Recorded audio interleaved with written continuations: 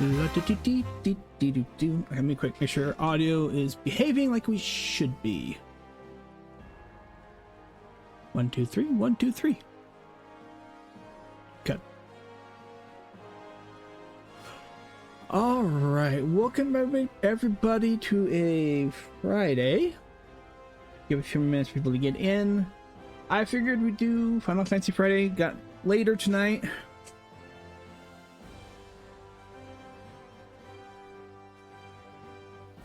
As we're working through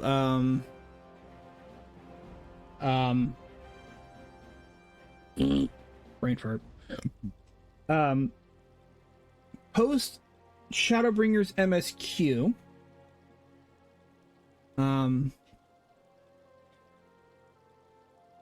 We have a quick update to the schedule. I don't know if my wife is listening to this. I'll tell her if she's not. I'll let her know later. No D&D tomorrow, so there's probably a high chance of a stream tomorrow afternoon because we have our D&D session for the week has been postponed. So my DM has got, and my DM and his wife, who's also one of our fellow players, have stuff going on that kind of popped up, so they let us know. So no D&D tomorrow, so there should be a stream planned for tomorrow.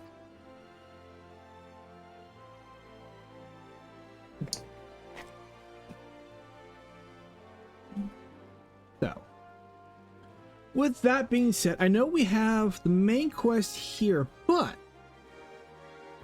there is a Final Fantasy XI crossover event going on right now. I figured we'll do that because I haven't done it with this character yet. So we need to go. I want to do that, and then we'll continue on with the story, and we'll go from there. So, we need to head back to Limsa. Where's my return to? Nope, Gridania.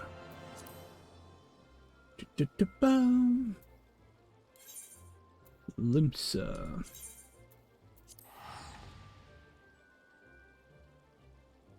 It's a nice little setup that she's got there. Miss Uwu there.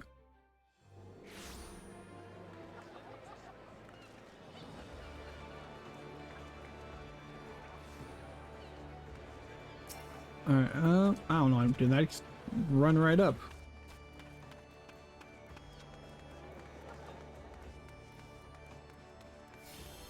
I'm not sure I'm having such a...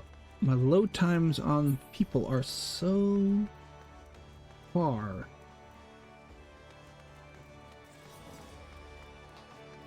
Nothing's changed. It was like that last time too. Granted, I think it just took a bit.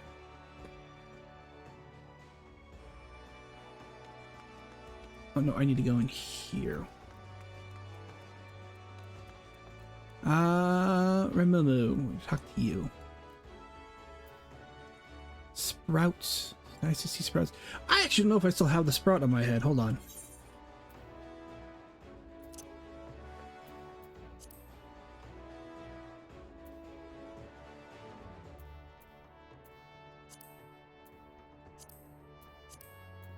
I still have the sprout on my head.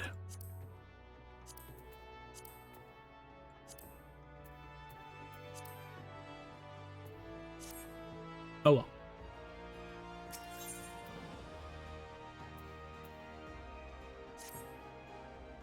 See, excuse me, miss, do you have a moment? I'm Remumu with the Harbor Herald, and judging by your dress, you're one of those well-traveled adventurers I've heard so much about.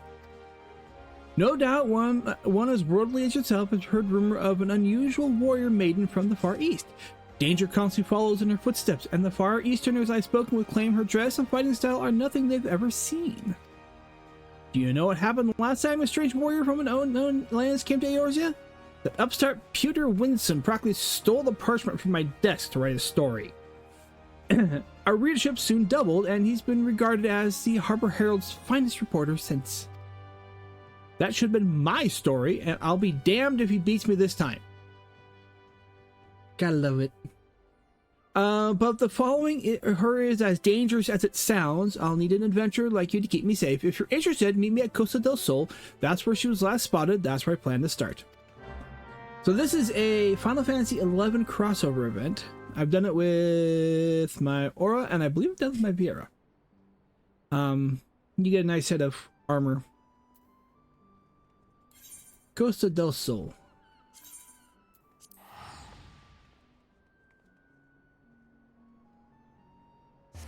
acceptance.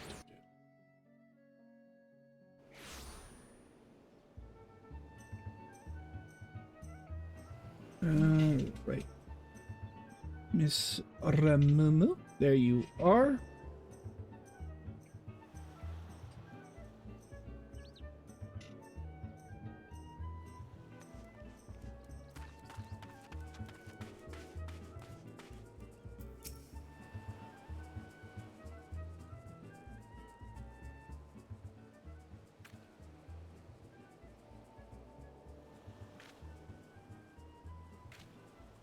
Ah, you're here at last. I was beginning to wonder if you wouldn't come. She was here just a few bells ago, or so I was told. Look over there. Could it be? Might have to change your haircut. Gotta have a heck of a forehead with this one.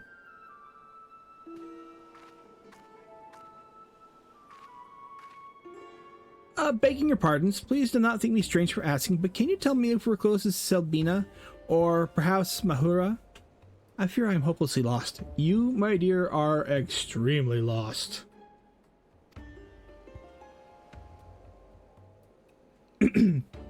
Selbina? Mahura? Sorry, dear, but you're on the eastern shore of Vilbrand. Eastern La Nosea, to be precise. I take it you're either far eastern traveler that's been the talk of the taverns of late. You're cut quite the warpath through Eorzea, from what I've heard. Yes, I hail from far east, but Vilbrand, La Nosea, I can't recall such names, though truth be told, I cannot recall much of anything since awakening in these strange surroundings. This is the outfit you get, hers. By Brygot's beard, you mean you lost your memory? I remember my name, Iroha. I am training in the way of the glaive, though I feel I'm still novice. Before awakening here, I was on a mission to...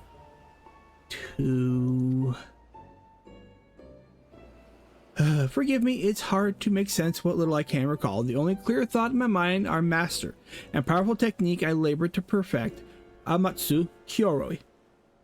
I said that wrong. It's Amatsu Kyori. There we go.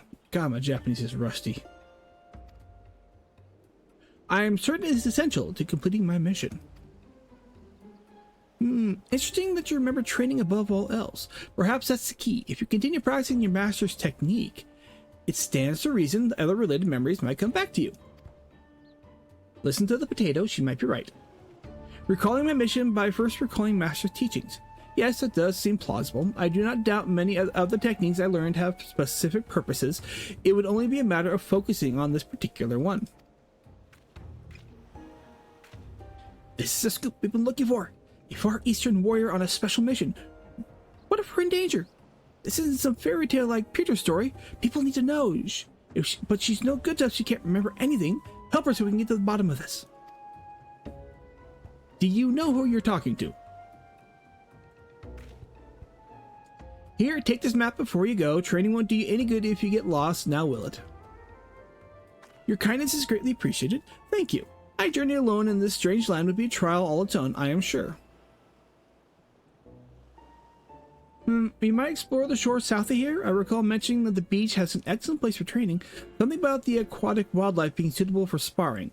If the creatures here are similar, I would very much try my hand against them. And I trust you'll ensure that she has every opportunity to do so.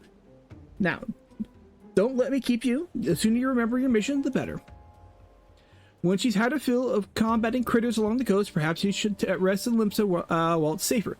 Bulwark Hall should do nicely. It's the first place she'll see after coming through the gates.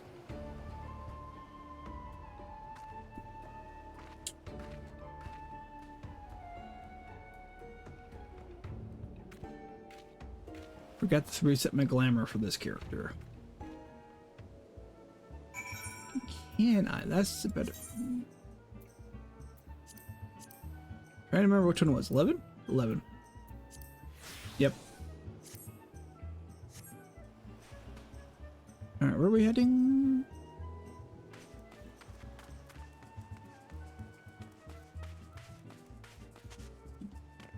Get up. Oh no, we're not doing Hildy. that's I'm saving Hildy for YouTube. I'm still working on that because I haven't actually technically finished the full editing on that.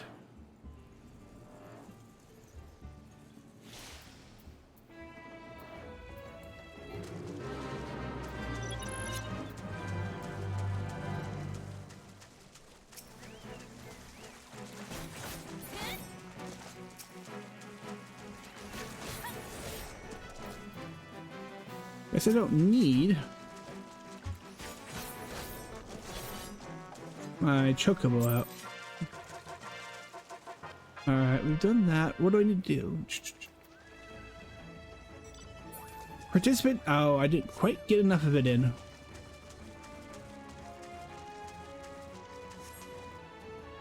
Level 30. Do I have a character class that's in that range that I could play around with? Dark Knight, but I haven't prepped it. Astrologian, Machinist.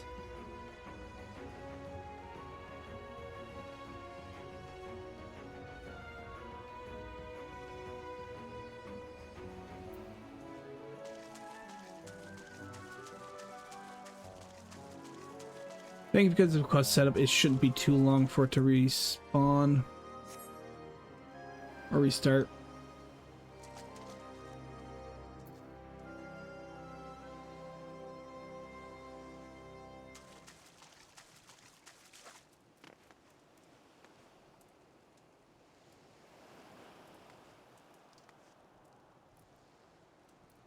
La-da-da-dum.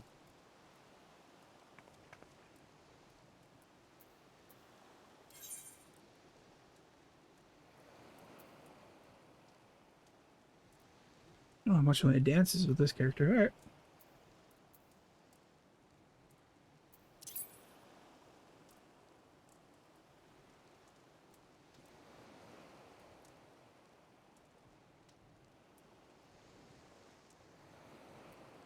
As we wait.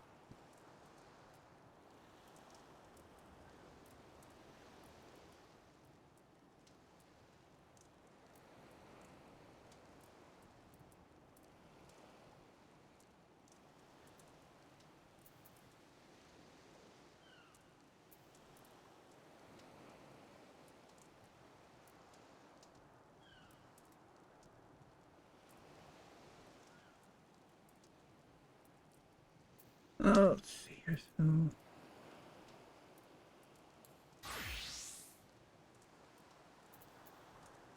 yeah, I haven't done anything to prep up Dark Knight at all.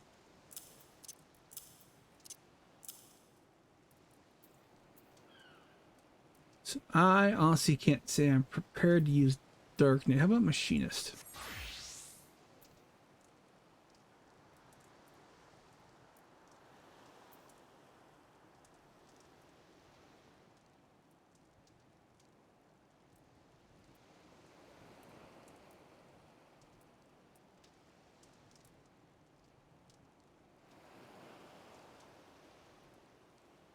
Machinist isn't too bad.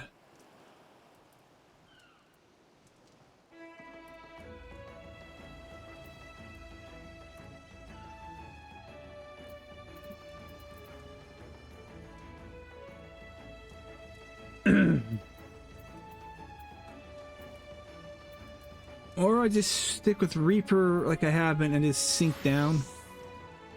I might just do that. Stick with Reaper and just sink it back down when it restarts.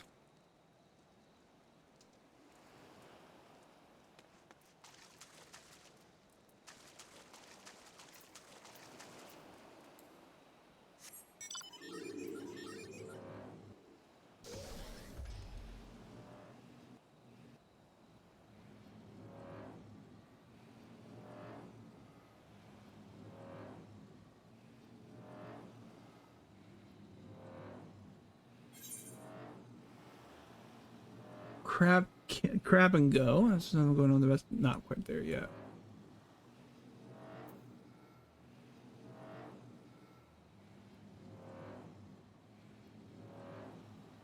I think I've already got. Yeah, I've got the Bahamut ones already done unlocked. I haven't unlocked any raids in the past A Realm Reborn. Well, I'll be damned. Okay. except for the Copied Factory and Shadowbringers. I need to go unlock those at some point.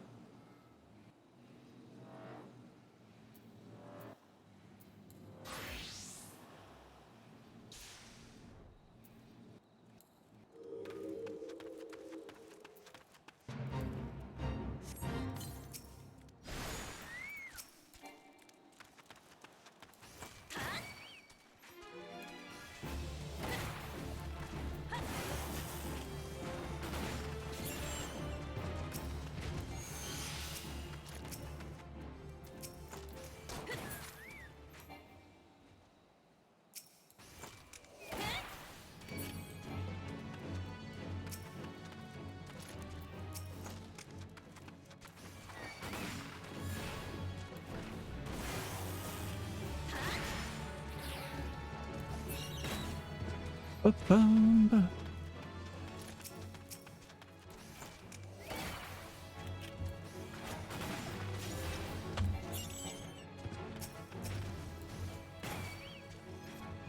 Ah, he's been red mage. Okay.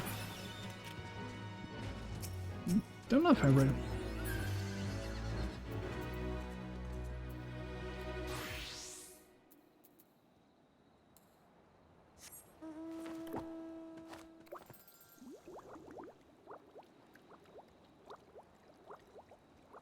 We keep waiting for it to... Do I have red mage? Should have red mage. Okay, I do. The only one I don't have is the Beastmaster limited job. But I'm not that far in the game, so...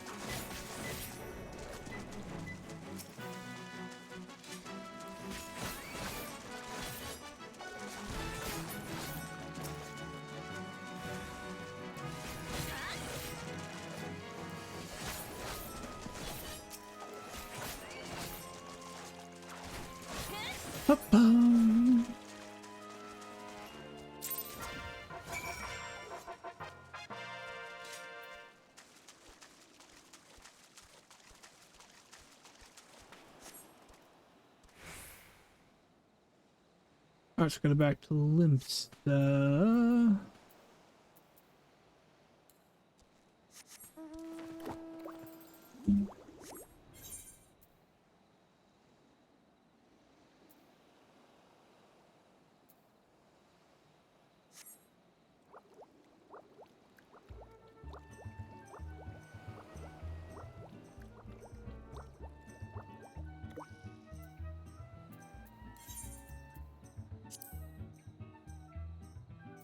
You know, I wonder. Let's do this. No, let's teleport back to Limsa. Take a chocobo. No, it's not gonna line me up where I need to go.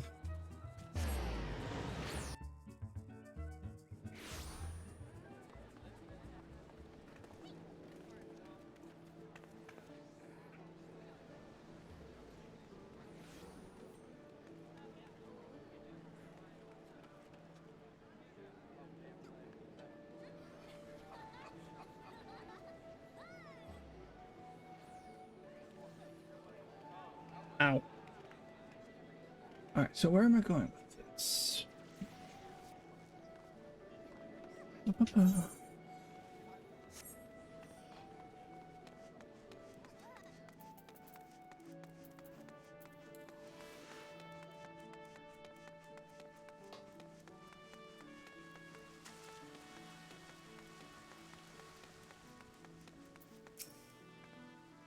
See, training at the beach was invigorating. It's been so long since I enjoyed such sport. Fighting alongside one so well versed in the arts of war. I would like to think I improved from my form by following your example. At first, I doubted crowds would be a suitable practice, but I was quite wrong, testing my strength against a hardened shell, swing after swing, over and over again. I could easily spend days or even weeks at a time battling them. If only I could remember who suggested this training regimen.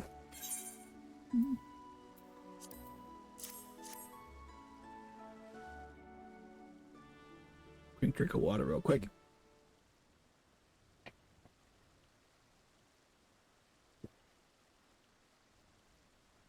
Oh my, what a peculiar stone. I sensed something within it, something familiar, something dark.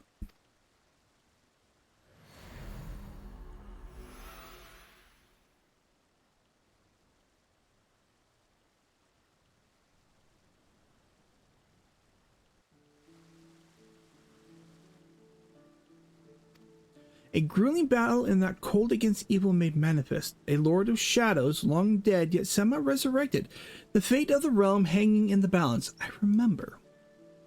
And yet I'm not convinced these visions relate to my mission. Why would my master entrust me with the means to slay such a foe? The answer must lie within my memories. They have to. All the more reason I must hurry to complete my training and perfect Amatsu Kyori.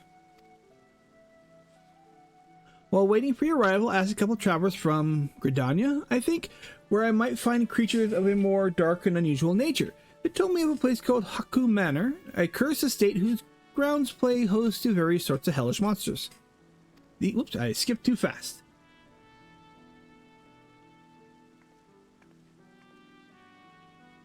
Alright, participate in the fate, the way of the samurai. That's where? Black Shroud.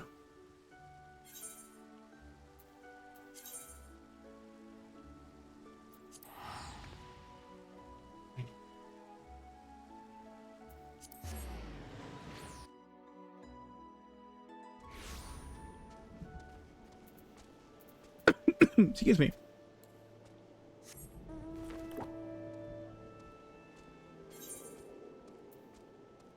Oh, it's already going. It'll probably be done by the time I get there.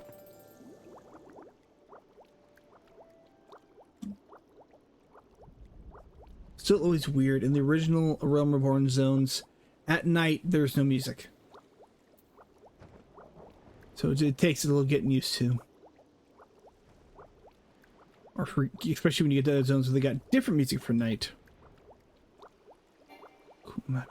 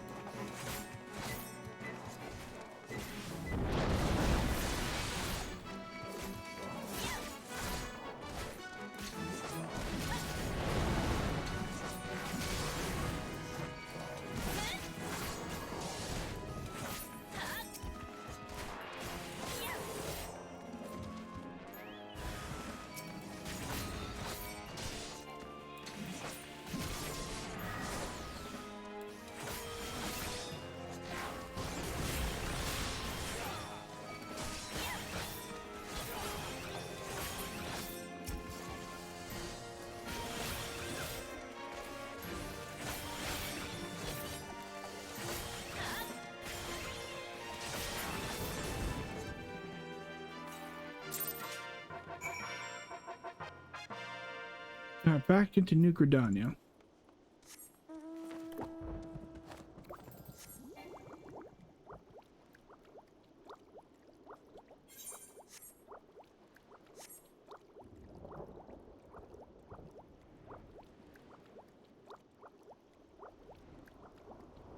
No white mage? Nope, I gotta work on my white mage.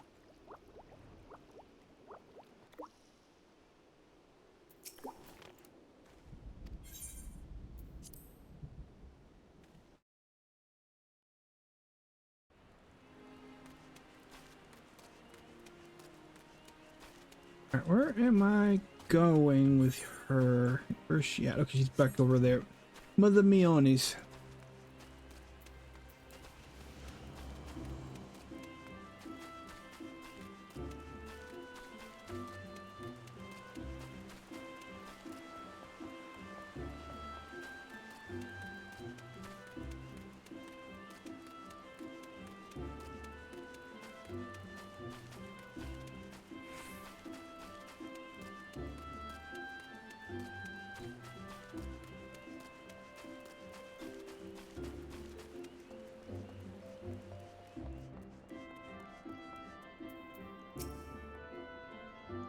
Thank you once again for aiding in my training.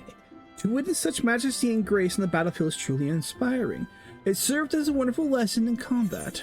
And next.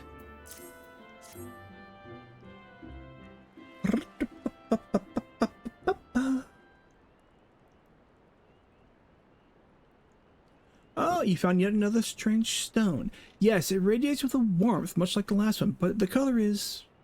Wait, do you hear that?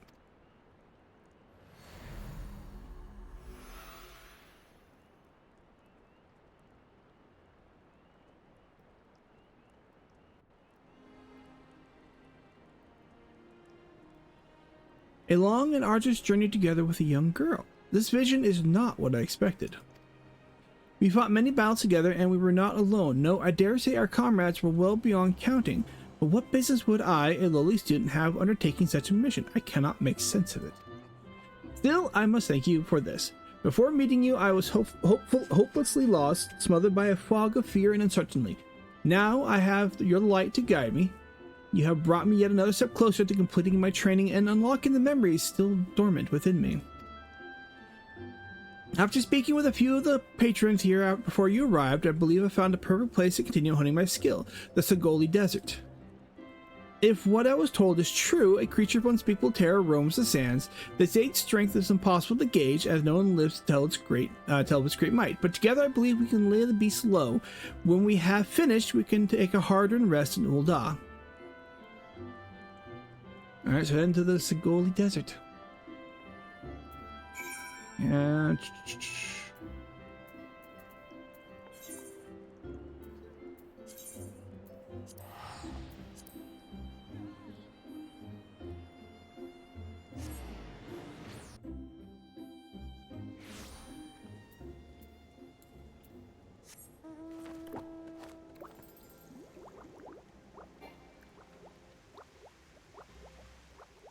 Oh yeah, I forgot the towers are around.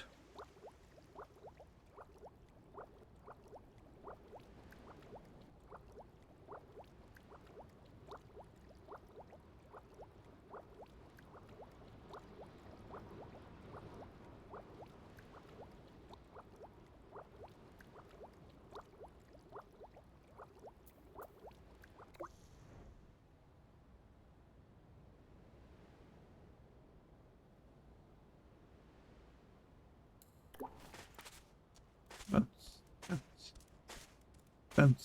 bounce, bounce, bounce, bounce, bounce, bounce.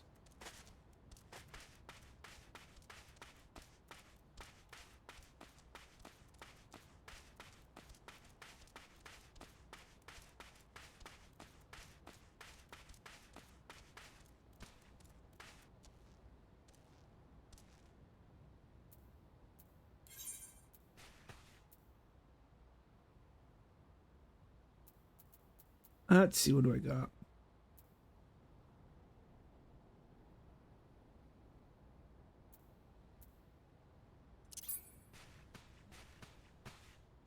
I need to get more dances for this character.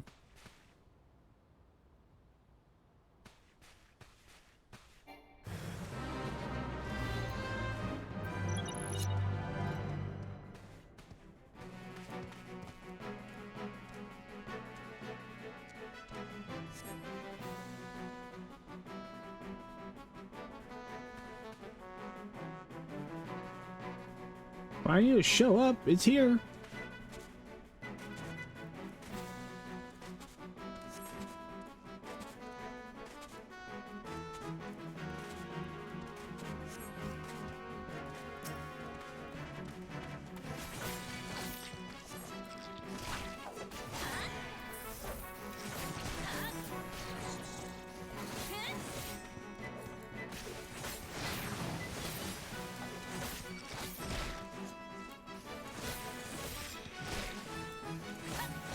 Oh, excuse me.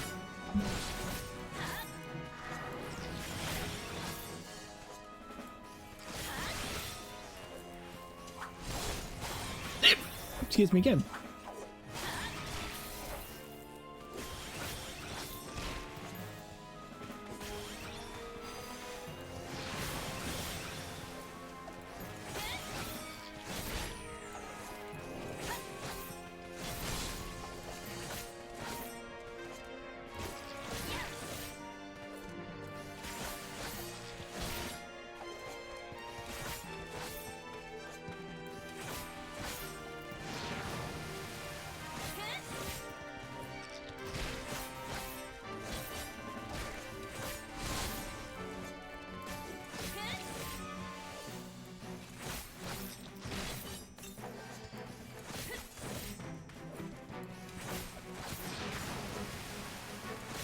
Let's do it here.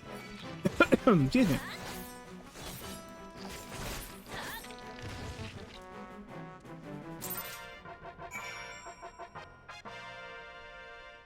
Alright, just now we're gonna head back to what, Ul'dah?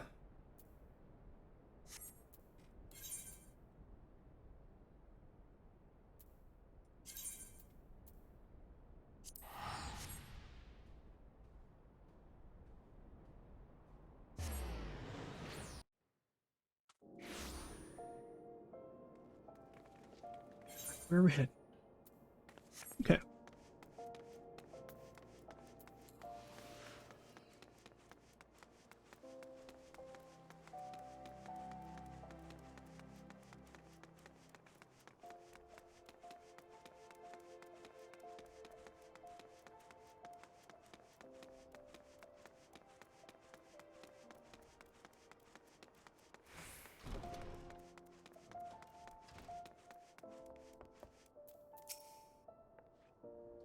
Alright, there are no words to express my gratitude for your assistance. Never in my wildest dreams did I imagine confronting the legendary circuit. If not for you, I would have been but one of the countless victims who succumbed to its poisonous sting. Next crystal.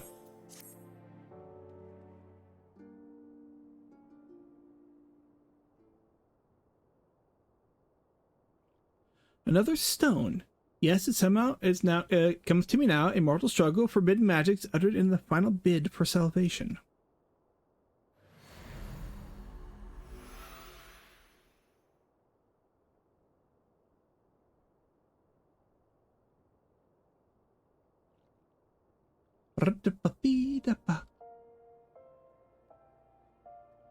Now let's see. At all my strengths now, the pitched battles, the arduous journey, the fellowship of adventurers, it was not my life that I recall, but rather the tales of a great hero I mistook as myself. I suspected such feats were too extraordinary for my own, and the memories held within these stones have removed all doubt. They were of a journey into the past, one that revealed a horrible truth I dare not repeat aloud. And I remember my home, Vana'diel. It is not some territory or continent, but an entirely different world. My true memories return to me now, and it's all thanks to you. More importantly, I believe I now understand how to wield Amatsu Kiori. It should not be long before my path home is clear to me as well, but first, I must see to my training it is complete. While waiting here, I heard on some stories of a foul beast terrorizing Bronze Lake. That is the perfect opportunity to put into practice everything I have learned. Today is the day I wield the power of Amatsu Kiori. After this last endeavor, let's meet in Limsa. before we do that, I'm changing my hairstyle. The forehead's bugging me.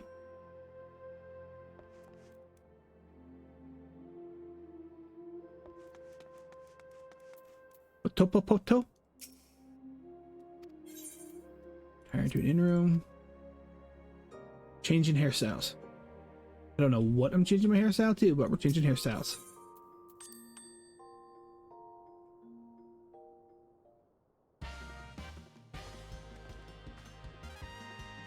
I'm not reading him. He's eccentric, that's for sure. Alright,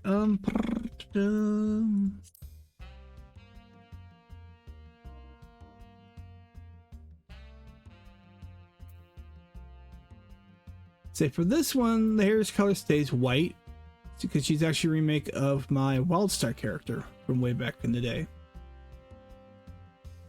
She had white hair.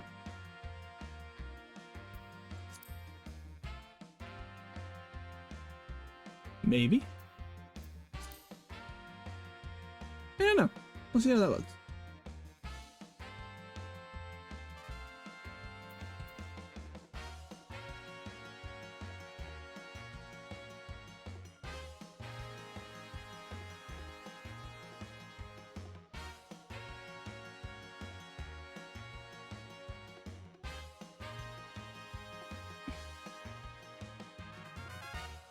I know it's supposed to be an afro, but it looks like dryer lint.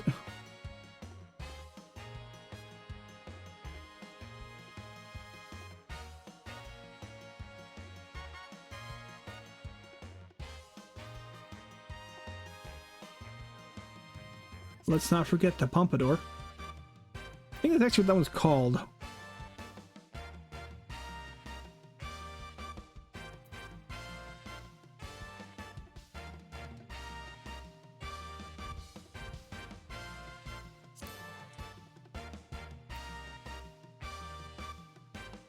This one? Oh, Lucian Locks from the Final Fantasy 15 crossover. We're already going great lengths. I don't. Something different.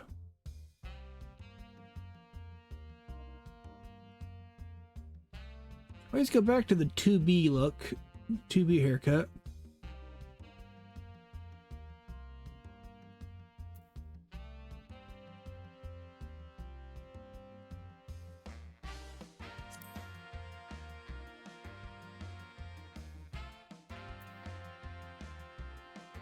Nah, we'll do 2B.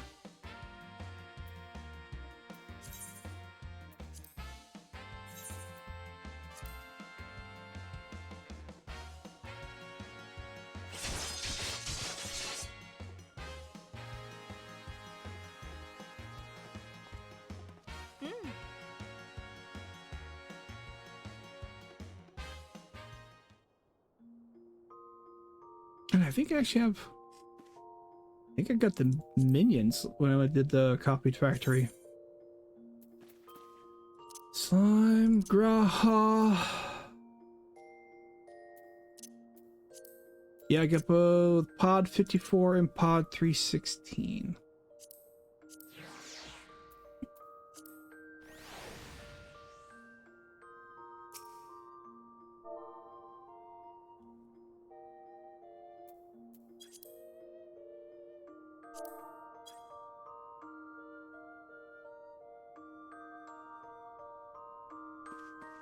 There we go.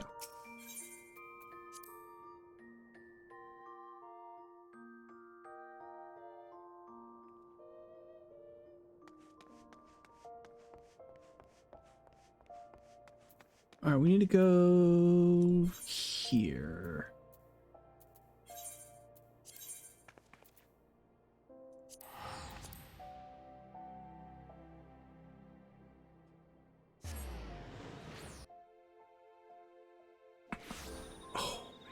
Neck. That felt good though.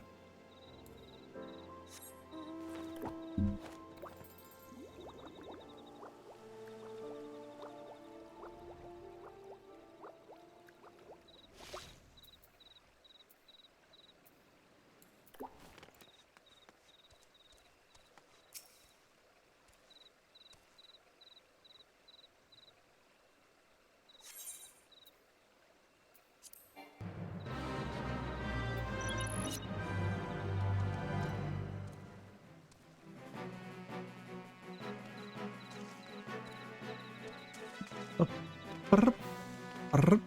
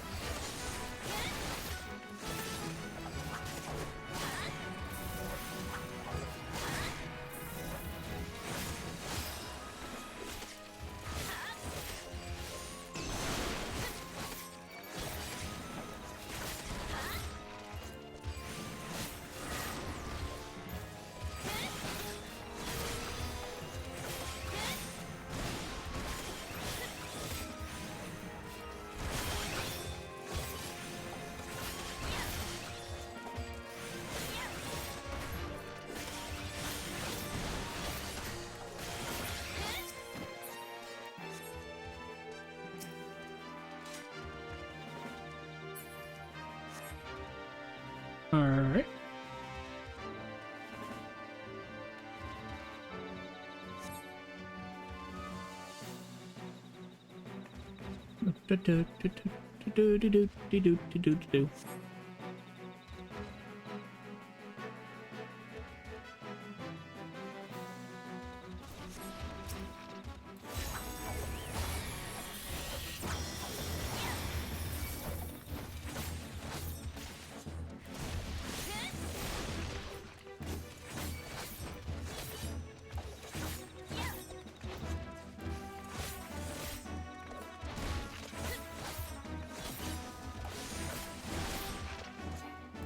Let's do.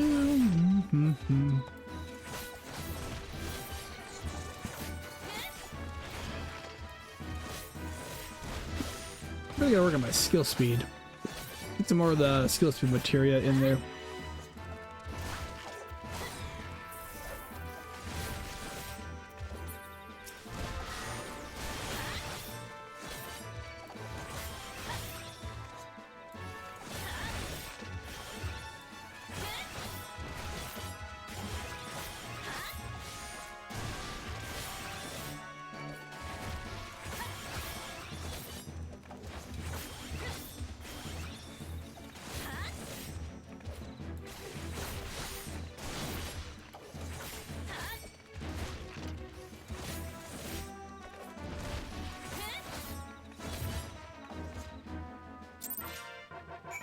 Beep, beep, beep, beep.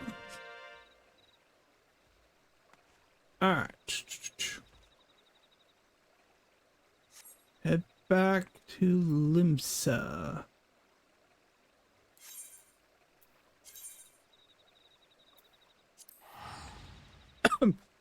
Excuse me.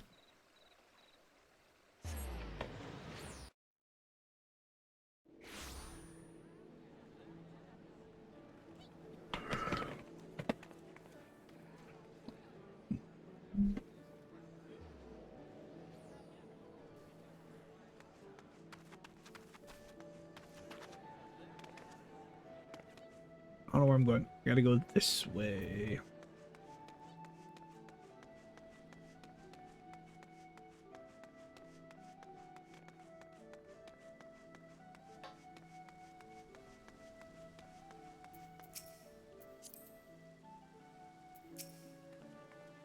Alright, at last the power of Amatsu Kyori is mine to command, and my memories are slowly but surely returning. None of this would have been possible if not for your unwavering guidance. To think I could have forgotten a mission so vital. My resolve was unyielding, my mind unfocused on the task before me. In the end, I fear I may have jeopardized all I hold dear. As I told you earlier, my home is, or rather was, a world known as Vandiel. Try as we might, its destruction could not be forestalled, but fate saw fit to give me one last chance. I was allowed to travel back in time to escape the past before the darkness had consumed it all. Therefore, together with the heroes of the past, I knew that tragedy could be averted, just as it had been so many times before. Master was the greatest of them all, a hero without equal, whose grand adventures I mistook as my own memories. I cannot help but feel I am still forgetting something else important. Something that happened to Master. I suppose in time it will come to me. Before I leave, might we go and speak with Rimumu? If not for her insistence, I would have been bereft of your assistance. I would be rude not to extend my thanks to her as well.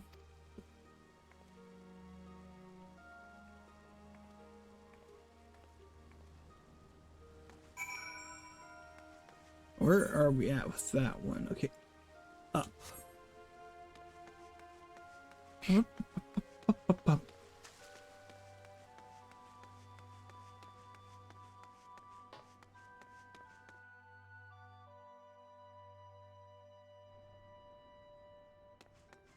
Alright, Rimumu.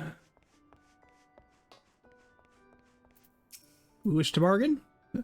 Iroh told me the good news. Her memory is, for the most part, restored. Perhaps more importantly, her training is complete. If you hadn't come with me to Costa del Sol, I dare say she'd still be swinging at crabs along the beach. Now that I have you here, I'd very much like to talk about your story.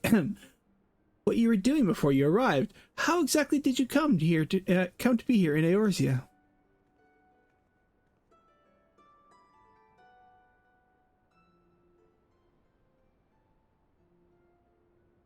And you say you went back in time trying to save your world? Really, honestly, not the strangest thing that's happened.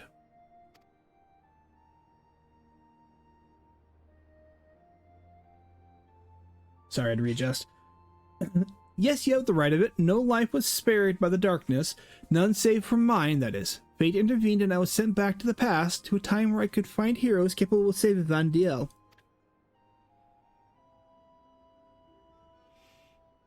That is how I was reunited with Master, although at a much earlier time than I anticipated. The last thing I remembered is a fierce battle and a strange light. When next I awoke, I was here, and to be torn away from Master when I was needed most, my heart feels like it's about to burst. How awful. You were close then? Master was like family to me, and an exceptional warrior besides. I've spent my entire life striving to become a hero, and live up to the legends I so fondly remember.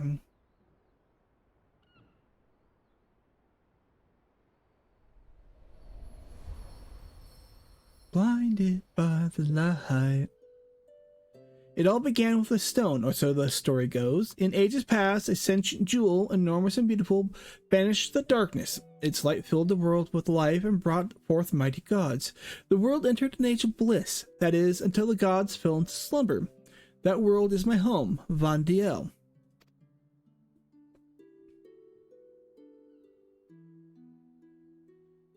It was home to three great nations, the Kingdom of San Dorai, the Republic of Bastok, and the Federation of Windhurst. Powerful as they were, though in times of strife they would turn to a single hero, my master.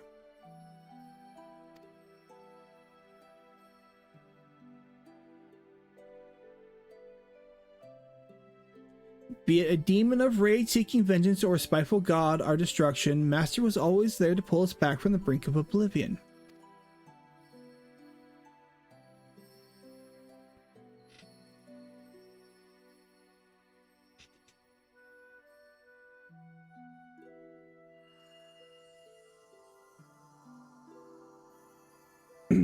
So long as there is light and life in the world, the legend of Van'Diel's greatest hero will live on.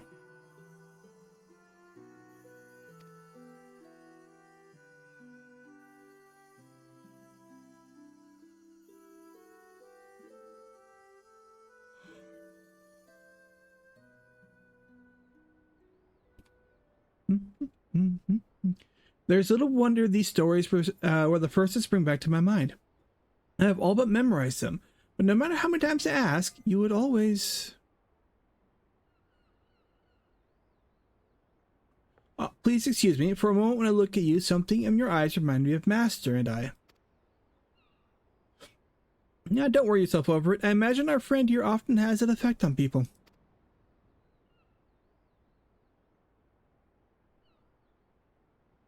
I realize how ridiculous this seems. Anyone in their right mind would think it's some fanciful dream, but for me, this world is the dream, and now it is time to awaken. Like, lady, I just came back from another world entirely. When next I open my eyes, I will be home in Vandiel once more at Master's side. This may just be a dream, but it is one I shall never forget. Thank you for everything.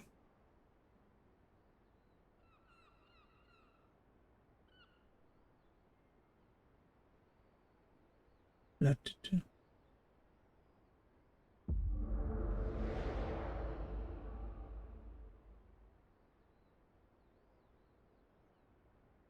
still here?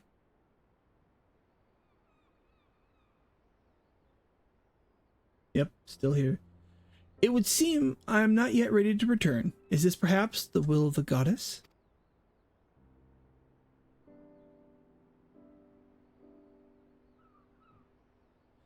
If it is by her will, then so it shall be. I vow to work hard every day to become a warrior worthy of her teachings. Then, when the time comes, we shall meet here again, here in Eorzea, or perhaps in the waking world.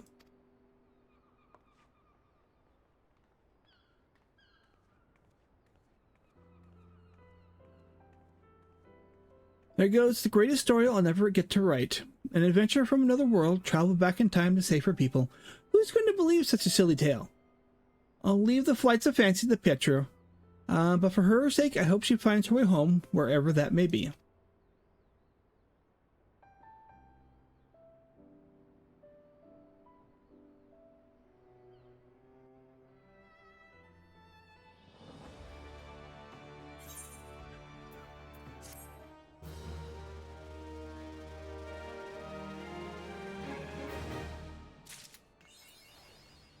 Alright, so we've got that. Let's go drop that stuff off into the glamour dresser.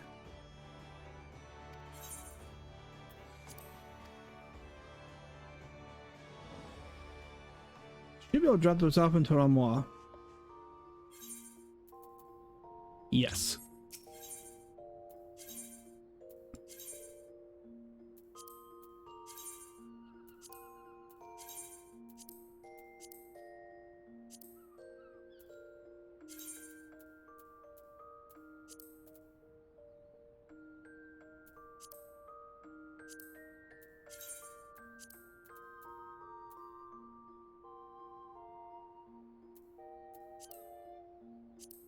There's nothing else I need to be aware of. Alright, so now we'll continue on with the main story. Back to Ul'dah.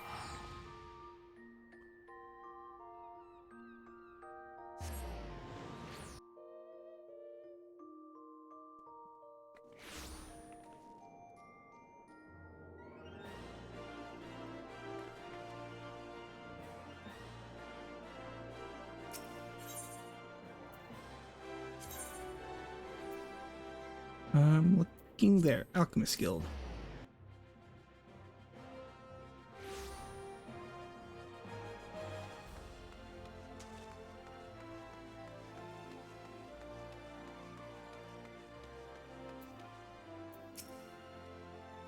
Another one comes to see the lad in silver armor. Master Dameliot is attending to him as we speak. If you'd be so kind as to wait. What did Master Dameliot have to say? Tell me his exact words. So go enough, Alphino. This isn't helping. Let the Chirogans do their work.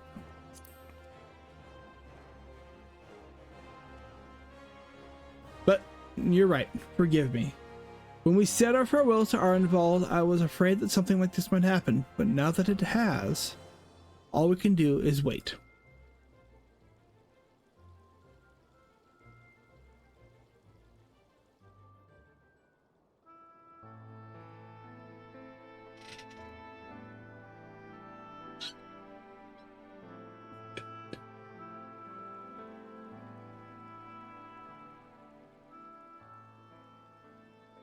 Fordola, have you been waiting here all this time?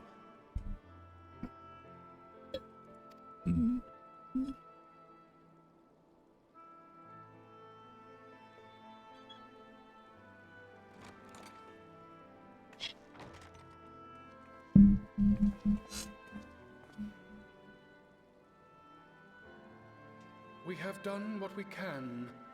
The rest is up to him. May we see him?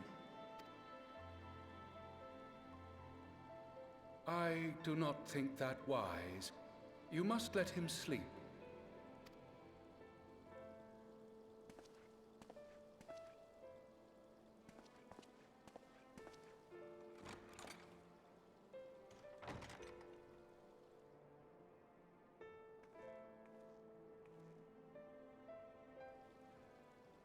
Thank you for bringing him back. He owes you his life. I just wish I had been there. Perhaps, I don't know.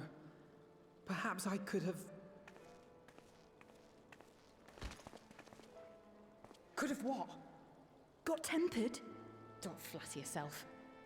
You can't save everyone. No one can. Not even the warrior of bloody light. People die all the time, for no good reason. And those who take up the sword die quicker than most. If you're going to shed a tear every time a soldier falls on the battlefield, you'd best stay away. It's no place for the weak of heart. It may be that victory cannot be won without cost. But all life is precious, and I refuse to shrug at its loss.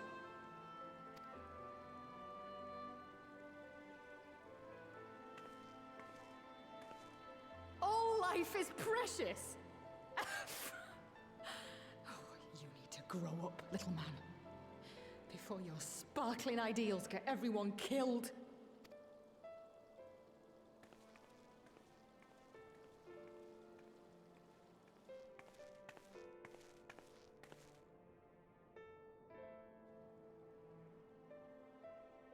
You're right.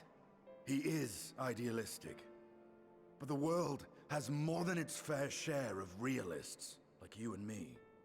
It's people like him who dare to dream that things could be better and make it happen against all the odds. They are the ones whose names live on forever. The heroes. The battlefield's littered with would-be heroes. At this rate, you'll lot'll be next.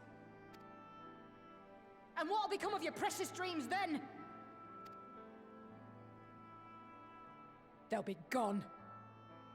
Like dust on the wind.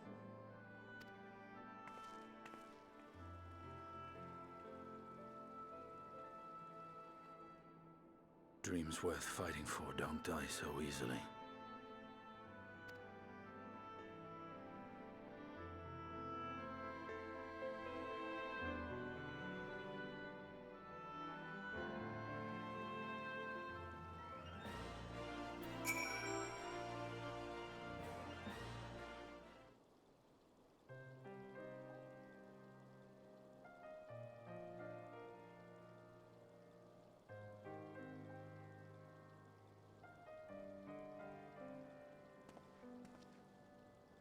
I know, there's nothing more I can do here. Come on, let's rejoin the others. Her Grace invites the Scions of the Seven Dawn to join her in the Fragrant Chamber.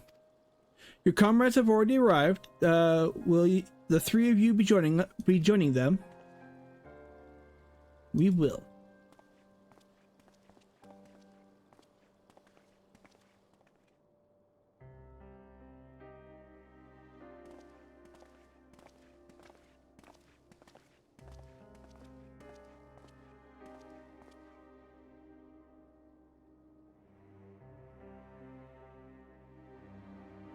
Let us nod and continue on.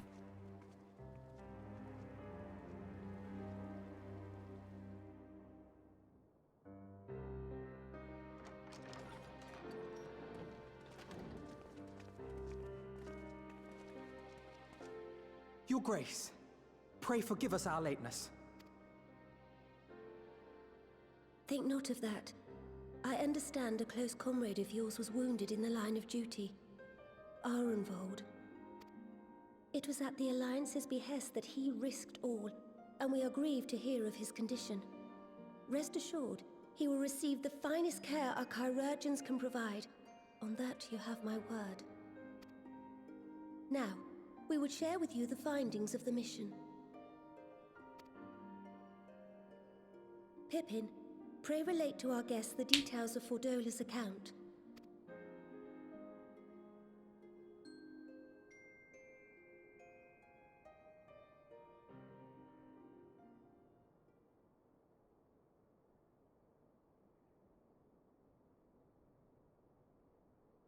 First Bahamut, now Ifrit. Or Lunar Ifrit, as Fandaniel would doubtless have it. 'Tis now all but certain that the towers were conceived to facilitate the summoning of primals by those imprisoned within. Less certain is the means by which the Telophoroi constrain the wills of said entities to enact their designs in defiance of the pleas of their victims.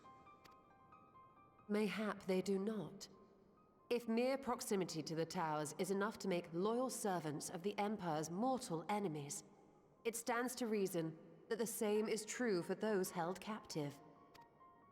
They invoke their gods for the good of Garlemald, and in their disturbed state of mind, summon a primal whose form reflects their own alteration. It all begins to make sense. Upon closer inspection, I realized that the towers bear a striking resemblance to a much larger structure which Urianger and I observed from afar during our visit to the Imperial capital. Assuming it too is capable of tempering those in its immediate vicinity, it would go some way to explain the swiftness with which the Telophoroi managed to rally so many Imperials to their cause.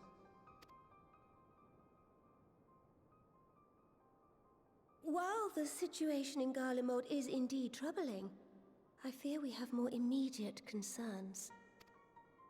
Ifrit was not the only primal summoned. At approximately the same time, observers at several other towers bore witness to the emergence of further such entities.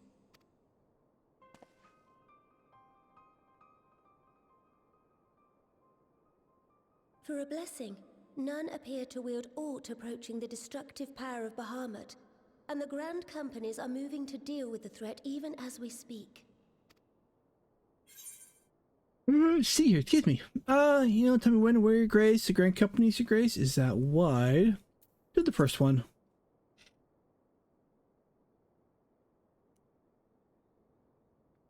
Though we are aware that the task will not be easy, we would call upon the Scions only as a last resort.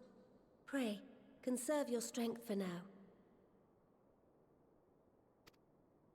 After all, it was not so very long ago that you rid us of Bahamut. On which note, I am pleased to report that our talks with the Amalja have reached an agreeable conclusion. They have pledged their full support to our cause. It is our hope that this historic agreement will encourage other tribes to join us at the negotiating table. And I know that I speak for all of the Allied leaders when I say that we will welcome them with open arms at such time as they do. Of course, this was only made possible by the feats of heroism performed at Paglfan. Moreover, we shall not allow the sacrifices of those fallen in battle to have been made in vain. As hope leads to victory, shall victory lead to a new dawn for Eorzea. May these words ever be our guide, Your Grace.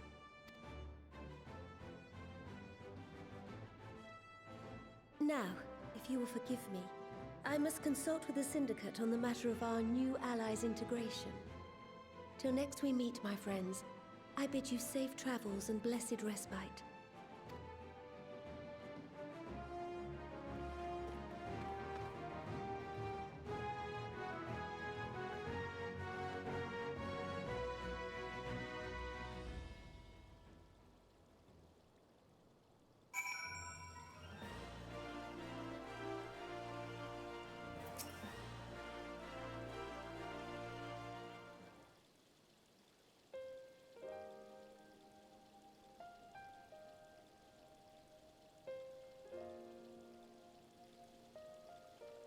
Right then. Unless anyone has any objections, I think it's about time we return to the Rising Stones.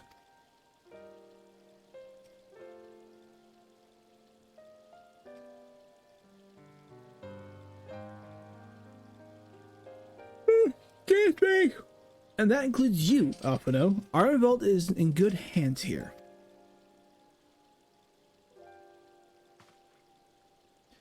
Of course, he would doubtless mock me for pacing about the infirmary. Let us retire, then, that we might regain our strength and readiness for the coming challenges. If all are in agreement, then I shall let Krile know to expect us. A hot bath and a hearty meal shouldn't be beyond arranging it with the time available.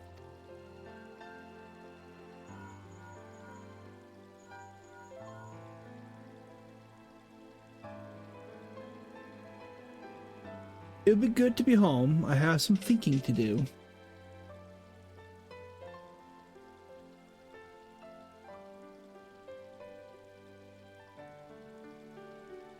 Yes, I'll try asking him, and thank you. I shall look forward to it.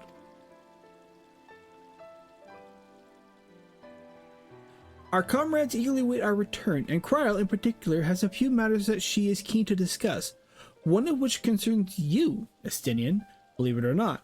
You will join us, won't you? Fine. I can't do Estinian's kind of voice, just I can't. Really? I thought you said you were avoiding that Baldessian woman.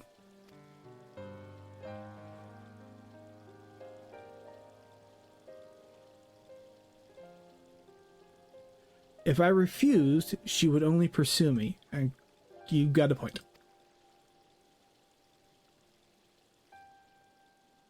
Let's get this over with, shall we?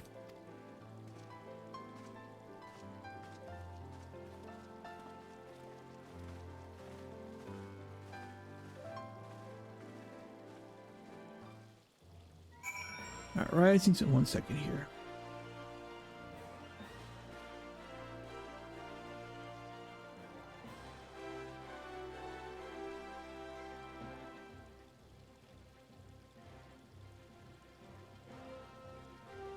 Well, that's kind of fun. Apparently there might have been a slight glitch. Twitch is still saying we're at 1 hour and 15 minutes, but OBS is only telling me we've been doing this for 25. I know we haven't been doing it for 25. So I was kind of curious there.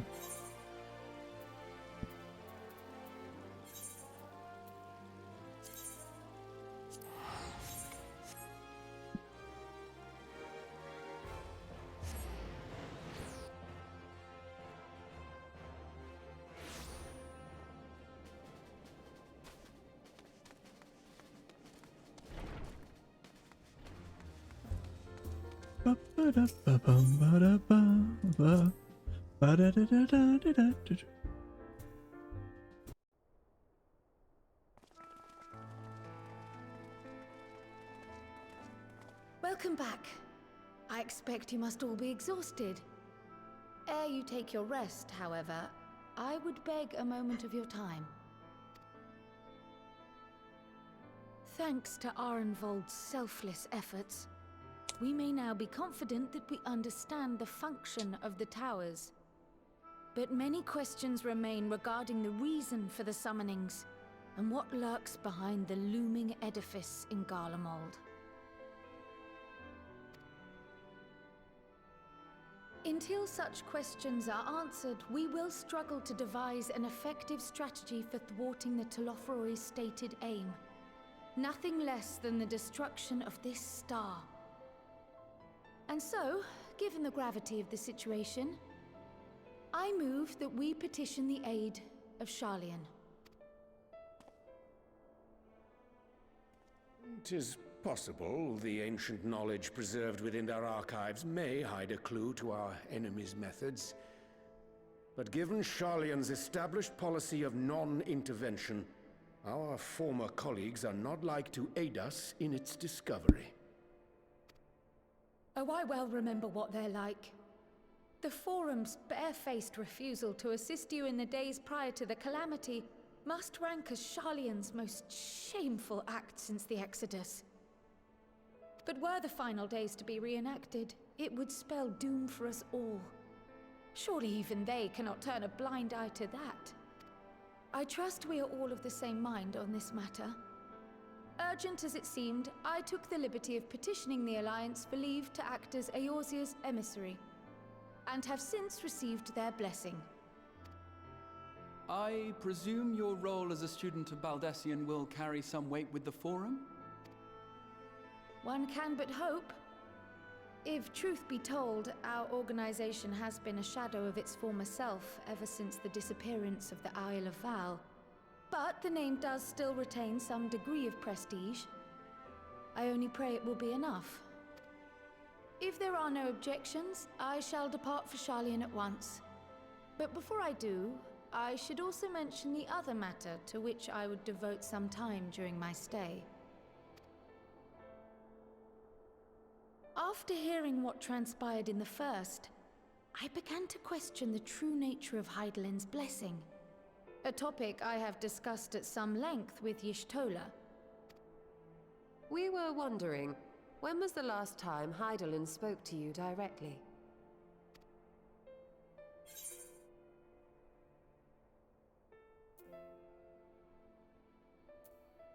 Near the end of the Dragonsong War.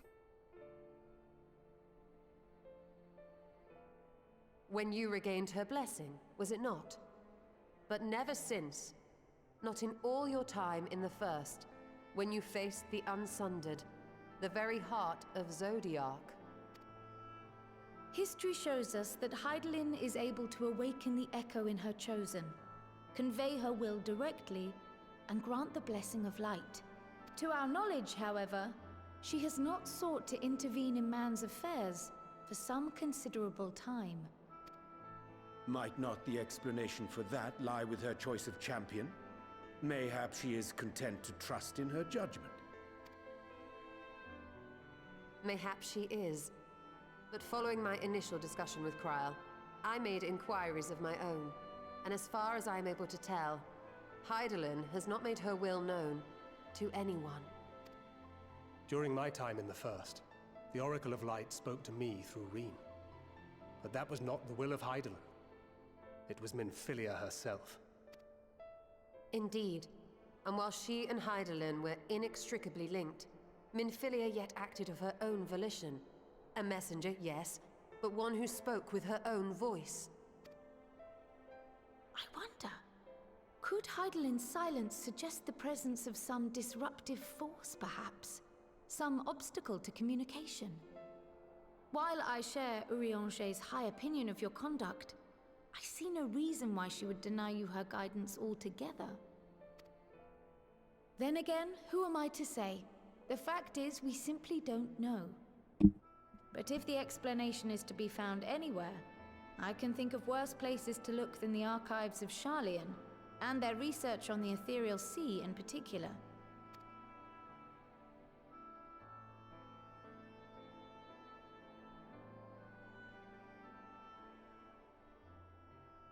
Resolved though I am to go, believe me when I say that I take no pleasure in the thought of leaving you a member short. Now of all times. Estinian, we stand on the eve of a struggle that will decide the fate of this star. One in which we Scions may play a telling part, yet we are but few in number. And so I must ask you again. Will you join us?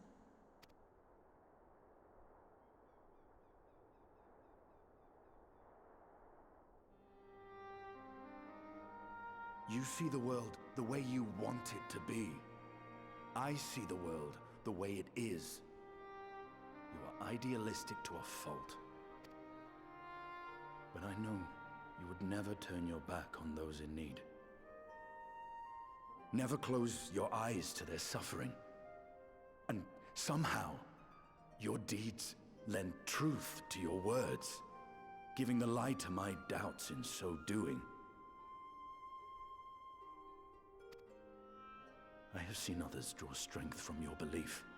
In Ishgard, in Ala Mhigo. You inspired them to stand up and fight. To win, no less. And even when you lost those you held dear, you carried their spirit with you and made their memory your guiding light. The burden of so many hopes and dreams would be too heavy for most to bear. Foreshadowing. But you bear it willingly. As you have shown me, some dreams are too important to let go. If you have need of my strength, it's yours. After all you've done, how could I refuse? Thank you, Estinian. Whatever challenges await us, I shall not falter. You have my word.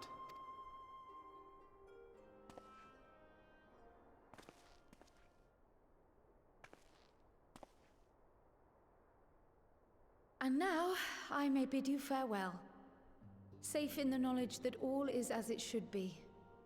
In this little corner of the world, at least.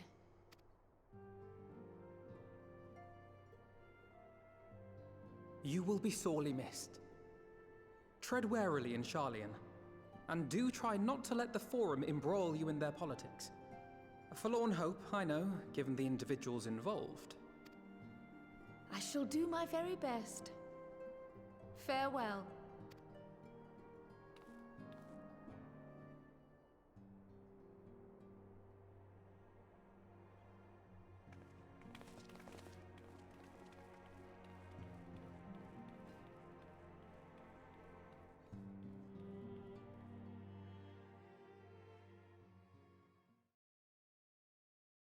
Alright, meanwhile, in the Imperial Palace.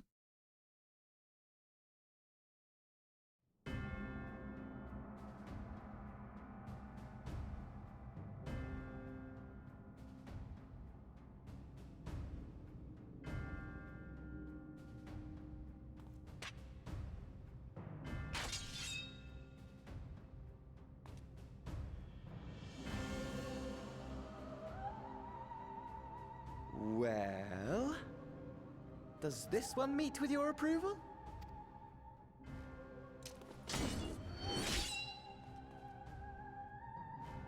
Apparently not.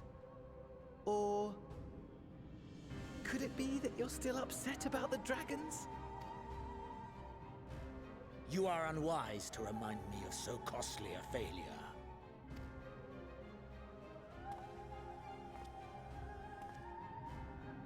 It will not affect our plans, I trust. Oh, hardly at all. Though, admittedly, the chances of us being able to procure any more Mericidian dragons are rather slimmer following Tiamat's reappearance. Oh, but the seeds have been sown, my lord. We have only to wait for them to quicken. Speaking of preparations, is it safe to assume that you will be ready to control you-know-what? The hour draws nigh.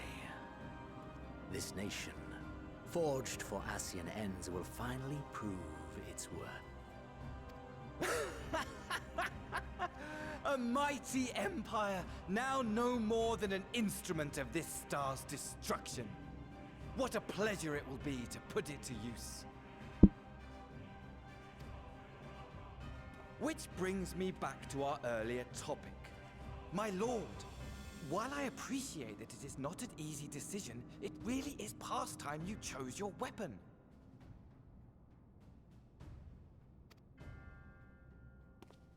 There is one that I have been meaning to test.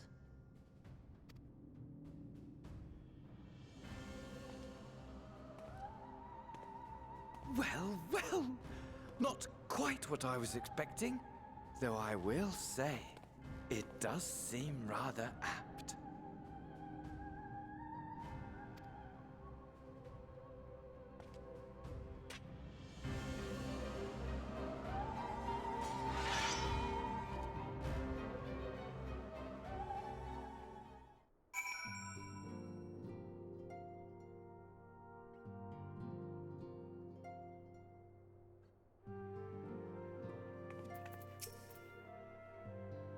Well, it looks like I'm going to have a few busy moons. Not that they ever seem to be anything but.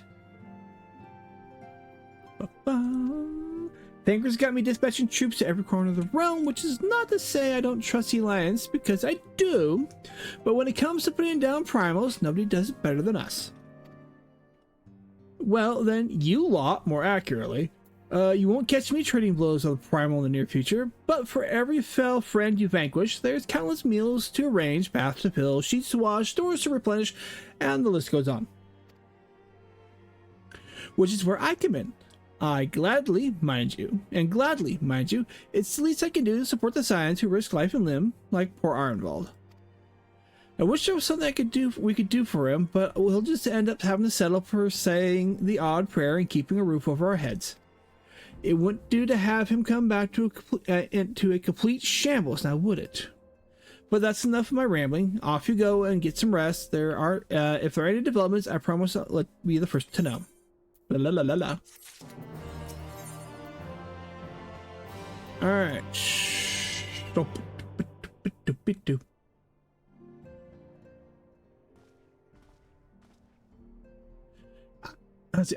Nienda, you're looking well. I take it you managed to squeeze in some rest?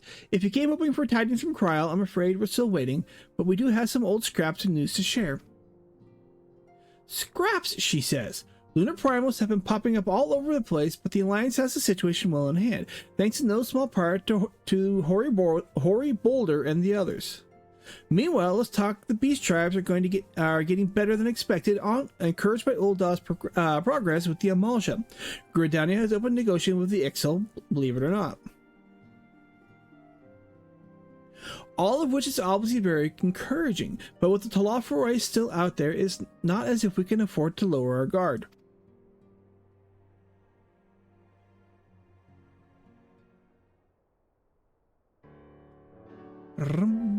Bum.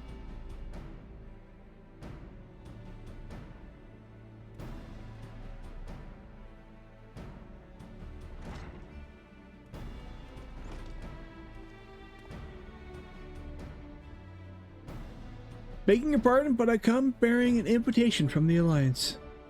A council meeting is due to be held in Ala Mhigo, and your attendance is humbly requested. We were just talking about the Alliance. May I ask what's on the agenda? I believe the intention is to share news of recent developments and discuss what measures might be taken to combat the Telophoroi. In concert with our new allies, the Beast Tribes have also been invited. It is hoping that they will join us in the fight against our common foe. So the Alliance would bring all the Beast Tribes into the fold at a single stroke, an ambitious plan given the delicacy of the negotiations, but mayhap an expedient one considering the threat we face. Indeed, my lady, and for their part, I am told the Beast Tribes have agreed to attend. If the Scions too are present, all of Eorza will be represented.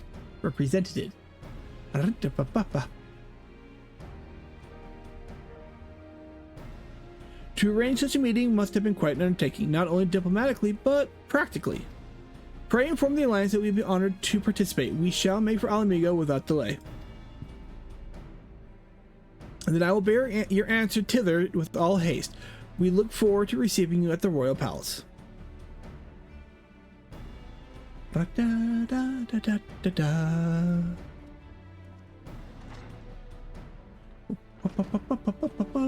Well now that we've accepted the invitation, who exactly is going to attend?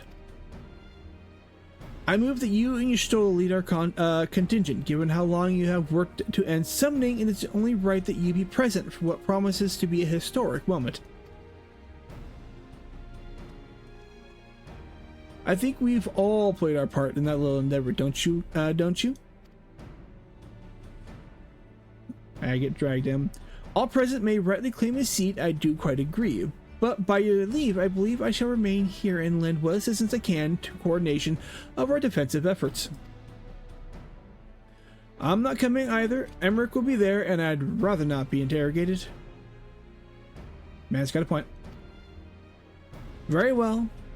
While those who have a mind to hold the fort will get on with holding it, I suggest the rest of us make for Ala Mhigo, shall we?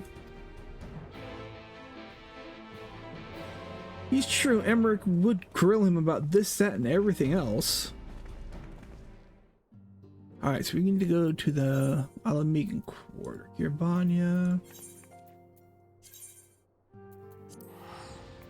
Although when we get there, we'll take a quick break. Everybody get up, stretch, get some water, go to the bathroom, grab a bite to eat. You know the drill. So here we'll do this. So, quick break, guys. I said get up, stretch, walk, eat, drink, nature calls. You know the whole thing. So, I will get some music on.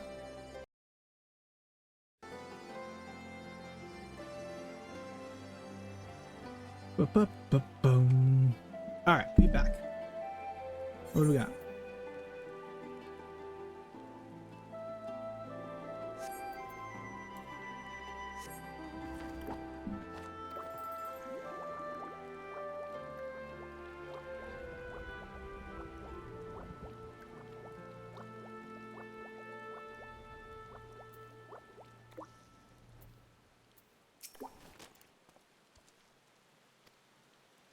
Alright, well, some of you guys have yet to arrive. The Alliance leaders are all present. Shall I show you in?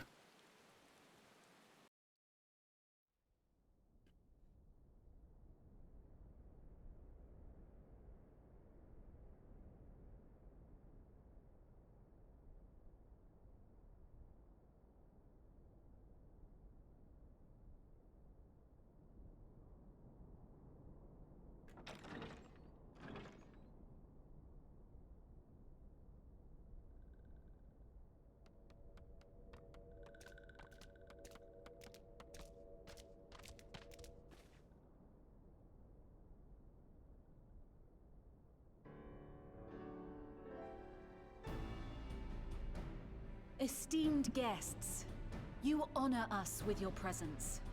As there is much to discuss, let us begin. Information on our taken brethren you have, yes? Hear it we would!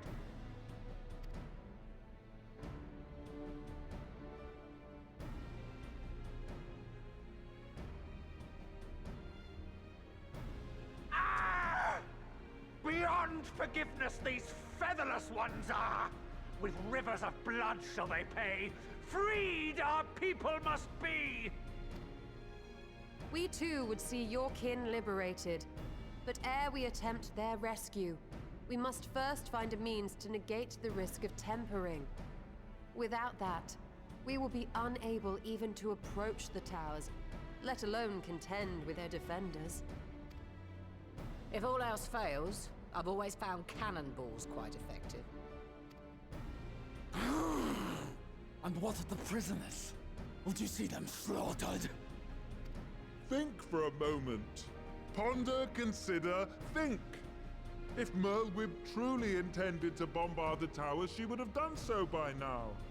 Remember, we came here to find a solution together, did we not? Y'stola spoke of defenders. I but offered a means to clear a path, should you require it. Given the enemy's capabilities, we will all need to play our part if we are to have any chance of success. But if any here should give less than their best, it will be to the cost of every living being on this star. A paragon, the Empire, our very gods. How can we hope to prevail against such odds? That our foe is formidable, none would deny. But our strengths are many and varied. In this chamber, I see masters of strategy, masters of magic, masters of the land, the air, and the sea. And together, there is nothing in creation we cannot overcome. Oh!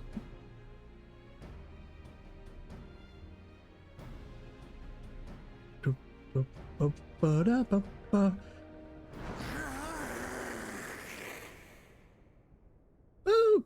Impa, thank you for the raid! I beg your pardon? Hope you had a good stream.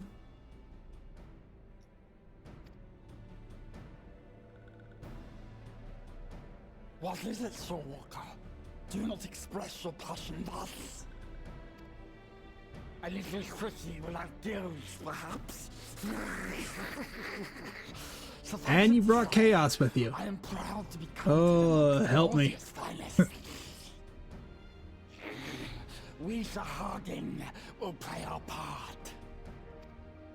We kobolds have not forgotten the crimes the Overdwellers committed against us in the past. Let me do But today this. we look to the future as allies united in purpose. You know, it doesn't surprise me you're bringing chaos with you.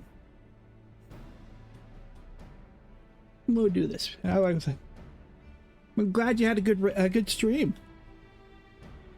We'll do this though for my mods are sleeping at the moment. There we go. For everybody else on my end, go ahead and I recommend following Impa Gaming. It's fun to watch. For those who just here, I'm Shrtoya. I am your everyday average home wizard, variety streamer. Today we're working through the MSQ of Final Fantasy XIV.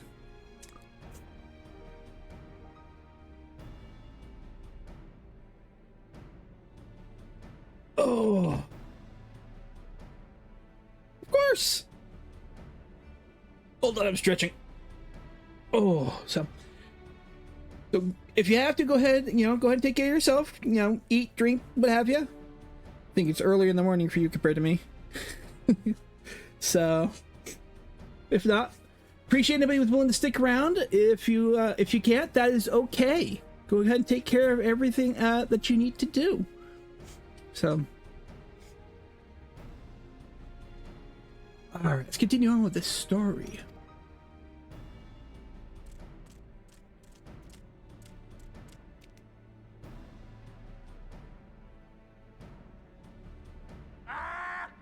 So yeah, so like Impa, my good friend, I'll go ahead and say if you have to, raid and run, go ahead, okay? Or you can stick around and watch the story with me. As Patriarch Zadar will attest, the Scions have granted us a means to free your brethren from their thraldom. This boon we will gladly share, that your people might never be enslaved again.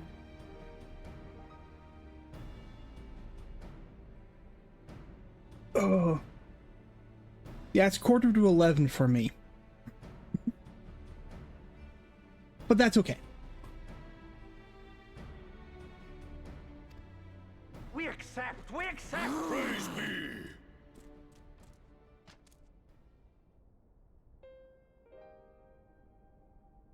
Oh. Make sure things are working here. OBS is being a wee bit delayed on me today for whatever reason when it comes down to chat. It's taken a while, but I do believe we might be one step closer to a world without primals. Would that Minfilia were here to see it. Also, for anybody who's wanting to stick around, we are doing post Shadowbringers quest. We're coming right up to Endwalker. So if you guys, just as an FYI for spoilers who have not gone to this point in the game. So. We still have a long way to go, and we're going to need a lot more Porksies. But we're moving in the right direction.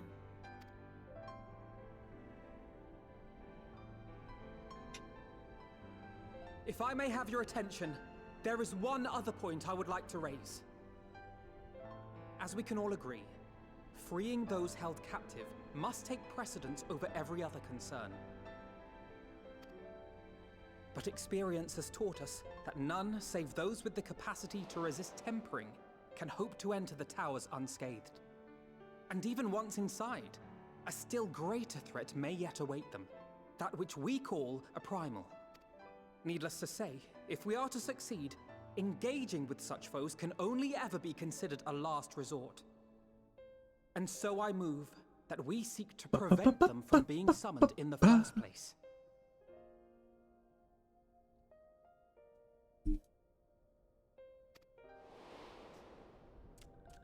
Yes! Both prayer and ether are needed for the ritual. Should either one be denied, the summoning would fail. Indeed. And so we must endeavor to discover the source of the ether on which the process depends. Do so, and it may present a way to halt the summonings, or perhaps even neutralize the towers entirely. A promising proposal. While you are conducting your investigations, however, we will need to remain vigilant, lest the Telophoroi commit further abductions and summon primals ere we have the means to prevent them. To stand a better chance of keeping our enemy at bay, we would do well to coordinate our defensive efforts, sending reinforcements to assist our neighbors when needed. We Amalja would have been overwhelmed were it not for our newfound allies. But say the word, and we shall come.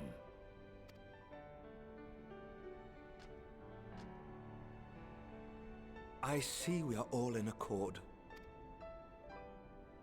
But what are we to call this proud fellowship of ours? I submit that the honor of naming it should go to the scion whose brave efforts have done so much to unite Eorzea. What say you, my friend? Really, Emmerich? No. I'm horrible at naming things.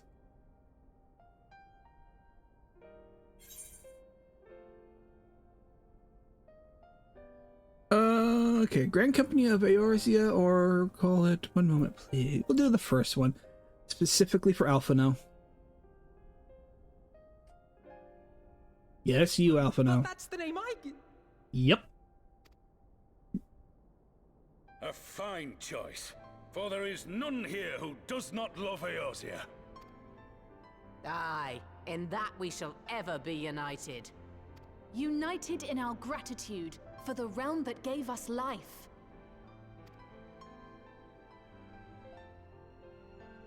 Then let Please, it be hold on. recorded that on this day, the Grand Company of Eorzea was born. Oh, I hate when that happens. That hurt. Oh. Sneezes. Sorry about that.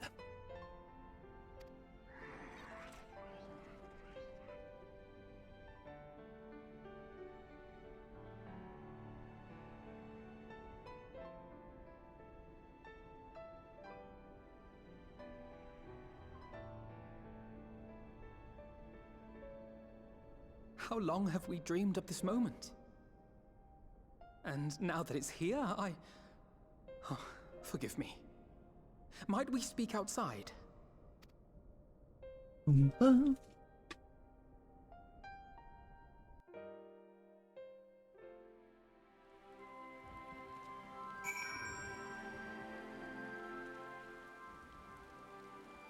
Also, I will apologize to anybody later coming in.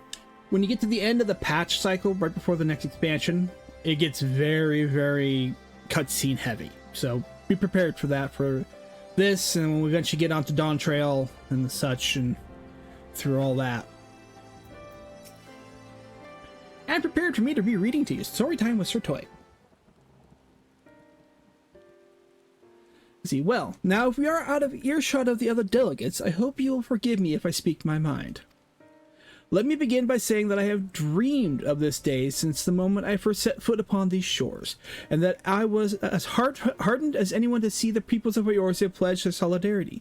Yet even as they utter their declarations, all I could think about was the conflict to come, of the sacrifices that will be made and the lives lost, inevitabilities that I still struggle to accept. But at least now there is hope. The formation of the Grand Company of Eorzea is the first step, the first of many. Many and more. Okay, which one are you? Ah, Seedseer. Elder Seedseer, how might we be of service? I seek Master Alphinaud's assistance in a matter involving Gridania's neighbors, the Sylphs.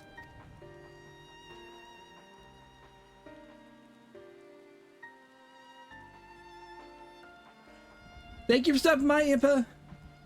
Go ahead, have fun. Whatever you're doing, I want you to go have fun, okay? And you get to miss out on story time with me. That might be a good or a bad thing. I don't know yet.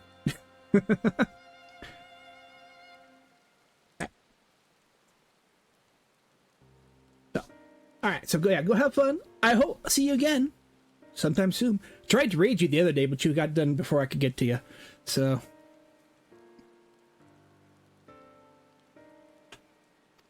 oh, I forgot to read that. Through their dealings, they have the cultivated relations not only with the city-states, but with many other communities besides. Communities such as the Beast Tribes. Yeah, I misread the first part. Just so, it is our hope that we make use of the Sylph's established lines of communication to coordinate the efforts of our new fellowship. Let's say relationship. Yet there remain certain practical differences between a trade consortium and a grand company. If the Sylphs are to perform their tasks effectively, they will require the Council of one versed in the operational aspects of an armed force. An armed force founded with the self-same goals in mind, no less.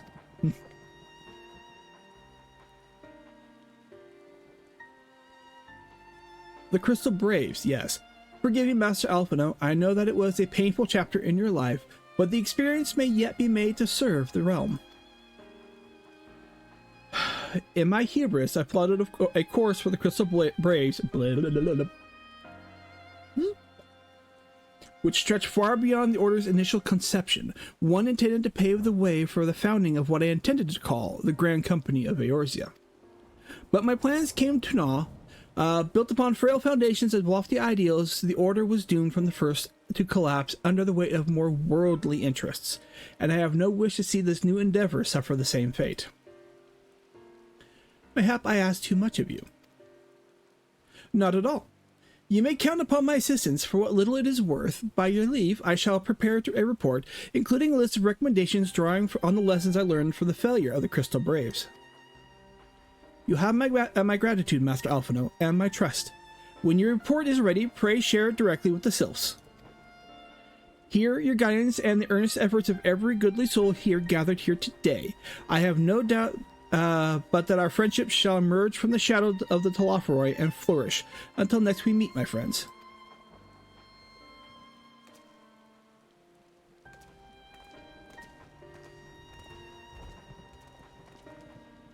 Alrighty. Before committing anything to writing, there are a number of people whose thoughts I would seek to hear. Former Braves, you understand. Might you join me into seeking them out? Let's see, as if you have to ask, I can't think of an excuse not to, so yes? I'll be the nice one, as if you have to ask.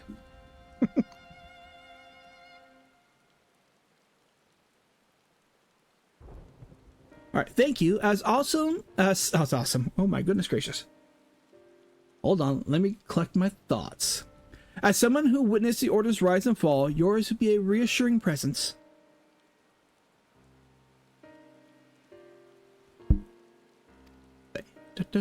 I'll join you. If you're planning to canvass the opinions of your former comrades, it'll be a lot quicker if we share the task of questioning them.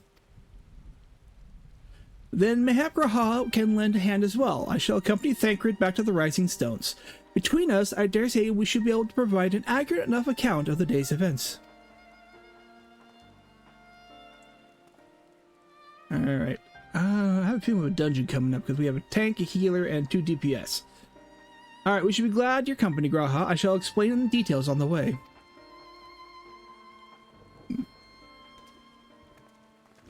And if anybody's curious, currently running Reaper. What I'm currently running. So, what do you say? Reaper. So what's the plan, brother mine? Before discussing the task at hand, I should probably admit that the report I propose is hardly written. Not long after the fateful day in Ul'dah, I penned a detailed account on the organization's history, from the event that led to its inception to the failings that brought about its demise. This I did primarily as a means of taking some semblance of responsibility. Never did I imagine that it might be later be referred to those by seeking to form a similar organization. And while I have made every attempt to be objective, the account was mine alone, its events viewed from a singular perspective. For it to be of use, however, it must be broadened to encompass the viewpoints of all involved. Only then can it answer what seems to me to be the most crucial. I am twisting over my own tongue. Question, namely, why after the Crystal Braves disbanded, did some members choose to remain with us while others did not? I see.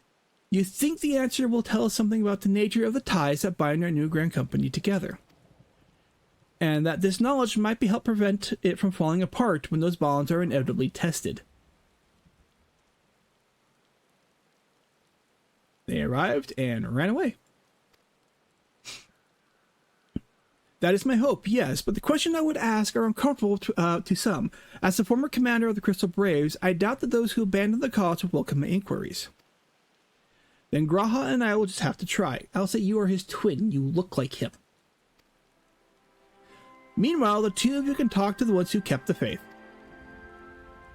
A fine suggestion. I have care. However, certain of my former comrades are of questionable character, so keep your wits about you, and let us reconvene in Gridania later on. I am twisting over my own tongue. I am sorry, folks. Alright. If you have no objections, I have mind to begin speaking with Riol and Alian. If memory serves, the two of them will be attending an intelligence briefing at Castrum Oriens. Let us seek them out there. La-da-dee-dee. Castrum Oriens.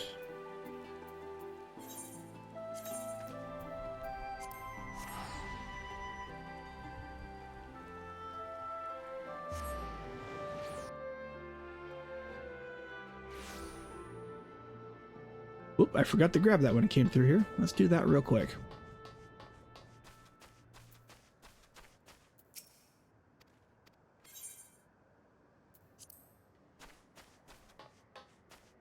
I think I rushed through most of Stormblood. So I didn't do a lot of the stuff here.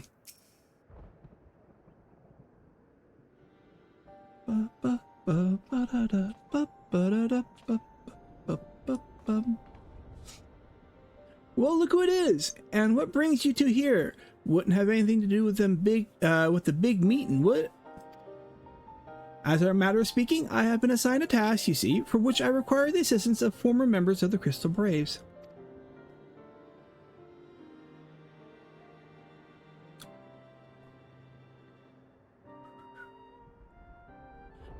So you want to know why we decided to stick with the Scions, eh? Ain't an easy thing to put into words, that. I forgot your pirate. As Riol will attest, I spent a long time agonizing over my failure to alert you to the traitors in our midst. For my negligence, I was captured along with many others, and we were powerless to prevent the tragedies that ensued. Not a day goes by that I do not think back to those fateful events. By joining the Scions, I hope to redeem myself, and I will continue to serve the cause for as long as I am able. But that wasn't my only reason. When we finally returned to the Rising Stone, you refused to blame anyone but yourself for the fall of the Crystal Braves. And in spite of everything that happened, everything you had suffered, you took us back without a moment's hesitation. We would not have blamed you had you turned us away, but when you gave us your trust instead, what else could we do but repay it?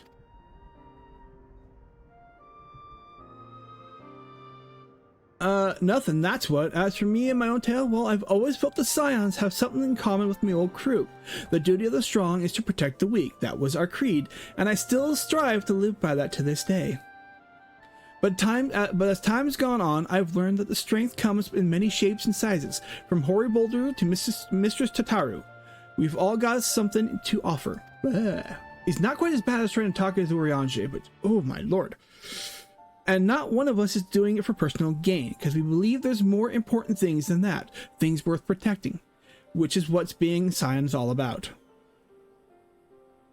I am at a loss for words. Thank you, my friends. To hear this from you means more than you know. Forgive me, Nanda, could you?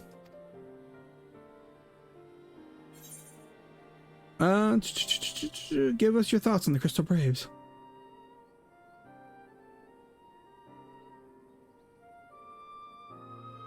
Well, it's found in ideals for something to be proud of, but ideals alone don't make a crew. For every swab who signed up with good intentions, there was another who was only in it for the coin, the glory, or both. Ours was quite a desperate band, and while I never forgive Ilbert and the fact that we managed to function at all thanks in large part to his efforts. Just a pity he was doing it for all the wrong reasons, eh? Only takes one bad apple, they say, and the Braves had a barrelful of them. Not like the Scions. We might look like a ragtag band of misfits, but deep down, we've all got that shared sense of purpose. And why? Because Tataru sifted out all the glory hunters before they made it through the door. Leave it to Totaro. I see. So while our ranks comprise a diverse range of people, each with their own individual strength, we are all united in purpose. Whoop, I skipped that one too fast.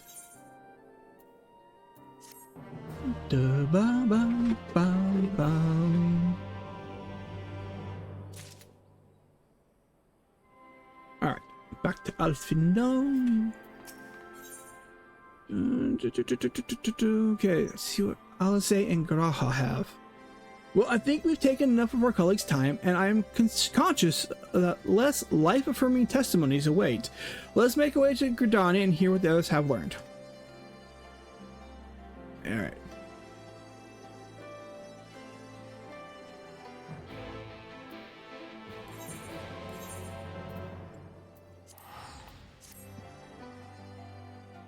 I don't see a need to run and run through, so we're just going to port.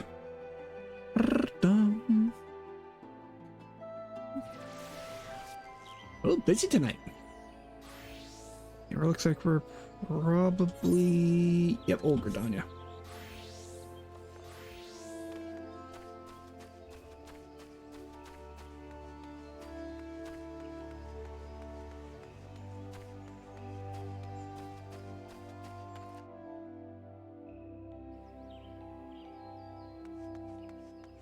Alright, where are we going?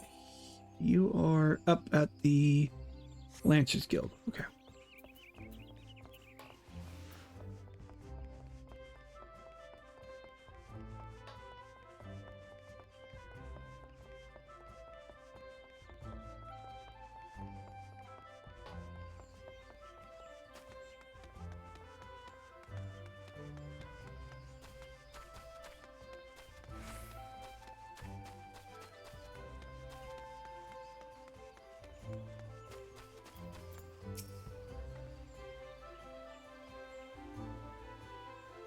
Thanks to Totaro's ever dependable intelligence, we managed to track down a handful of former Braves without any great difficulty. Some were forthright, others less so, but we heard enough to form a picture. I must warn you, Alphino, some of their comments were harsh. I can well imagine, but their opinions are no less vital to my report. I seek the unvarnished truth.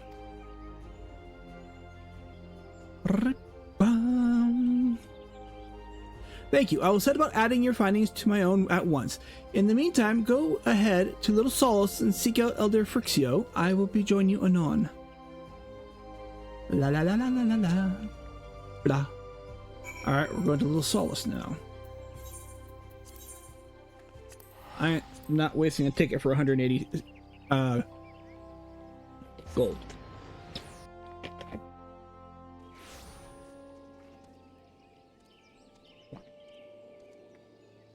Ooh, that one hit a nerve.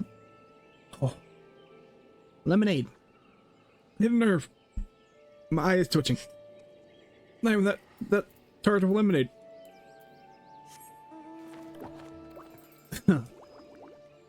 Oh, like yar.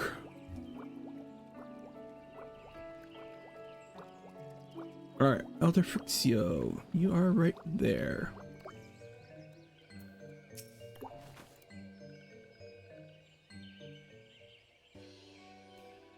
Ah, welcome, Brave One and friends of Brave One. How good to see you walking ones again so soon after the meeting.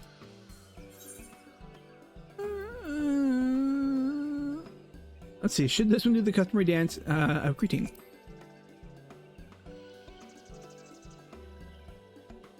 No, be at ease. It's true that these ones once delighted in making walking ones dance, but no more.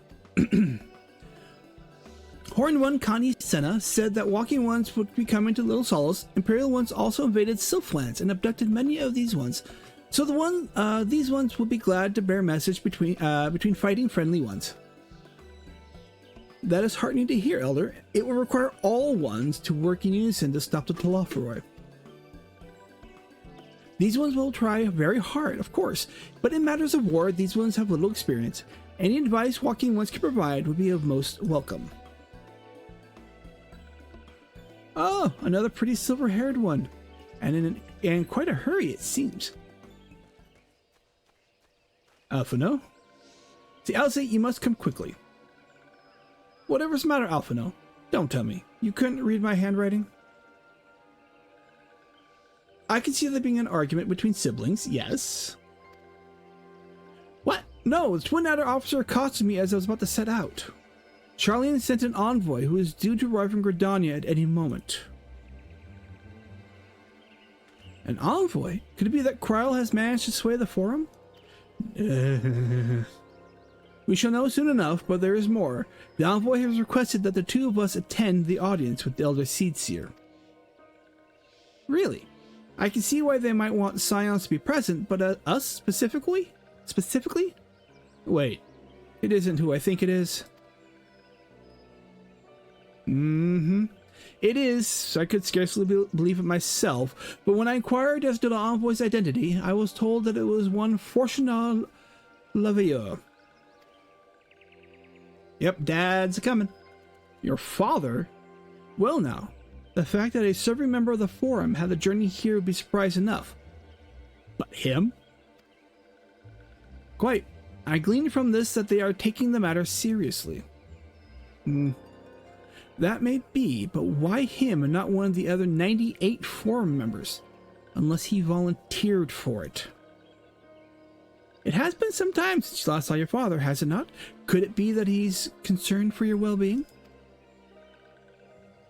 Perhaps, but he has always been reluctant to discuss his work with us. Indeed, and whenever we write to our parents, it is inevitably our mother who replies. Nevertheless, I welcome the opportunity to meet him after so long, even if it's secondary to his true purpose here. Elder Phrixia, loath though I am to cut our visit short. Oh, dang hiccups, excuse me, sorry about that. We must return to Gridania. Pray accept my apologies along with my report.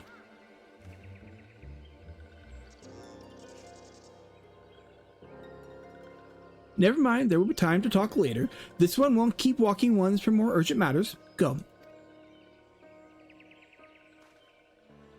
The audience will be held at the Lotus Stand, where the Elder Seedseer waits even now. Let us be on our way. Back and forth, back and forth.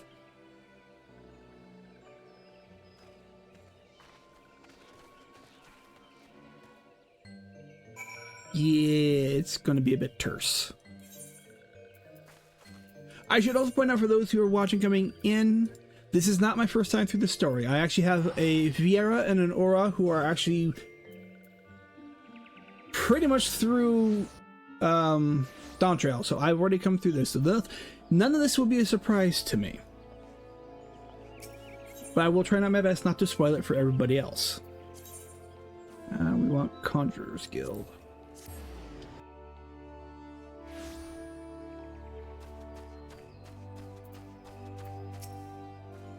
Welcome, Warrior of Light. The Elder Seedseer and your friends are waiting within.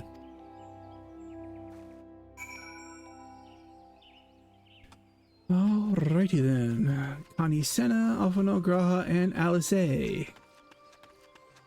And guards. A bunch of guards. My friends, I thank you for coming so swiftly. Word of Master. I'm channeling Sean Connery. Sorry about that. Master Fortunal's visit took us quite surprise. When the Alliance granted Mistress Krile permission to request Sharlayan's aid, we did not anticipate so prompt a reply, much less that it would be delivered by a member of the Forum. What the nature of that reply may be, we shall soon discover. Alright.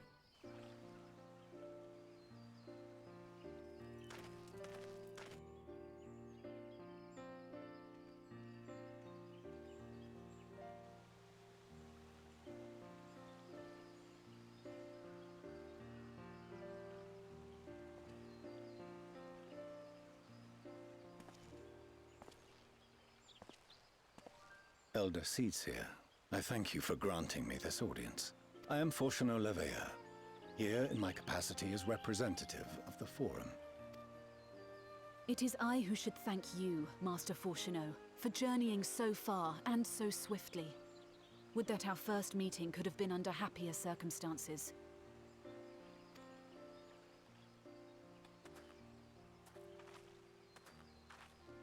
It has been too long, Father. You look well. As do you both. Emelians will be glad to hear that you are taking care of yourselves. How is Mother? She misses you terribly, of course, but is otherwise a picture of health.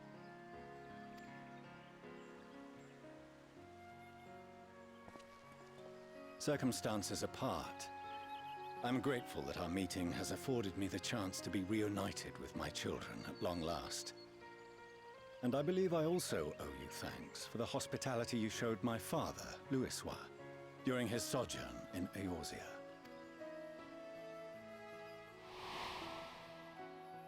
All thanks we owe to him.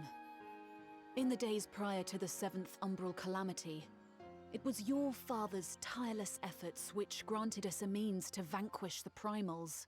Were it not for him, our strength would have been quite spent by the time the Empire arrived. That Gridania still stands is in large part his achievement. He was a great man.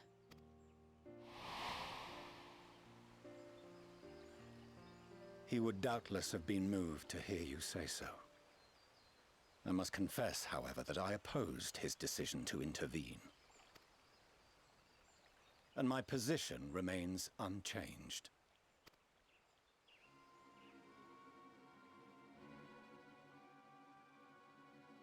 To chart the course of history, not to change it. I am familiar with the Sharlayan stance. It is more than that. It is our way of life, who we are. But I came here not to deliver a lecture, but the Forum's answer to your request. Sharlayan will under no circumstances intervene in the conflict between Eorzea and the Garlean Empire.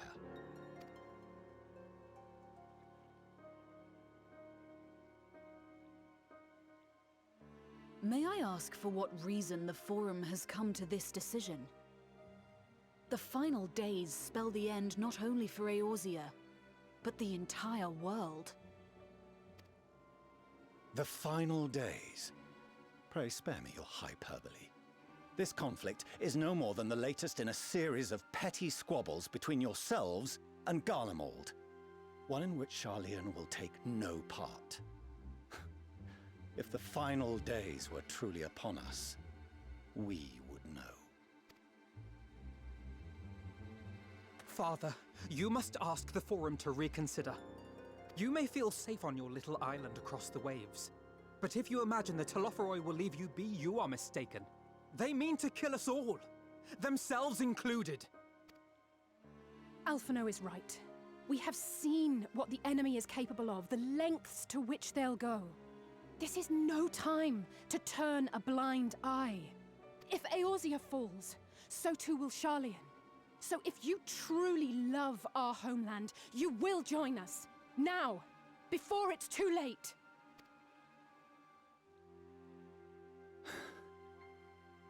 I thought you knew better than to raise your voice to your elders.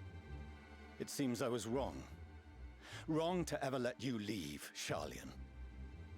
I consoled myself that your time abroad would instill in you some hint of restraint, of discipline. But I see now that Eorzea has made fools of you both. Have you forgotten why it was that I so vehemently opposed your grandfather's departure? For all his wisdom, his only solution was to go to war. Death, devastation, ruin.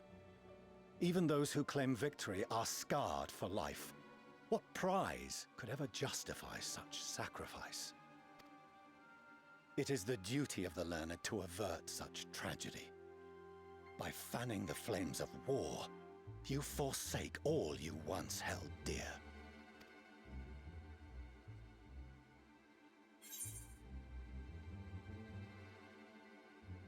Let's see here. Better to fight and fail than wait for the axe to fall. To ignore the plight of those who might conceivably save is not wisdom, it is indolence.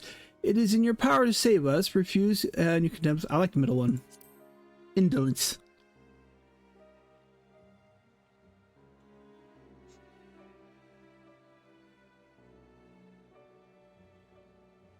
I I see your friend shares your misguided ideals. But unlike her, you should know better.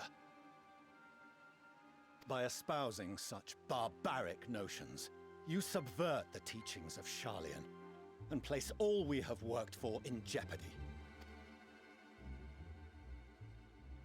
Alphinaud, Alisaie, as of this moment, you shall no longer bear the name of Leveilleur. What? Father! How you choose to live your lives is no longer my concern. If you wish to walk the path of ruin, I will not stand in your way. Master Fourcheneau, while Sharlayan may have no intention of intervening in this conflict, we can still part as friends. Will you not stay and speak with us, that we might learn of Sharlayan's hopes for the morrow? I have said what I came here to say. Any further discussion would be meaningless.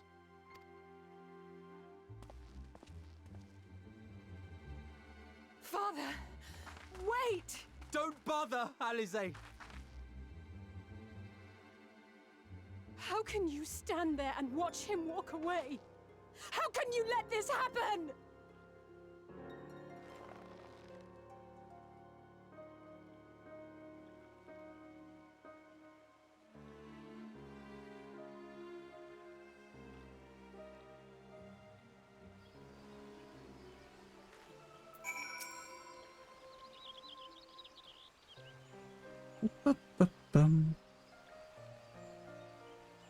So that's what he came here to say. That we're all fools for having the temerity to defend ourselves against the Telophoroi. And as for the rest, like it or not, this was the Forum's decision, to watch from afar while Eorzea burns.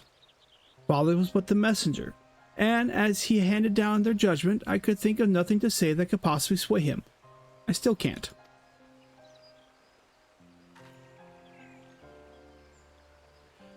To have prolonged the discussion would have changed little. It is for not only the Master Fourcheneau who might be persuaded, but the Forum as a whole. The decision was made ere your father crossed the sea.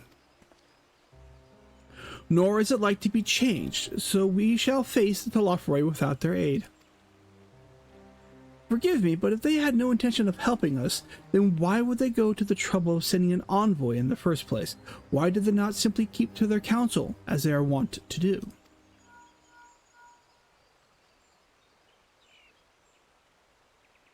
Sorry, forgot to put it on silent. Nianda, has Master Fourcheneau arrived yet? Whoop, I missed it. I pleaded our case to as many Forum members as I could, but they flatly refused to discuss the matter. No, that's not exactly true. I should say that they ignored every word I said on the subject, without exception. It was almost unnerving. Could it be that they're hiding something from us? That might go some way to explain Master Fourcheneau's performance. When he said that they would know when the final days were truly upon us, I dismissed it as pride. But what if they genuinely believe that they would know the world will end and simply disagree with us about the circumstances? That I don't know, but something tells me they're not as unconcerned about the Telophoroi as they claim. If the threat weren't real, why else would they be so standoffish and secretive? I would very much like to delve deeper into this, but I'm afraid I've exhausted every avenue of inquiry. Nor have I fared any better with my other mission, researching Hydaelyn and the Ethereal Sea. I tried to enlist the help of experts in the field, but it appears the Forum has forbidden anyone from cooperating with us. Obstructed at every turn. So it would seem. But don't lose heart just yet. With all the knowledge and acquaintances we've had between us, we can still find a way forward. To that end, I would like you to join me here when the time is right, of course. I am aware that matters in Eorzea stand on a knife's edge, but with your permission, I can at least start making the necessary arrangements. Let's see, I've always wanted to visit Sharlayan. Please do. There are one or two things to take care of here first. We'll do that one. After which, assisting me will seem a sweet relief, I'm sure. While you tend to matters heroical, that's a word, I shall see about securing entry for you all, and we'll let you know when everything is in order. Take care in the meantime, won't you? Your speculations give me hot cause to hope, yet if these seeds will bear fruit, I cannot say. While it's possible the Sharlayans hide some secret truth from us, there can be no certainty that its exposure will prompt in them a change of heart. And so, for the present, we must needs confront the plight in which we find ourselves. The Forum has refused our request for aid, and it all falls to us alone to contend with the Telophoroi. Even with all of Eorzea standing united, there is no guarantee that we will prevail. What does Sharlayan intend to do if we fail? What do I have? Ooh, food. Okay, determination, piety, crit vitality, and skill speed. That actually will do me so good.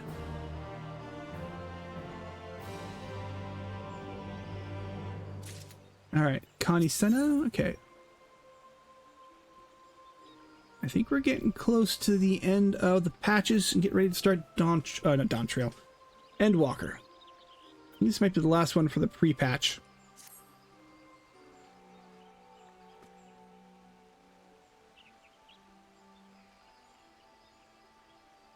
While Sharlayan's stance is indeed disappointing, we cannot allow ourselves to be distracted from the challenge before us. There is much and more to be done. I shall begin by sharing the Forum's response with my counterparts in the Alliance. Meanwhile, I will ask that the Scions give tidings, walking ones. Grave tidings. Upside. Hey, Sylph. Call me Sylph, my gentle friend. What has occurred? These ones who went to see the Feathered Ones send terrible news. Destroying ones have appeared at the Zalophatol? Destroying ones and capture ones and even frightening godly ones. Feathered ones didn't stand a chance and we were sent flapping and squawking. When did this happen? Is it too late to help them? Too late? Yes, much too late. But luckily destroying ones were only passing through and continued on west. Feathered ones who did not fight were left unharmed. West. That would be to Korthus.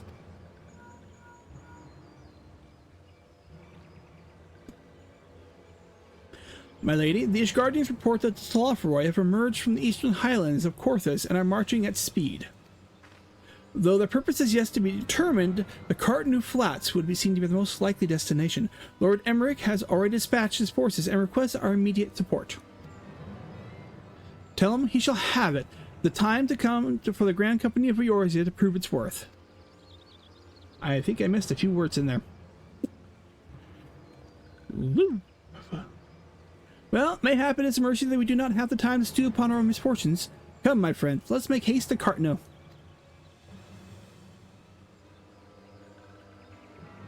Oh wait, this one almost forgot. Destroying ones were said to be led by a cackling robed one. This one must see that all walking ones know. Very well. Fandaniel.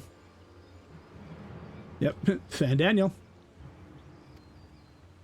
Who else? It was only a matter of time before that grimacing maniac showed himself again. I shall have an airship ready for you to bear you to Cartanu. Please see to your preparations and report to the landing with all haste. At once, my lady, let us away. Do-da-da-da-da-da. Do.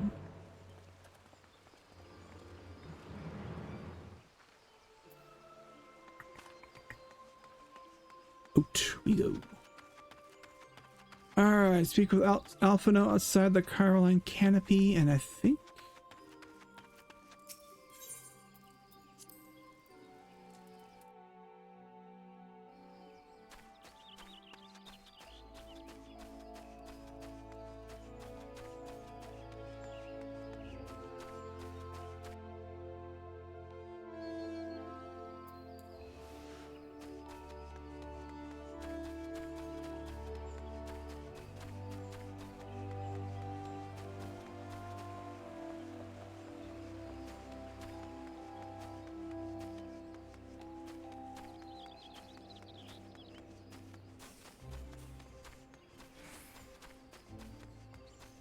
Can they cut through? I think I can cut through. I can cut through. Yep.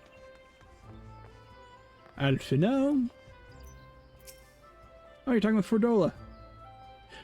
Nida, it seems that Fordola has come here all the way to Gridania to find us. I have explained the situation, but she insists her business is urgent. It'll be over as soon if you shut up and come with me. I cannot do Fordola right. A brash woman. Putting it nicely.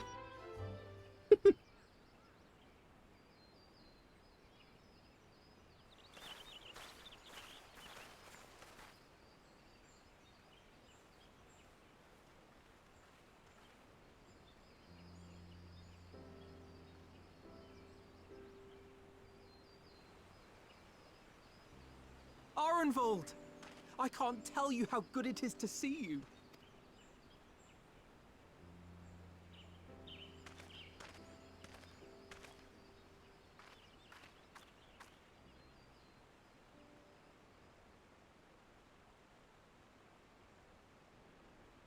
It arrived a lot sooner than expected, eh? The day I craned my neck up at you. Only because you're sitting down. Unless... Afraid so. The Chirurgeons say I may never walk again.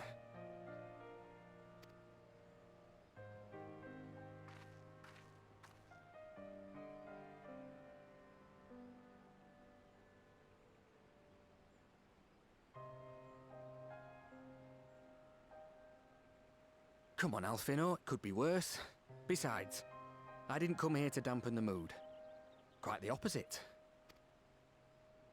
All I've ever wanted was to fight for a cause I believe in. But my fighting days are over. So I want you to fight in my stead. Be the hero I can't.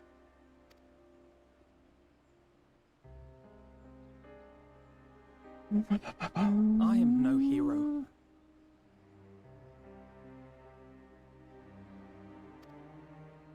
That's what they all say, though. No one ever calls themselves a hero. Even the ones who eat primals for breakfast. It's for others to decide.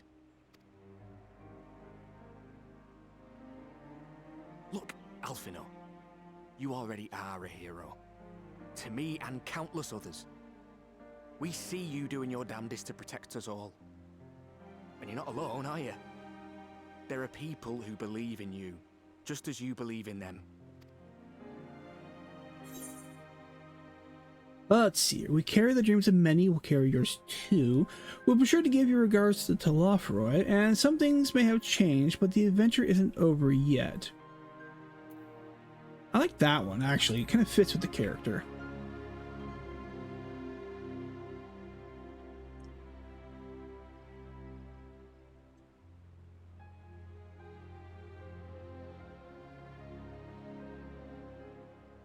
I know what's at stake, and how many people are depending on you. But I believe in you. Believe that you'll see it through. That's why I'm entrusting my dreams to you. Like Albert and Owley once entrusted their dreams to me.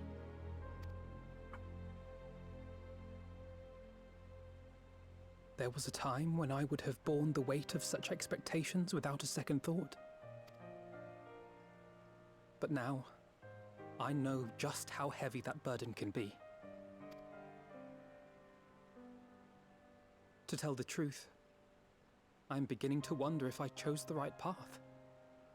Sacrifices will inevitably be made for the sake of the ideals I uphold.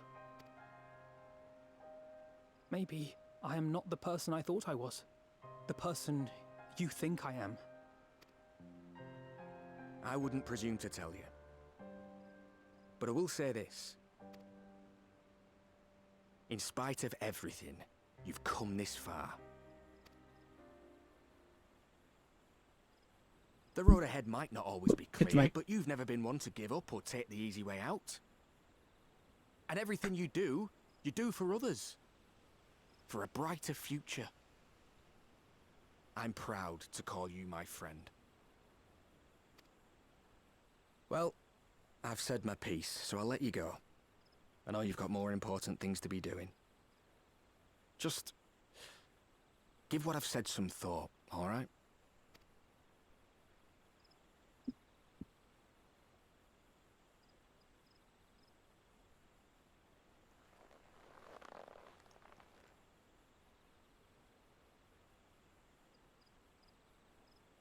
I shall, my friend. And we will meet again soon, I promise.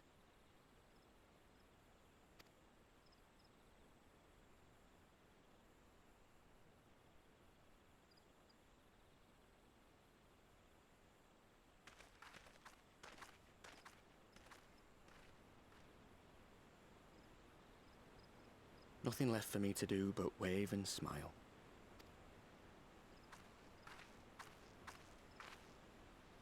You've got a pretty narrow view of what it means to be a hero, do you know that?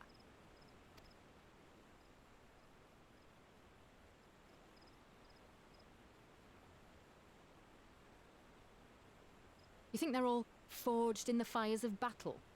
That it's all about being brave and killing villains? Alphinaud and the others will carry on their fight. But theirs isn't the only one. There are other ways you can make a difference. If you stop feeling sorry for yourself and put your bloody mind to it.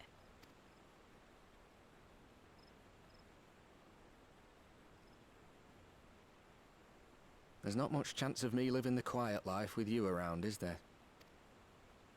If you're content to twiddle your thumbs thinking of what might have been, that's your lookout. But I reckon you've got some fight left in you. And I reckon you might be right. If there's a way I can still help my friends, I'll bloody well find it.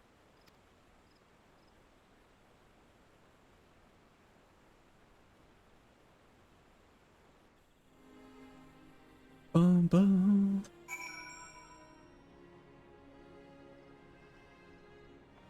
All right, here we go. You can tell me later what that was all about, but judging by the set of Alphinaud's jaw, it appears he to have done some good. Un momento, por favor. You can tell me later what that was all about, but judging by the set of Alphinaud's jaw, it appears to have done him some good. Thancred and the others have already left the Rising Stone, and according to the communications officer, Amalj'aa and Cobalt forces are also bound for Carteneau as we speak. They mean to keep the promise they made in Ala Mhigo, and we must do the same by saving as many of their tempered kin as possible. Anyway, the airship is ready to depart. We should get going. Let's see. So FYI, as we join the Battle of Carteneau, several more cutscenes will be playing in sequence. So, like I said, when you get to the end of the patch cycle, there's a lot of videos. And the battle will be saved at certain points. In the event that you are defeated, you will try again from the most recent of these save points. Please note that if you enter the battle associated with other quests or log out from the game, the progress will be lost. Alright. I'm only 82, so I'm not dropping much.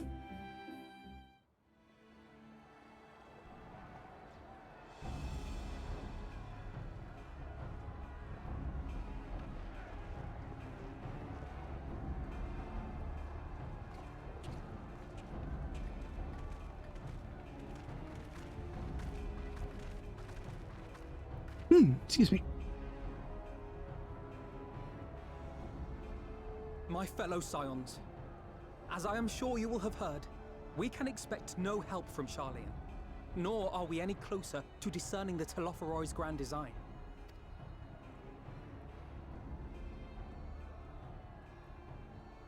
And now, our adversary moves against us in unprecedented numbers, compelling us to answer in kind. The outlook, in short, is bleak. Yet though our foes are many, and we but few, we may still tip the balance in Eorzea's favor. Of course. We will do what we always do. Deal with the ones our allies can't. A less than daunting prospect, judging by your expression. Could it be that you've dispelled your lingering doubts, Alphinaud?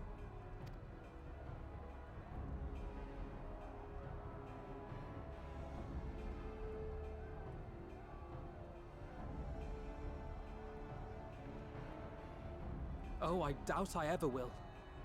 But as my friends have kindly reminded me, I have come this far, and that must count for something. Gods be good, Alphino. That's what we've been trying to tell you all along.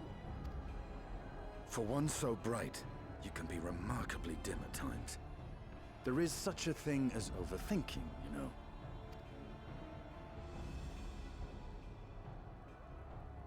Might I suggest that we continue this conversation after the battle? It would appear that Telophoroi have already arrived. I'll do what I can to cure the Tempered, but they'll have to be incapacitated first.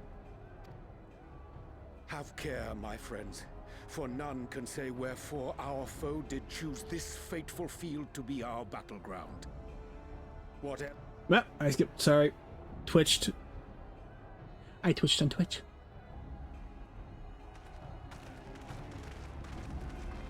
In case you get the little finger twitch, I gotta make sure to keep my hand off the mouse. I don't unintentionally skip.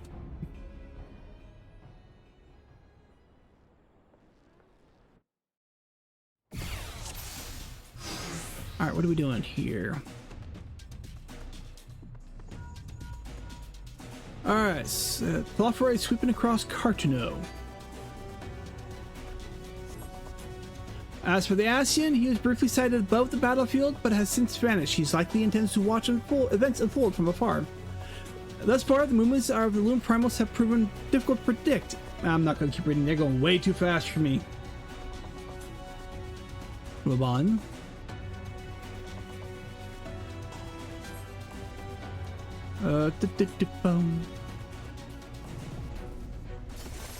Okay, who are they? Ah, they're there. Prepare yourself! Let's give it our all!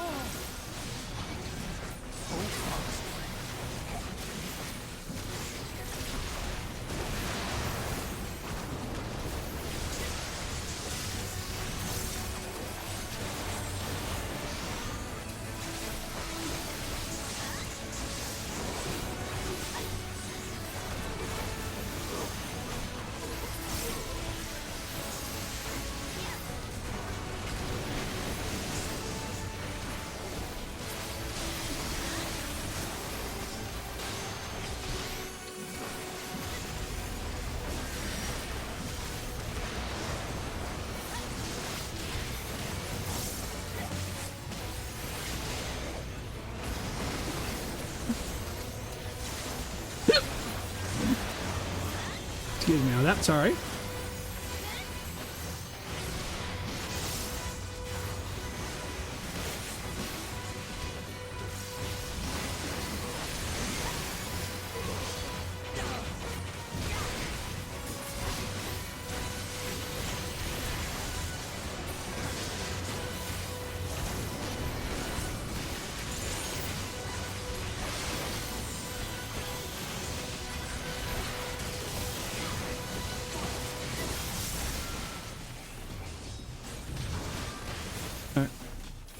Moving on.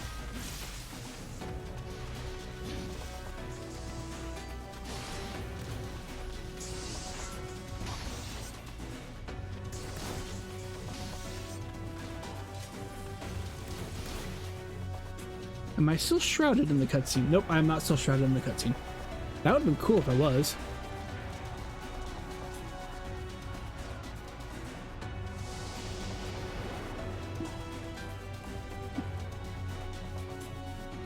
Alright, so Alisaie and G'raha. Who am I playing as? Alisaie or G'raha? Probably Alisaie. Yep, Alisaie.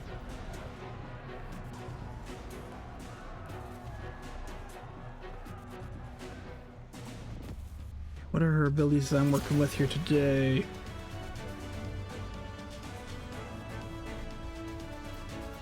Alright, 1, 2, combo of 3. Cure.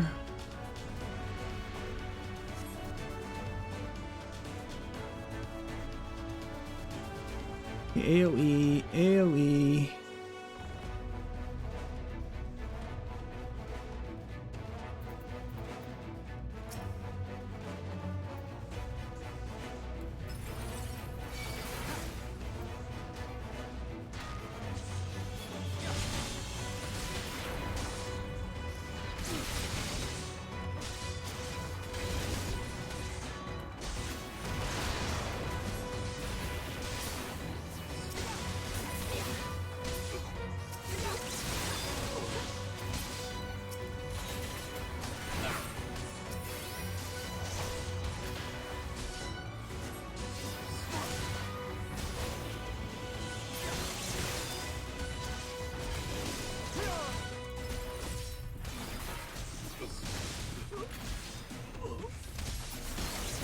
about me?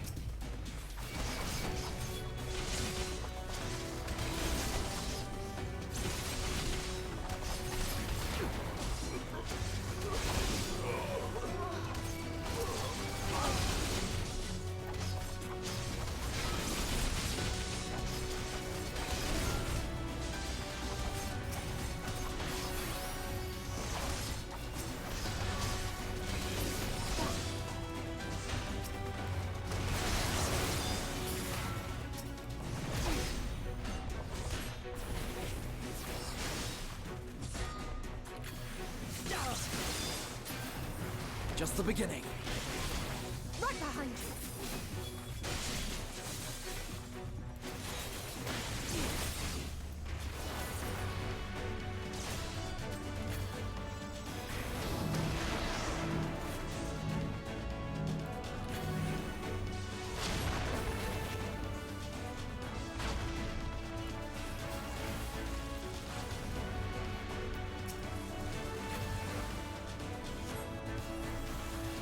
You gotta heal Graha.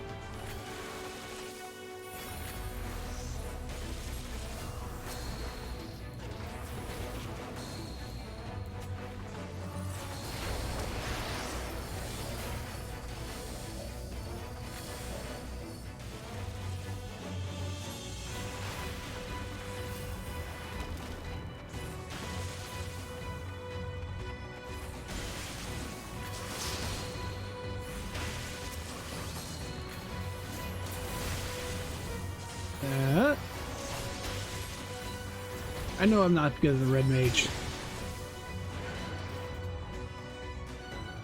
Okay, so I think now we're moving on to the other three.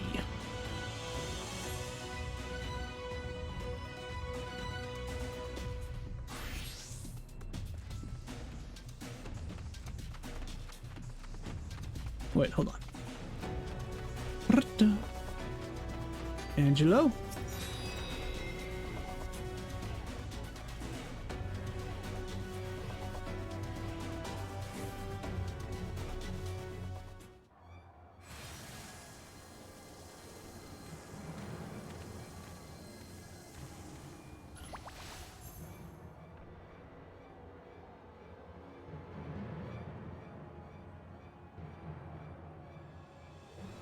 There's Fandaniel.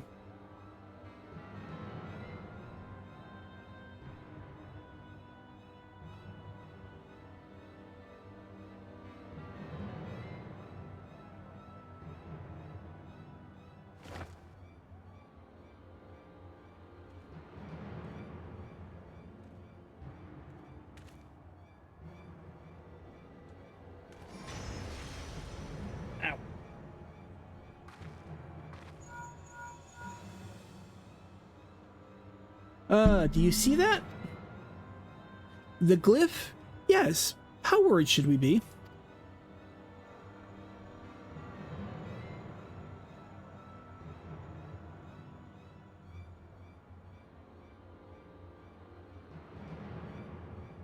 Listen well and judge for yourself. Though I can see ethereal currents, I had not thoroughly examined those that flow through the heart of Cartno, but now that I am here, things have become clear.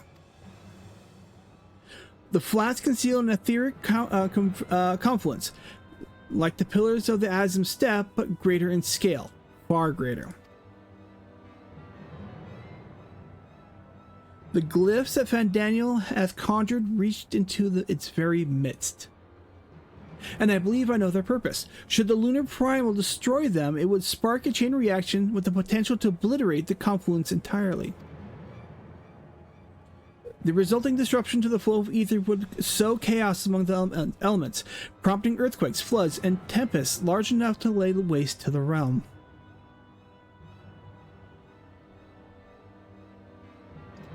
That he would go so far cometh as little surprise. We must needs protect the confluence at all cost. That's probably the easiest Urianger quote I've ever had to read.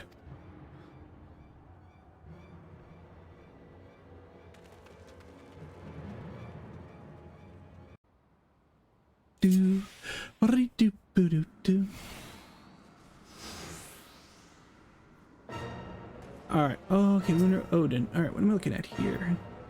Oh, I'm playing the healer. Okay, what do we have? We have Malefic, damage,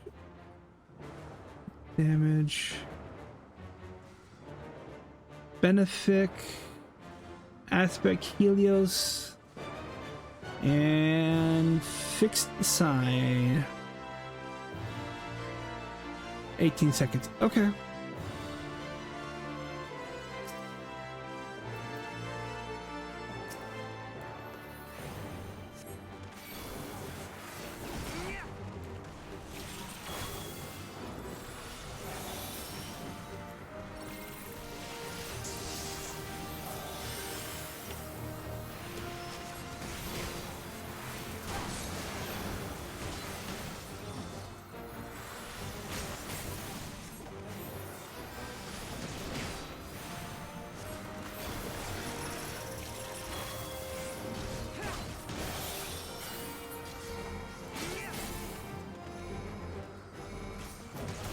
I shall protect thee.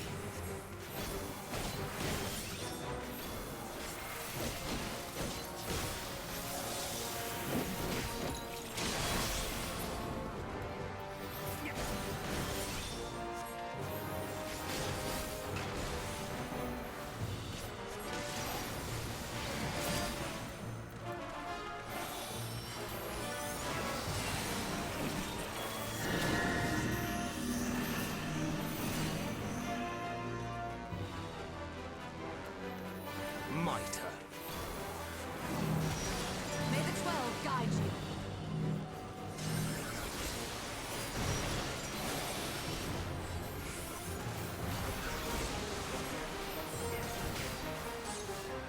It's wrong button. I want this button right here. Thancred died. Okay. I need to do... It's not really showing me...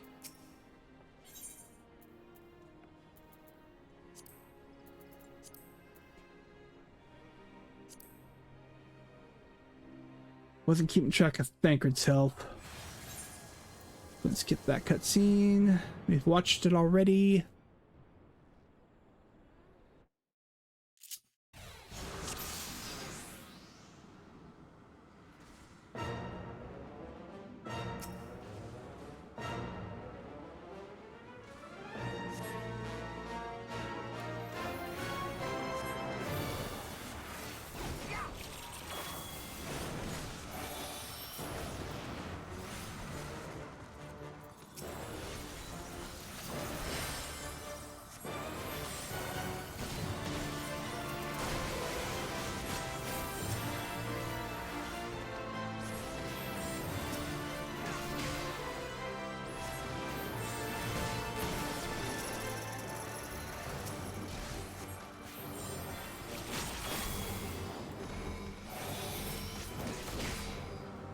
I shall protect thee.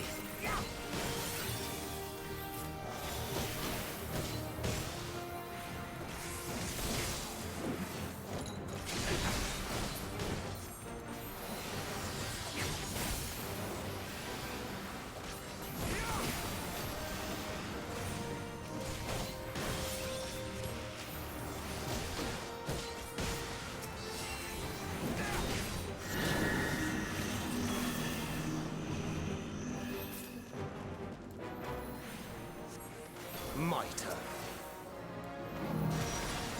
May the 12 guide you.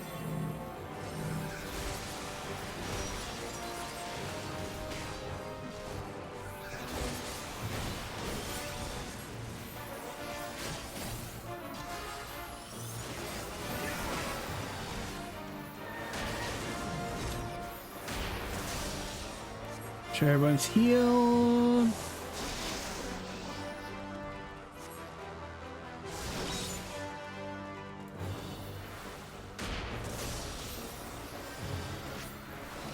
We're just gonna...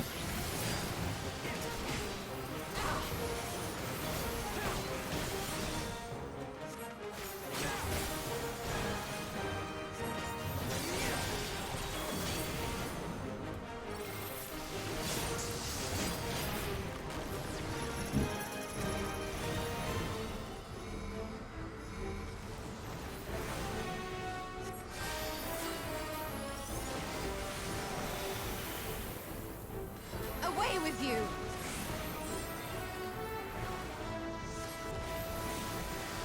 I'm just gonna do this.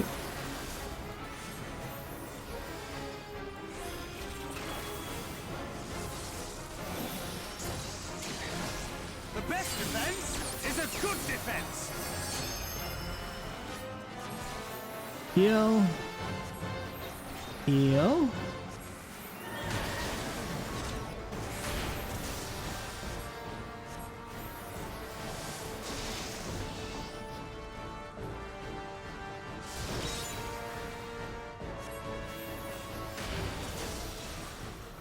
And heal the confluence.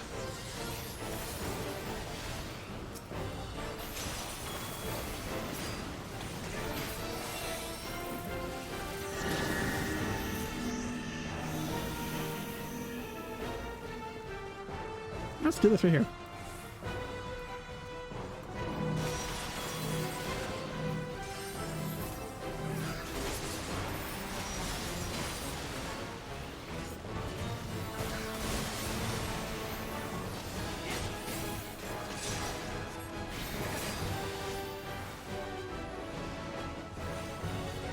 Heal Y'shtola.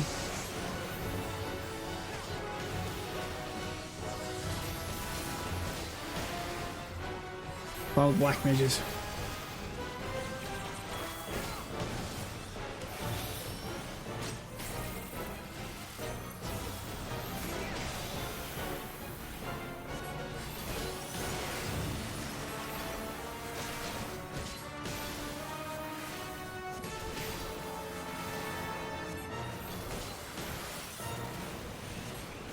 Question, can I beat him in time? No.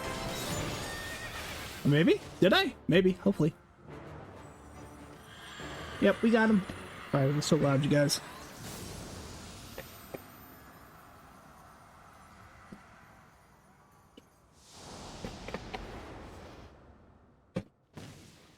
Poof. Alright, now we're going with Lunar Ravana. Who am I doing? Graha, probably this time around? Yeah. I get to be tanky.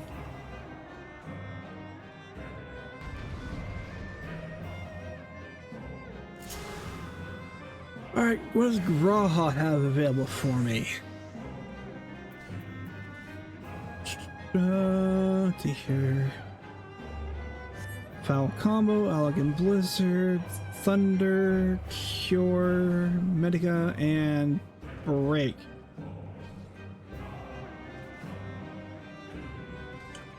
Okay. Great. Medica does everybody? Yeah.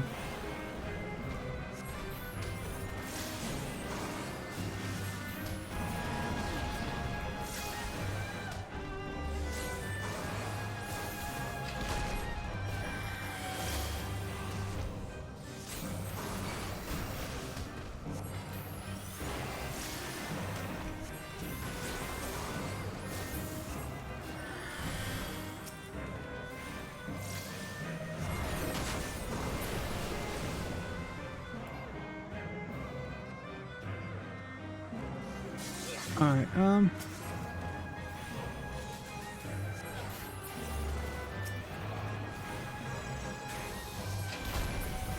have you now.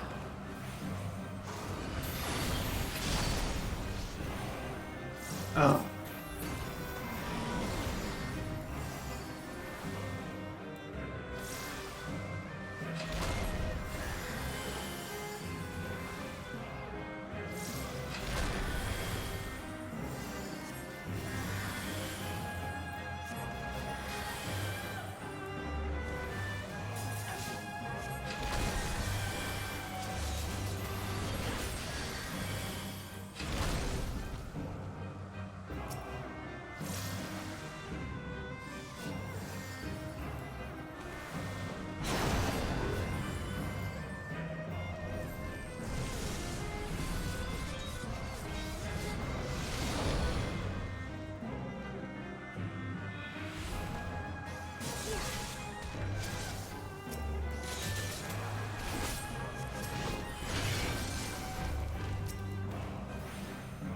After playing Black Mage, so I gotta do this.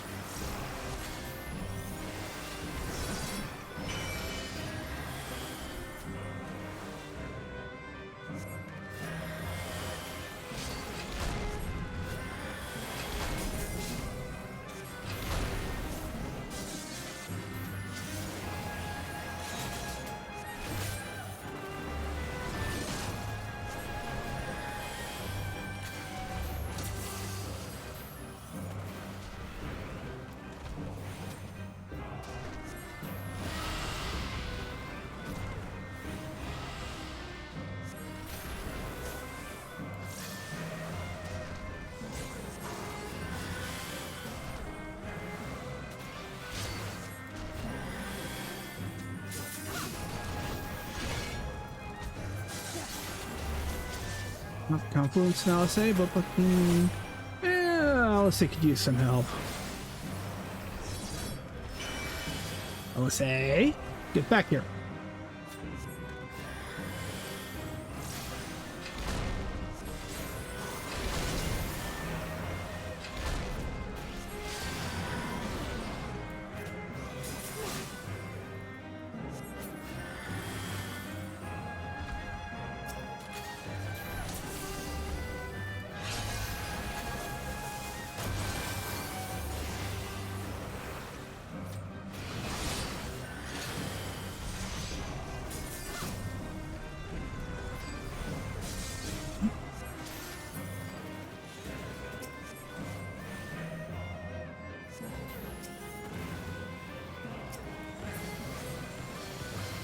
This is gonna hurt.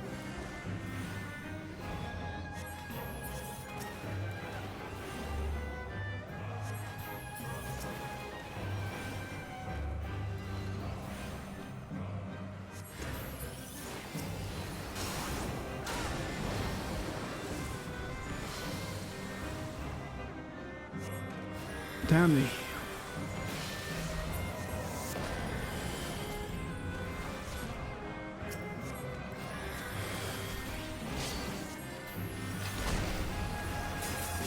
Heal everybody.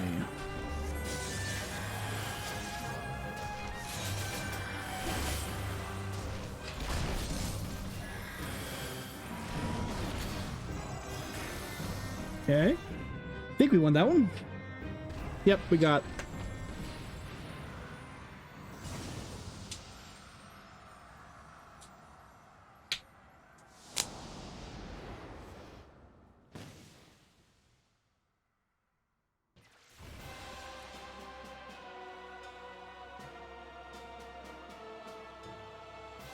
A little more of a challenge. I don't have any AoE heals.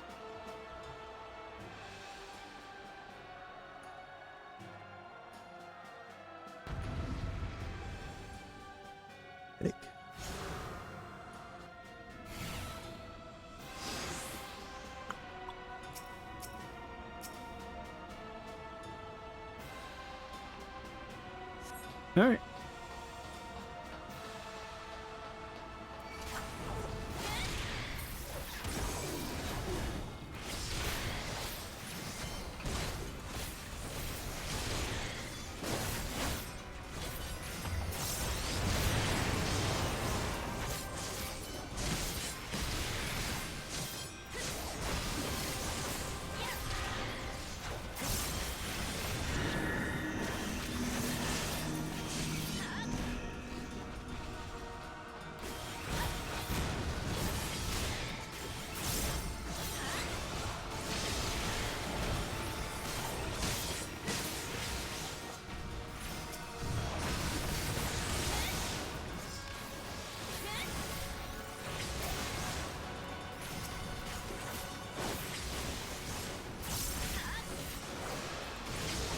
You're finished!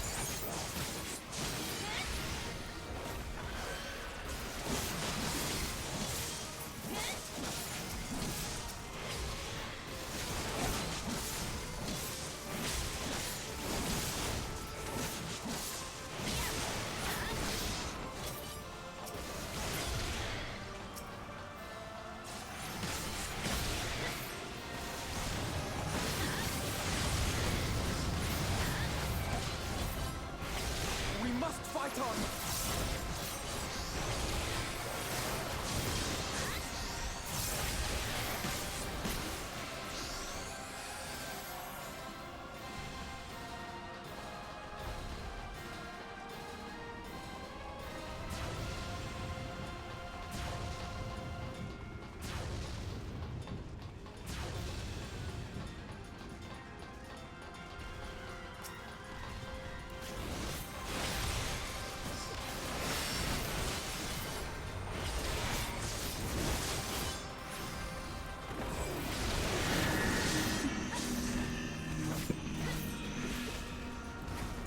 Excuse me.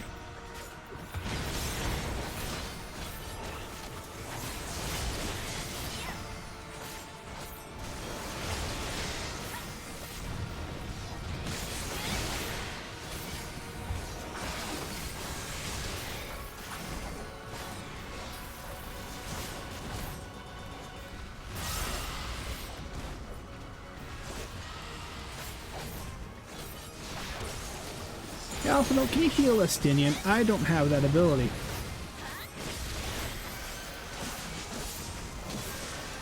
Thank you, my good boy.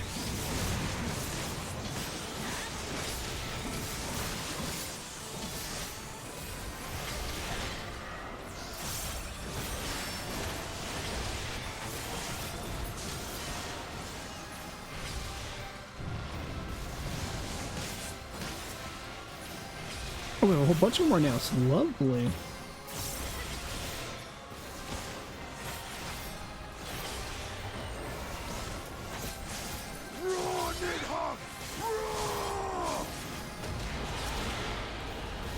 I have you now.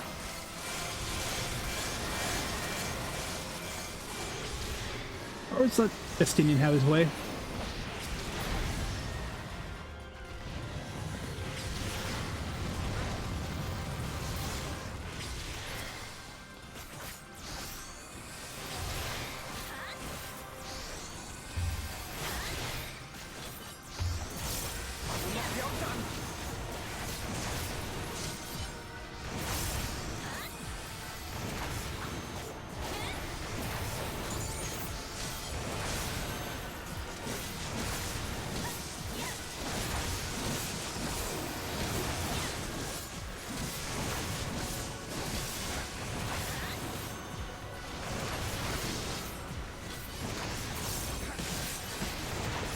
Excuse me, sorry about that.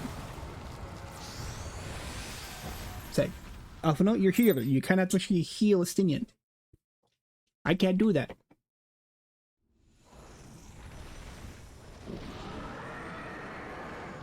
Hmm.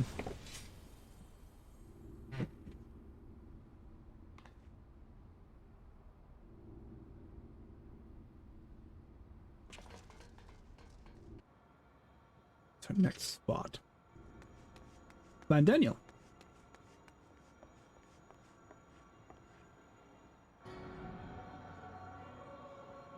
And thus another plan went up in smoke. I am beginning to see why Lord Xenos thinks so highly of you. Not that this changes anything, you understand. You have merely earned yourself a stay of execution.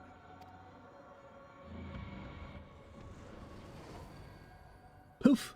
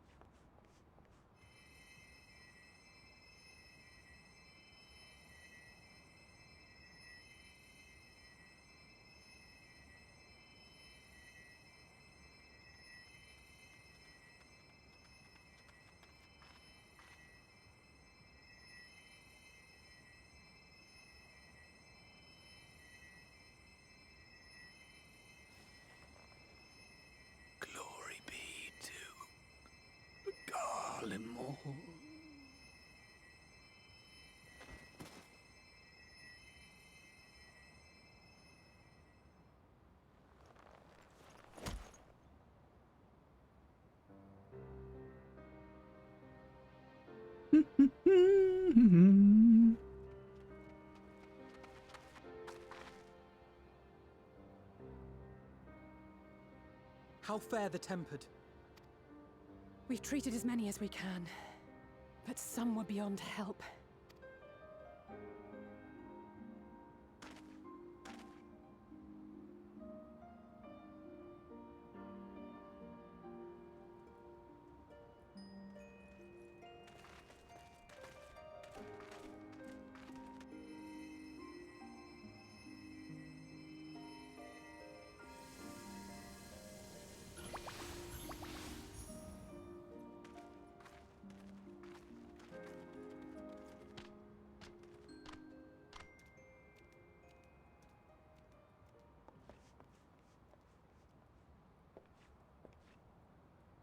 Do not hang your head so, brave scions.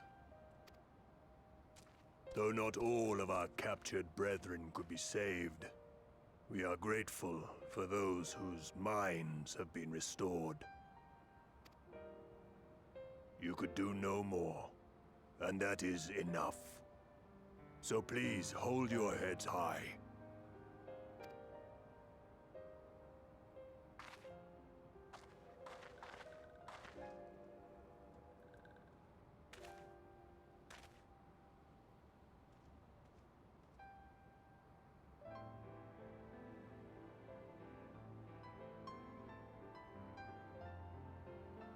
Should have been quicker, but I'll do better next time.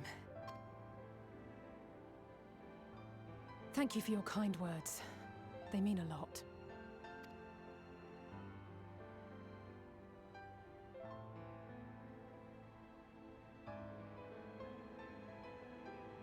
A victory at great cost, but a victory nonetheless. We must stay strong and press on. Isn't that right? Let's see, one battle at a time, we'll get there to the very end. Well, you've come this far. To the very end. Alright. To the very end.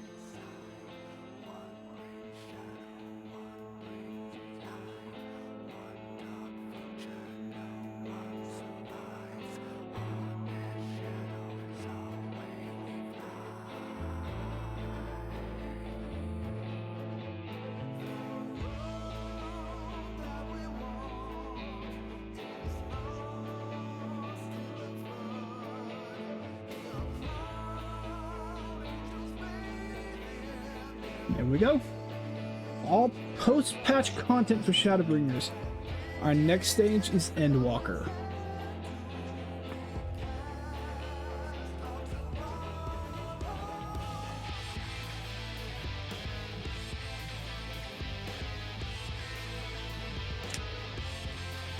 I think we can skip this and then we'll let this go for a little bit before we move on.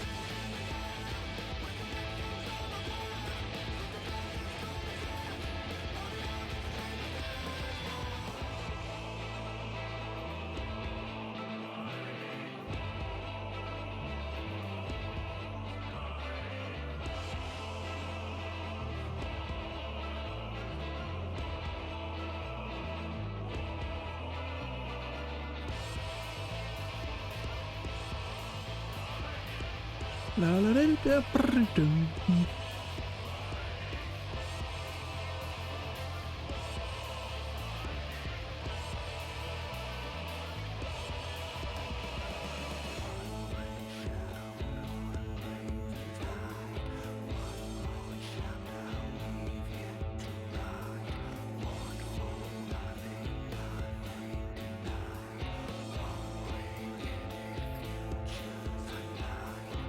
G'raha looks so sad in that picture.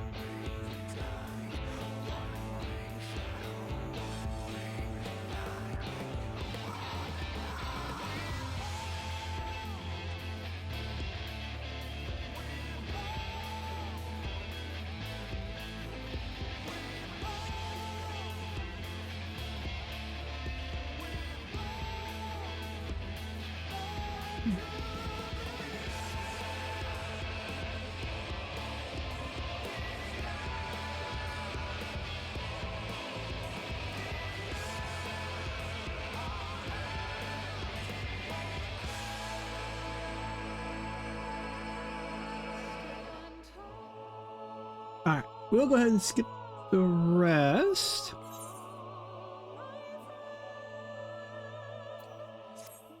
Mainly because technically yes, that's the end of the expansion, but we're not at the end of the game. Emmerich.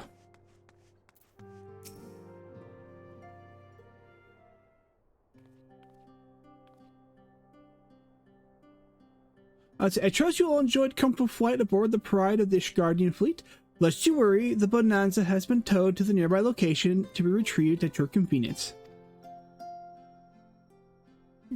Tataru spent a lot of money on that. You have thought of everything, Lord Emmerich, and may I say how much I appreciate your hospitality you afforded us on the way home. Think nothing of it. Our destination lay in the same direction, and it afforded me the perfect opportunity to learn how my errant friend has been since last he took his leave. It would seem you have finally found a place to settle down.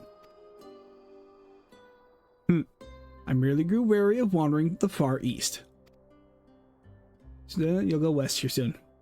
Returning to more serious matters, while the Telophoroi have been driven from Cartno, 'tis like that the bulk of their forces yet remain. Once the evidence of the Grand Company of Eorze's first joint military operation, however, I am confident that we have the potential to meet such threats head-on, even without the aid of you and yours. As such, while our forces keep the Telophoroi at bay, I would ask that you apply your talents to the task of neutralizing the towers. Sensible division of labor. While the towers remain, so too will the threat of the lunar primals. And given our expertise in the field of aetherology, we are better qualified to find a solution. That we are, especially should it happen to lie beyond the Alliance's dominion. There is a time and a place for formal investigations, of course, but certain secrets are wont to hide where only enterprising individuals may venture. I could not agree more, and there are none better suited to this task, nor any upon whom I would rather rely. La la la la, that's my time. Alright. On behalf of the Alliance, I thank you. We look forward to receiving any information you are able to uncover. And with that, I must take my leave. Should you have any need of assistance, pray do not hesitate to ask. Fare you well, my friends.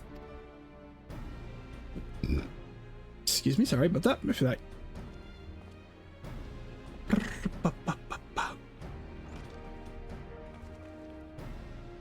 I confessed I had hoped to be able to study the tower more closely, vital as they plainly are to the Telophoroi's plan.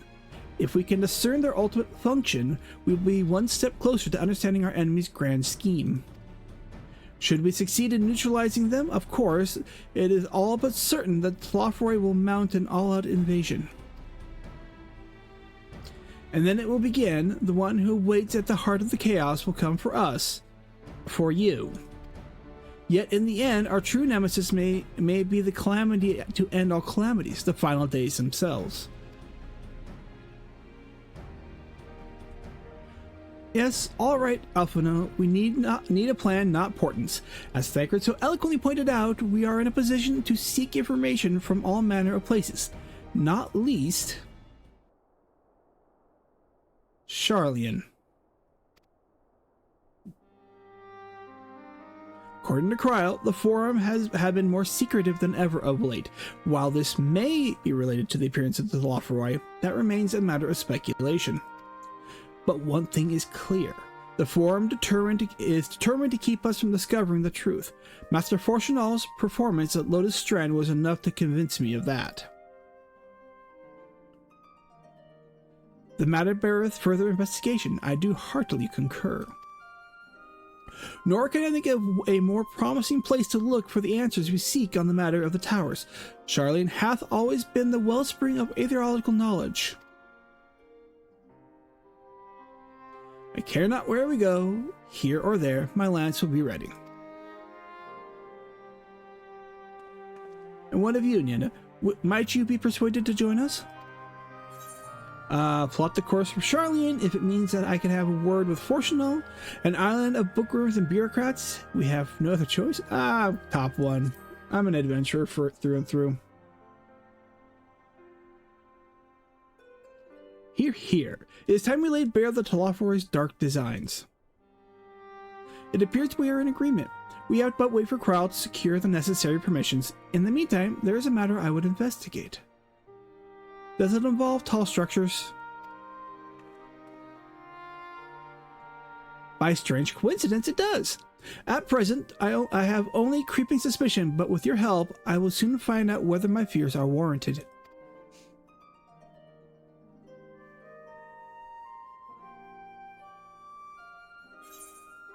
Look at the shh.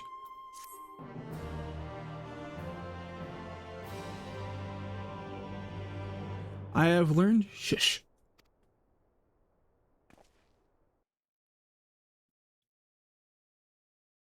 Let's see, and the capital.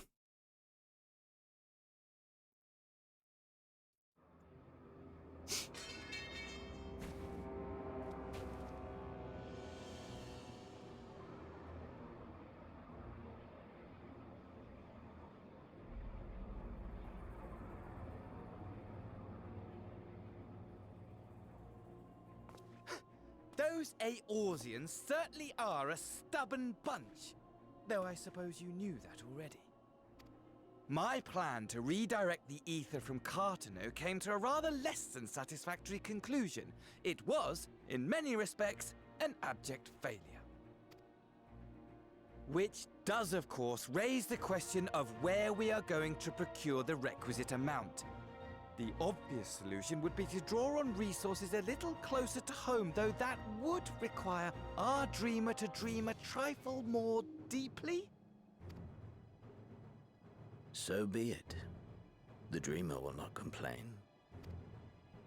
Then let us begin the preparations at once.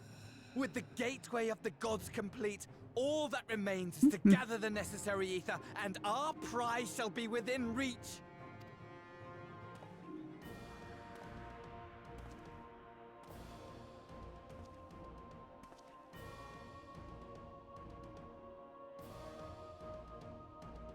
The time has come to fulfill your heart's desire, my desire! To relieve those wretched creatures of their meaningless existence!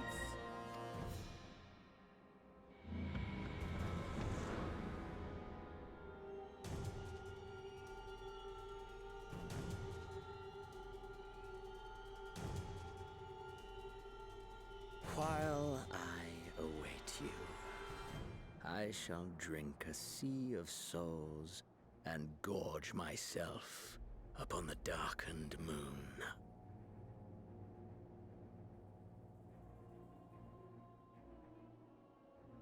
Then you shall come to me, all roiling rage and rancor.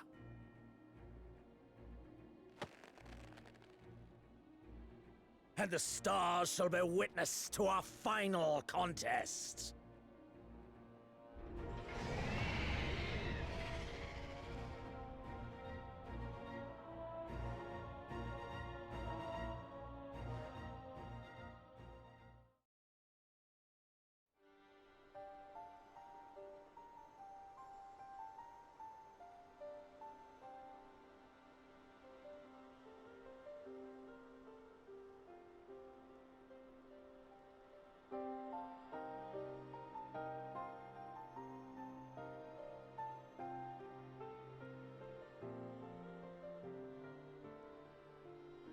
As I thought, the ethereal currents have been disturbed here too.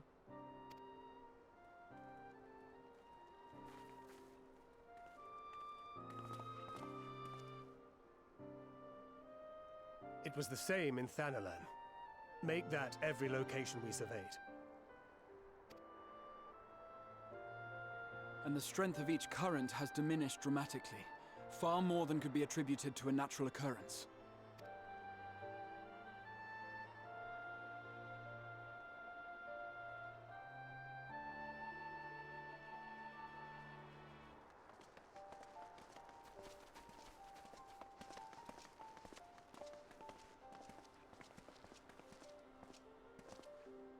What tidings bringest thou from Dravania? We took a number of readings, and noticed that the closer we were to the tower, the lower the etheric density became. In short, the towers are drawing upon the land's ether, which would explain how they were able to carry out the summonings.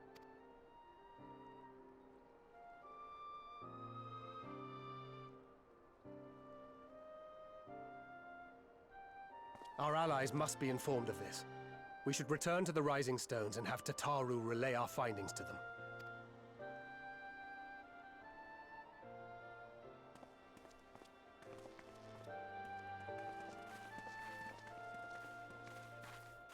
Hear me. Hear me. Hear me. Hear me. Darkness comes. And with it, the end. The fate of the star is in your hands.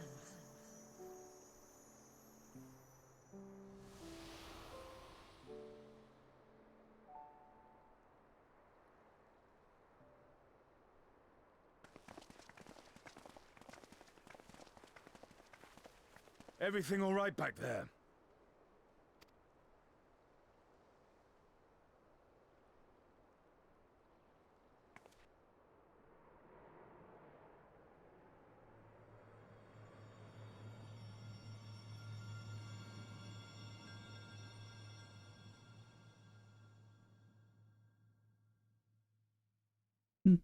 As solemn dawn gripped grim purpose shines, and gaze cast down towards moonlit sky. Thus does our final curtain rise, your steps to guide what end lies.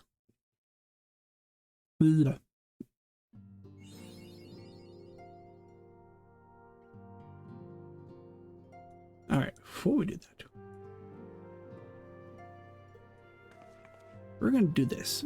I want to see, where is it? There. We want... Shush. Now we shush. Damn it.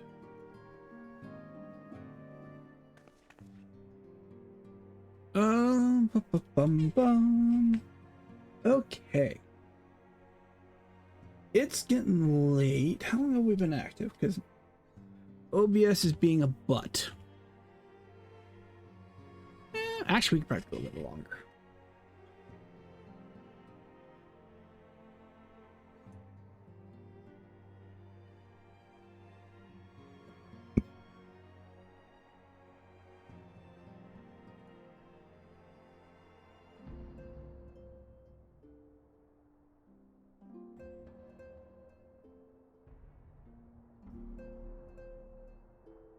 Yeah, we can go a little longer. It's a Friday night. Going on, enter into Endwalker. We get a new weapon. Nanda, do you have time to talk? I would like to gather everyone in Dawn's respite and together assess the situation to which we find ourselves.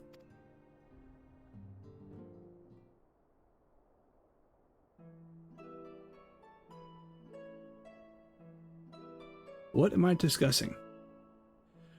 let us take stock of the facts, shall we? The crisis at hand began with the sudden appearance of ominous towers in a multitude of locations throughout the world. We have since learned that these structures were brought into being by an organization known as Telophoroi. Telophoroi's stated purpose is to recreate the final days of aeons past, an apocalypse of events that would result in the destruction of all we hold dear. Already have these towers of theirs been the cause of untold suffering. Countless innocents kidnapped and imprisoned, their faith perverted to primal summonings. And unless we find a way to deal with the corruptive aura surrounding the spires, we can't even get close enough to rescue anyone. Those shielded with the blessing of light seem able to resist being tempered, at least. But after what happened to Arenvald and Fordola, we need to be very, very careful about how we proceed. Yet while these threats closer to home are our paramount concern, we mustn't lose sight of the situation in Garlemald. As you know, the Telophoroi are under the leadership of Fandaniel and one other delightful fellow, Zenas Ye Galvis, the crown prince of our dear friend. To date, he's reclaimed his old body, murdered Emperor Varius, and plunged Garlemald into even deeper pit of chaos. The capital has probably seen the worst of it. For a good while there, it saw the bloodiest fighting of the War of Succession, but that has since changed, and in troubling ways. During our reconnaissance, the air was not once rent by the barking of canines or the cries of discord. 'Twas an eerie fog of silence which did blanket that ruined city. The inhabitants appeared to have been tempered, and with nary a word spoken did they labor to transform the palace into a soaring edifice born of nightmares. If they were indeed made thralls, it seems safe to assume that these events too were orchestrated by the Telophoroi. An army of primals is awful enough, but in light of recent developments, I fear it is only a prelude of an even greater catastrophe. We need to devise a means to counter this threat, and quickly, before our allies are overwhelmed.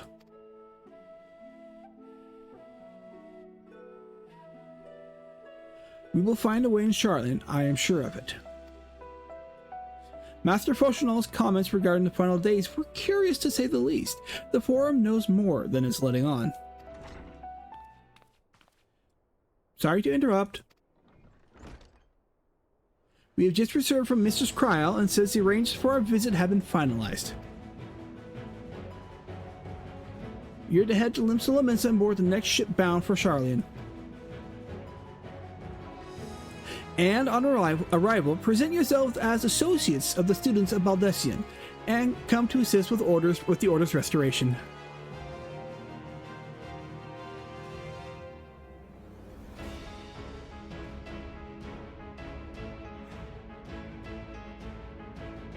The arrangements may be settled, but what are your thoughts? They must race at the prospect of returning to home after so long.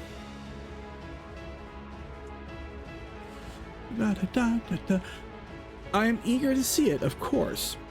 Of course. We should set off at once.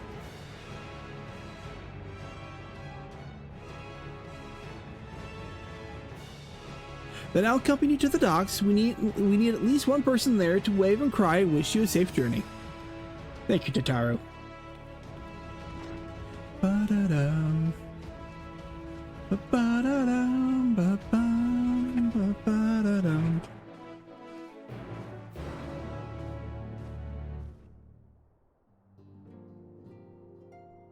Alright, I don't remember if I have to actually go to Limsa or if it's going to push me there. Alright. I go to Gridania, so we need to go to Limsa. Ow. Ow. Goddamn hiccups. Oh, those hurt so bad. It is still very busy tonight.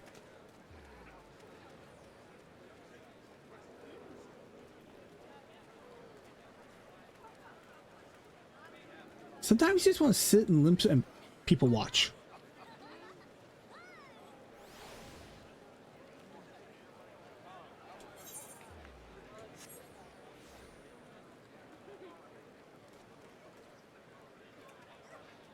Oh, that's a cool axe.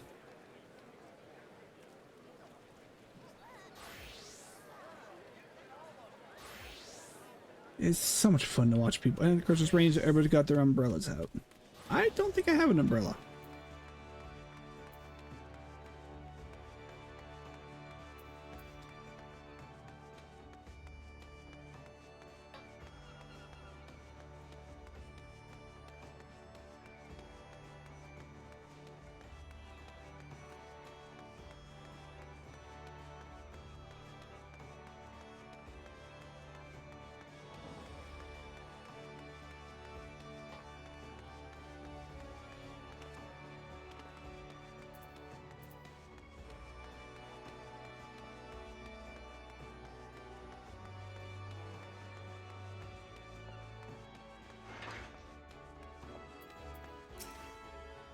Everyone's here, which is good because I've already paid for your passage, and the fee is non-refundable.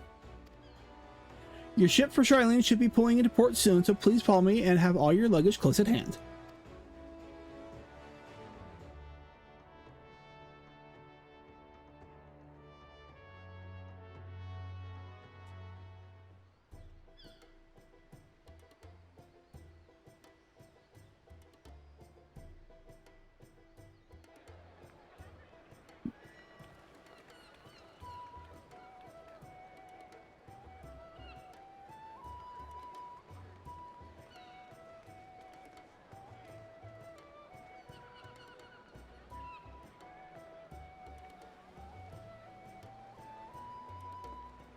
They've almost finished loading our cargo. We should be ready to depart right on schedule, or so I'm told. Excellent. 'Tis nice to have a smooth beginning to one's journey, at the very least. It's funny.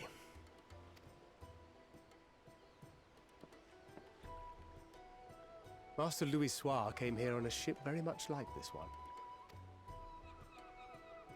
And now, years later, the street urchin he befriended that day is bound for his mentor's homeland. With his mentor's Gotta keep my fingers off the mouse. 'Tis upon reflection that every twist of time's river and fate's whims are brought into sharp relief. Thou hast matured much in the intervening years. Wert thou not caught attempting to relieve Master Louis Soir of his purse scant moments after he made landfall upon this dock?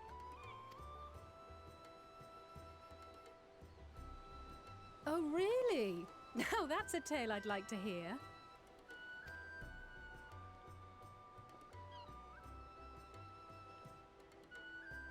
Will this be your first visit to Sharlayan, Sir Estinian?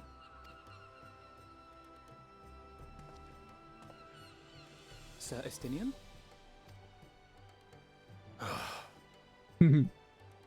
Are we strangers newly met? Why this stiff formality? I, merely meant it as a professional courtesy, since we are now colleagues in an official sense. I'd rather you dispense with the sirs, especially in private company. Or I'll be forced to respond in kind, little Lord Alphino. You've made your point, Estinian. Painfully well.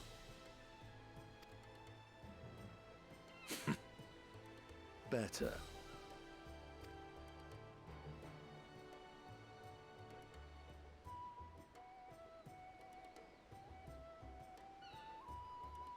Are you all right, Tataru? You seem positively distraught. Distraught? Me?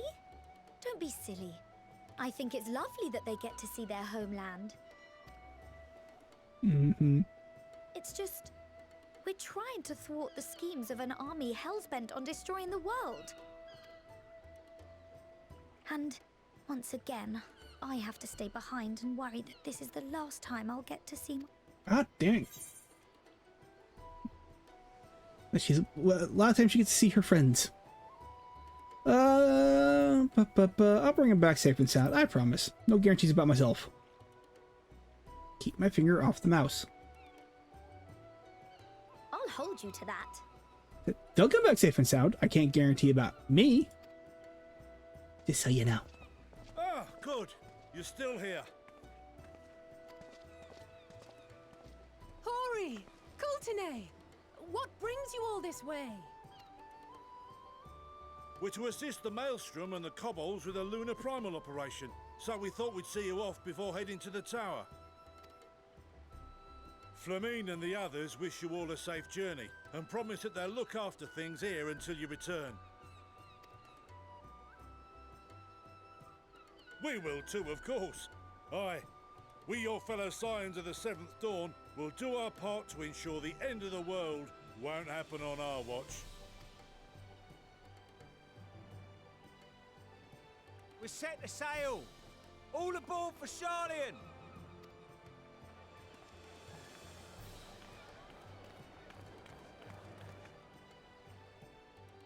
It's time.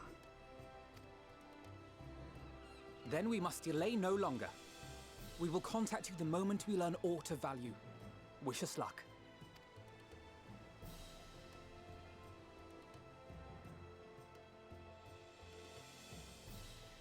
Have a safe journey, and please, please, be careful.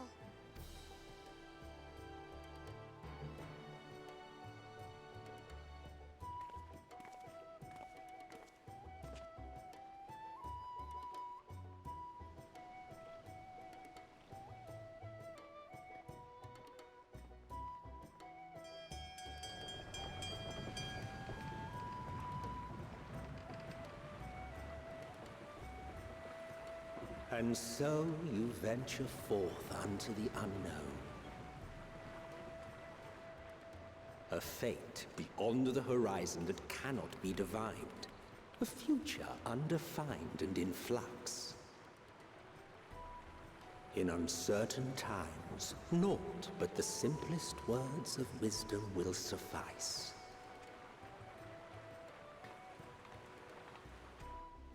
That which lives is destined to die. Love leads to loss.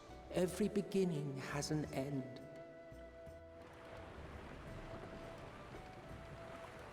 Treasure every moment, every step of your descent.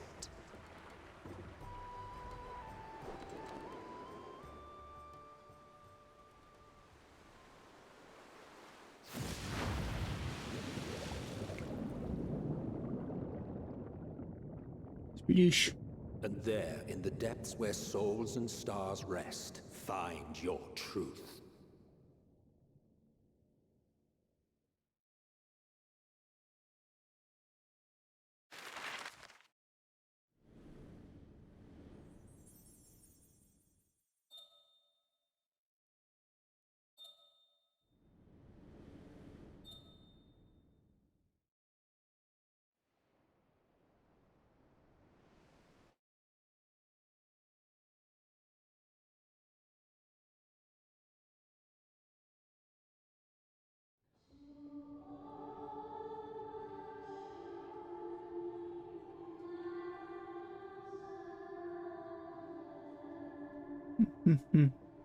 Here.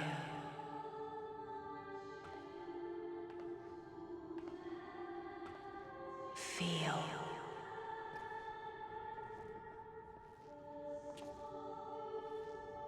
Think.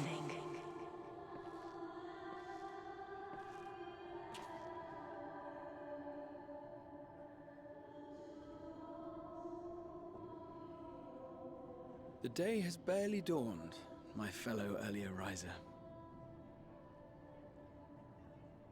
Though we're hardly alone in that. Envious of those still sleeping soundly, no doubt.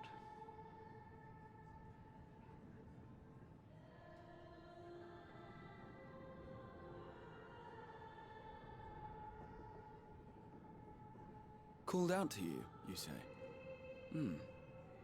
I've heard nothing myself.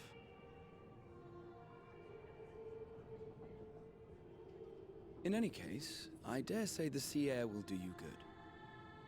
Why not join the others on deck? Sharlayan should be coming into view at any moment.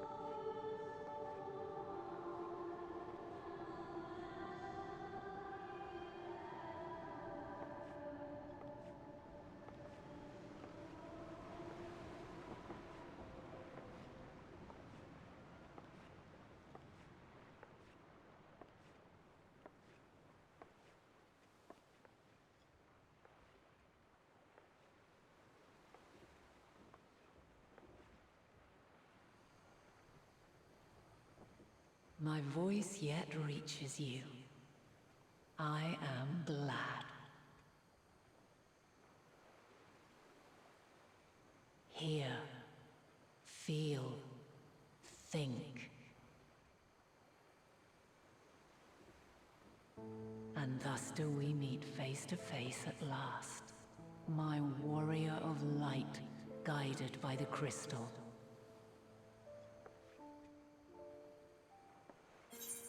Let's see here. Why now, Hydaelyn? And I can trust you with some longer. Why now?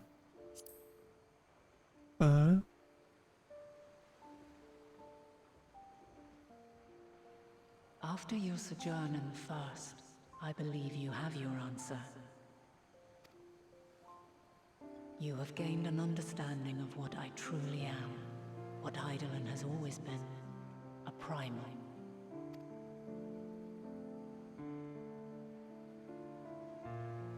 Zodiark was created to forestall the apocalypse which threatened the ancient world, and I was brought forth to bind him.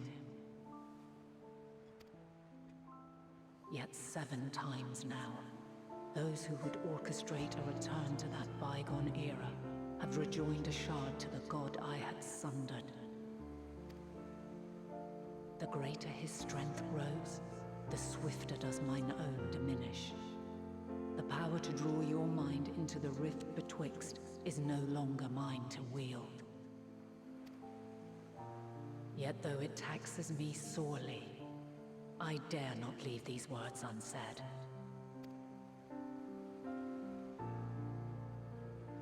Even bereft of my guidance, you and your companions have accepted the burden of this star's troubled past. A conjunction has begun to form, an intertwining of your time and mine. Wheels shudder and turn. Conflict looms, monumental, which will decide the fate of this world and all life upon it.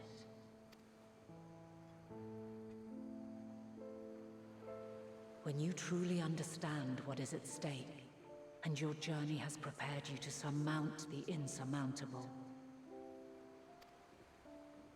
then shall I honor the promise made in another time, another age. Cast your peepers to the fore, folks! Light spoilers. She means that literally. I will not keep you further. Your traveler's heart must yearn to behold this unfamiliar land. We shall meet again, and soon.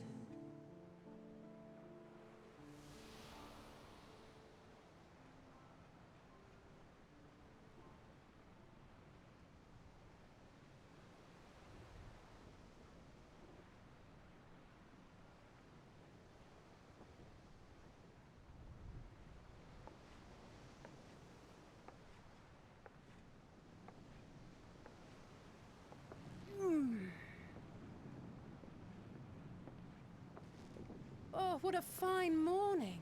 Oh, still a bit stiff though. And a good morning to you too. Taking a look at the island already? Then let's go. Let's go! Might still be room in the prow if we're lucky.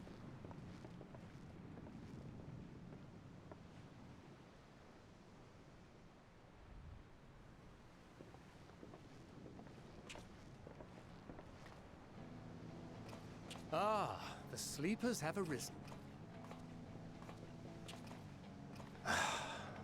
There she is. Good old Sharlayan. Oh, I see it.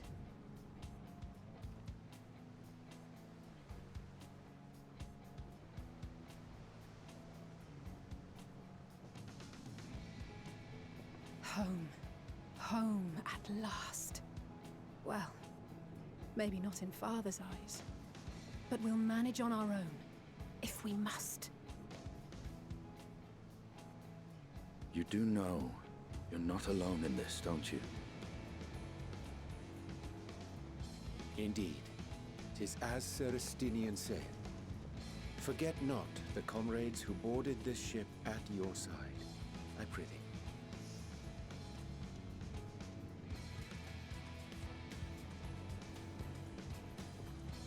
Thank you, my friends. We are ever grateful for your steadfast support. Upon arrival, we will be disembarking into the heart of Sharlayan proper.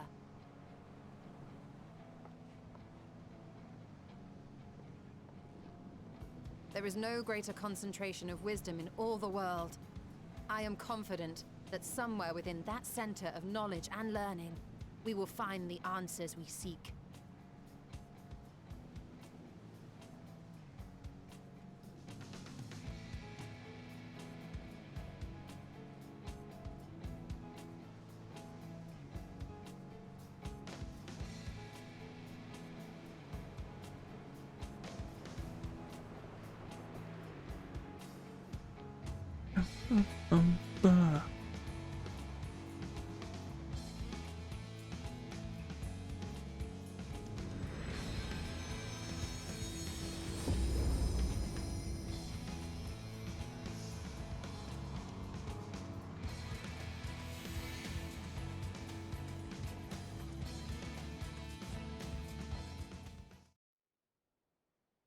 Sharlayan, the solitary island nation of the northern seas.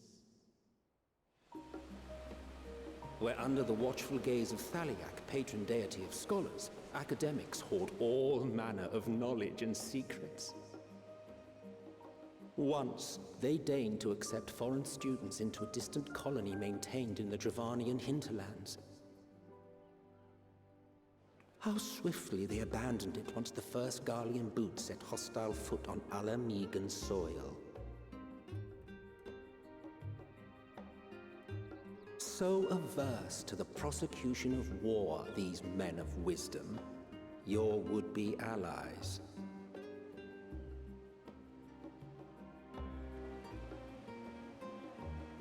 All right.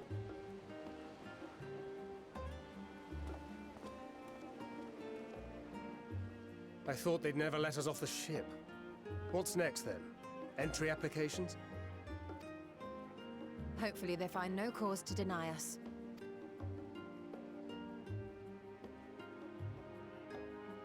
Hasn't Sharlayan all but severed relations with foreign powers? Those of us without direct ties, myself included, may be refused outright.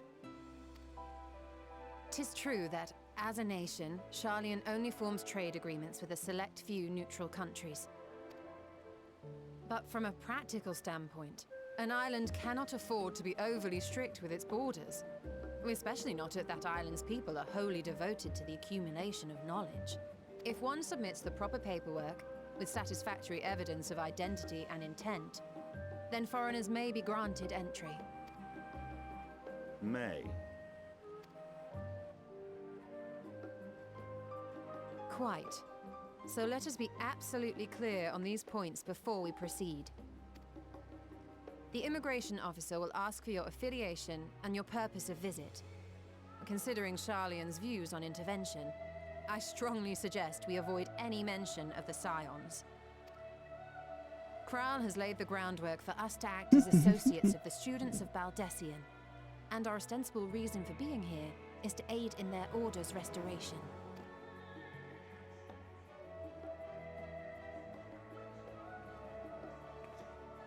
Grahatir, it might expedite our progress should an actual student be seen at the head of our little group. Would you mind leading the way? Of course. The immigration officers were this way, as I recall.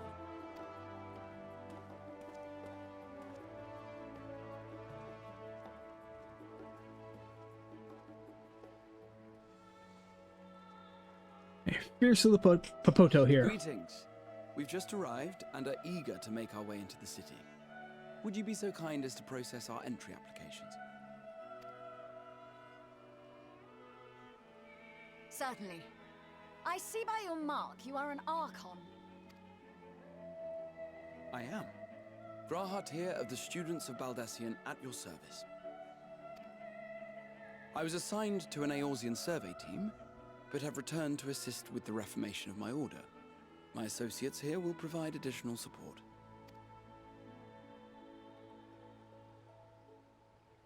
Very good. I have paperwork detailing your group and its scheduled arrival for today. And it seems some few of your companions are also Archons.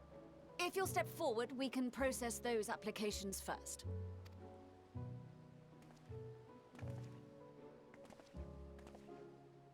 Ishtola rule.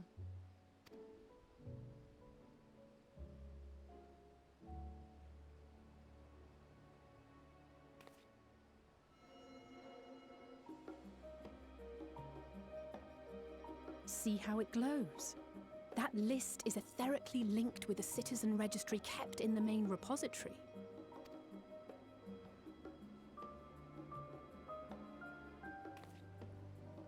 I've confirmed your status as Archons and amended your travel records accordingly. Welcome home. Now, who do we have here?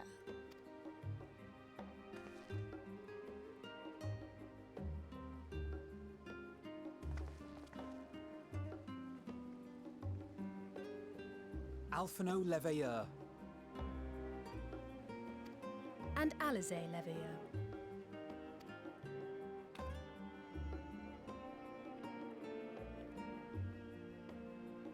Your applications have also been approved.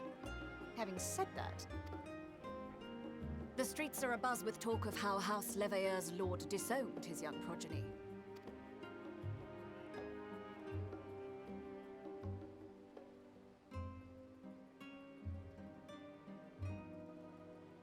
And while such personal circumstances constitute no reason to deny you entry, I urge you to avoid exacerbating your present situation.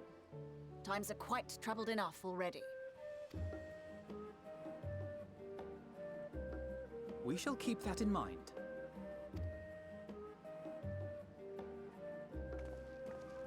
These last two are not Sharlayan natives, but you will find their credentials are in order.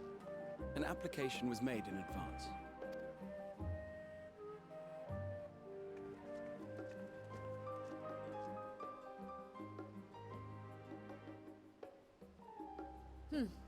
Name and occupation? Let's see here. Artisan, champion of raids. We're gonna go adventure by trade.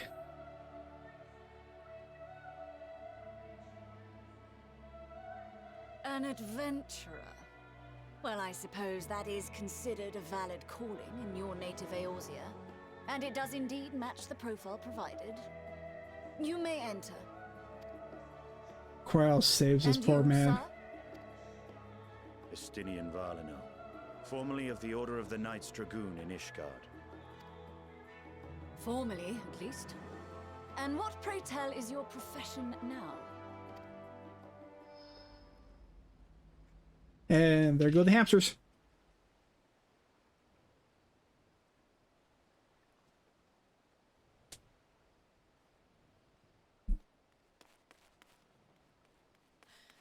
If you'll allow me...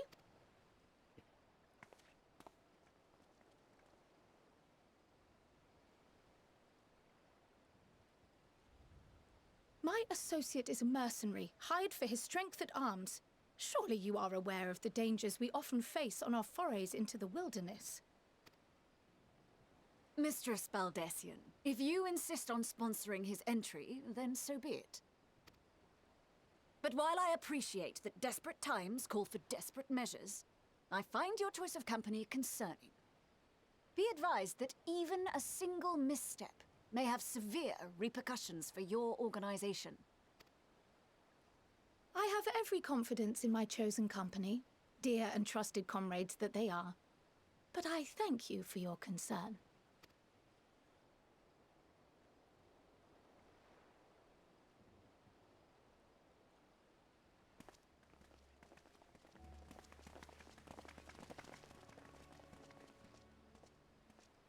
Cryl! It is good to see you. Likewise. Long voyage notwithstanding, you will seem none the worse for wear. There is much to discuss, but this is hardly the place. Let's be on our way, shall we? Oh!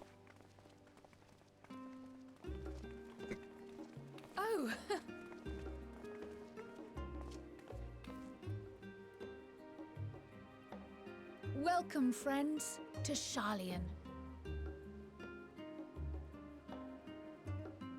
As your mercenary, I should hope my welcome includes a generous salary. Well, I had to say something, Sir Taciturn.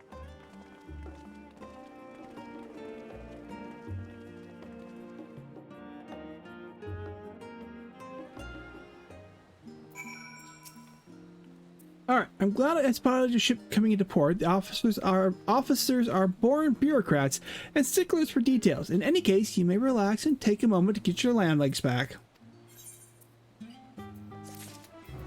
Alright, what do we get?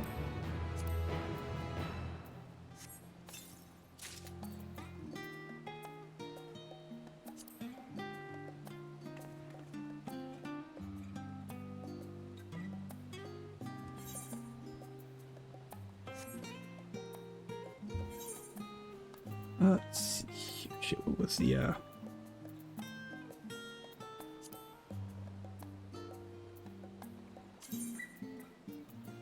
Oh, I have a lot of stuff in there. No wonder I didn't take it. Okay, sort. Definitely don't need that. There.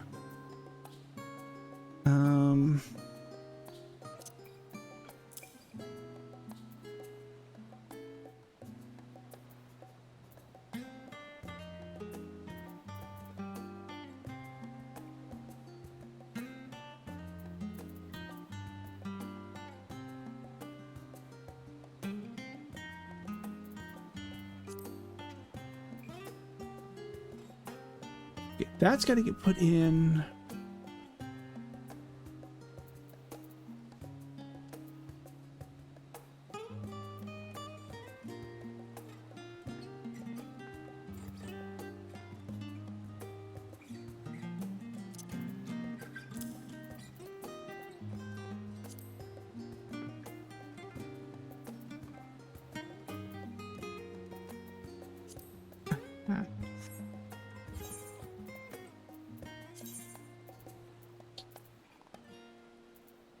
What does that one look like? Well, it won't matter. I gotta get my materia out of here.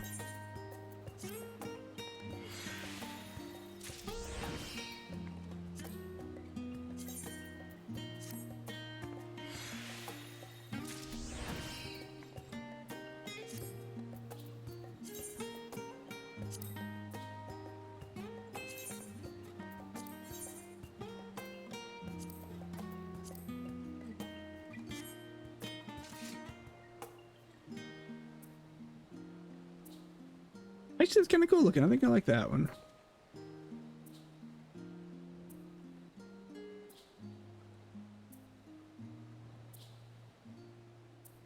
Yeah, I just kind of like that one. We'll go ahead and keep that. Let me make sure I don't have a plate associated with this. I don't. Okay. I just have to make sure I take it off the glamour plate for future updates.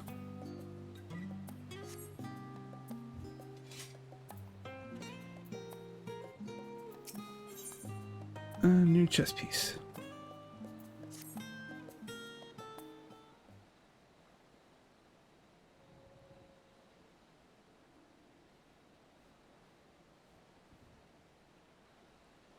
Alright, I thought to launch directly into an explanation of what we've learned and how we might proceed.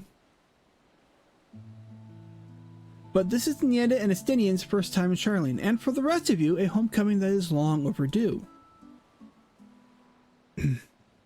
You must have places you wish to visit and people you're dying to see. Therefore, I propose to postpone our agenda so that you may all have sufficient time to recover from your journey and get your bearings in the city. Once you've settled in, we can reconvene at the Baldesion Annex. How does that sound? It is a fine suggestion. We may not be welcome at the Levier estate as such, but I should like to nose around the neighborhood all the same.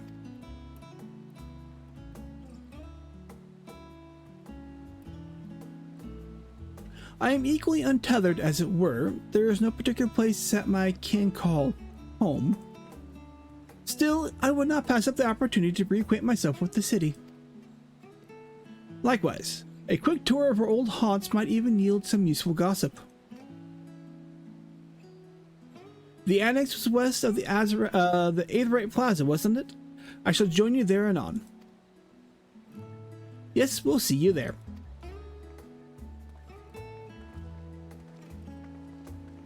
Orianger? I too have places I would be remiss to not visiting forthwith, by thy leave.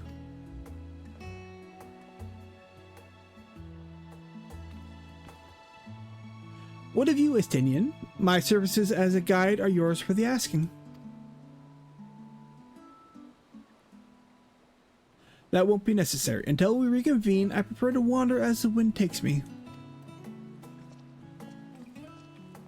But I could... No. Let him wander. It's best. Well, Raha, would you like to join us then? You've been gone for quite a while, and this would be a perfect way to refresh those dusty old memories of yours. I mean, technically, 100+ years is a long time.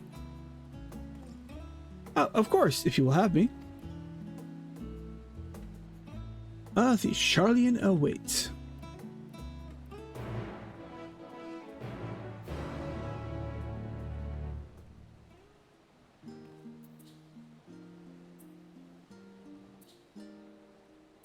It's foggy.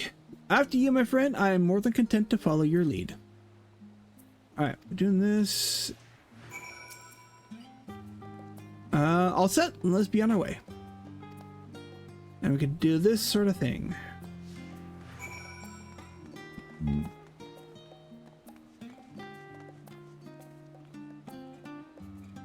I don't really want to worry about doing those side ones. I will do this though.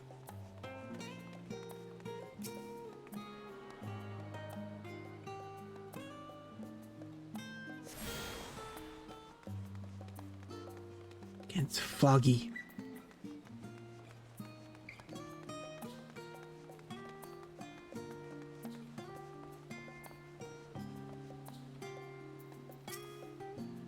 And here we are, the last stand.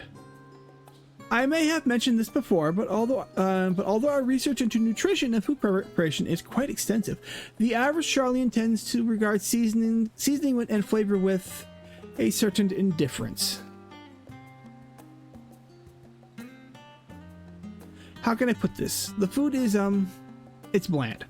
As encapsulated by our infamous Archon loaf, the prevailing sentiment towards cuisine is dietary value first and taste a distant second. There was one pupil in the stadium, however, who could stomach the school's insipid meals no longer, so he quit his lessons and poured all his savings into building a proper eatery. And so the last stand came to be. It is, as the name implies, the sole dedication outpost to fine dining in Sharlayan. The one and only bastion of the culinary arts in an isle of otherwise mediocre fare. I seem to recall their burger being hailed as one of the more impressive items on the menu. Not that I've ever had the pleasure of eating one myself. Because you were a typical Sharlayan when it came to cheap and convenient, Raha. But surely Tataru has since taught you how to appreciate a well-prepared dish. We should all stop in when time permits and sample the cafe's delights. Shall we press on? The stairs to the side of the cafe, they will lead us up to the Aetheryte Plaza.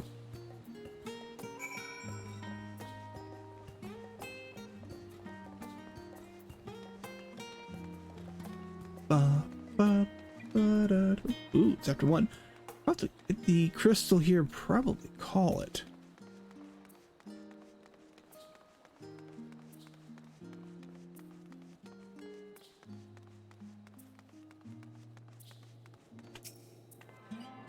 Okay.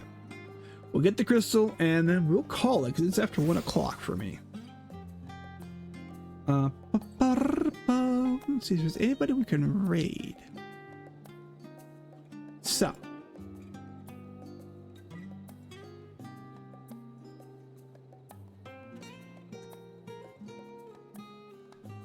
Let's see. Anybody on? I am currently...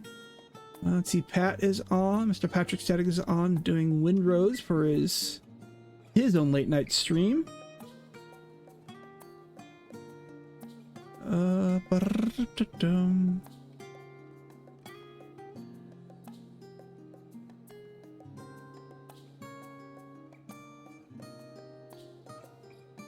Let's see here.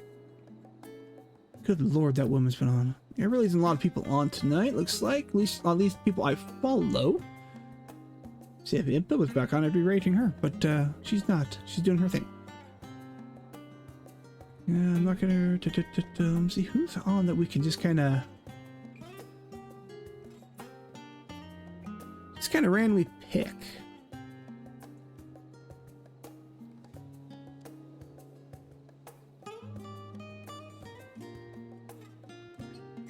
Who's also not been on for too terribly long.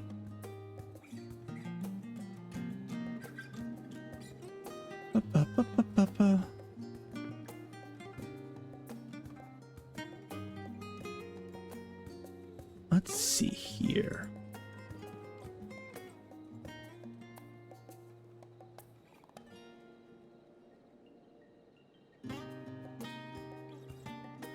All right, we'll go ahead. After this, we'll go ahead. So, first time rating her. First time she's playing Final Fantasy. She's just looks like just getting into Heaven's Word right now. Is like Skyberry. So we'll go ahead and give her a raid since she's also on the 14. Let me make sure she's not getting ready to be done first.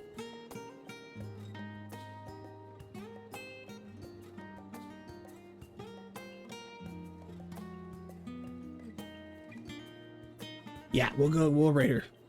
So she's only been on for an hour, but you never know. So this is the first time raiding her. If you guys can stick around for the raid, that would be great. If you can't, that is no big deal. Go take care of yourself or go watch someone else, whatever you need to do. So, as it stands, since tomorrow, technically later on today, since it's 1:15 in the morning for me, I do not have D&D today. So we will try and get a stream in sometime this afternoon. Try. No guarantees. I'm going to try. Tomorrow, Sunday, I'm going to try also get back in. We're going to get a stream going, but I'm going to try and make sure to get into some more Assassin's Creed. Keep working our way through that. Monday, I don't know if we're going to continue on with Riven just yet, or if we're going to try something different. No idea. I haven't decided yet. Tuesday, do not expect a stream, unless something happens. I can give you a surprise stream. Keep an eye on the Discord or the Blue Sky account. I will let you guys know if I'm going live. Wednesday, we're going to get back into Soul Hacker 2 again. I'm kind of enjoying that one. Again, I like those games. We've actually hit to the point in that game as far as I've ever gotten in it. So from there on out, this is all new stuff when we get to Soul Hacker. Thursday, no planned stream. Again, same reason as Tuesday. The schedules just don't work out. If I do, keep an eye on the Discord or the Blue Sky. Friday. There again, kind of like every other Friday, it will be a later evening stream. We'll probably get back and continue working with Final Fantasy as we keep working now through Endwalker, and then next Saturday we'll see what happens. So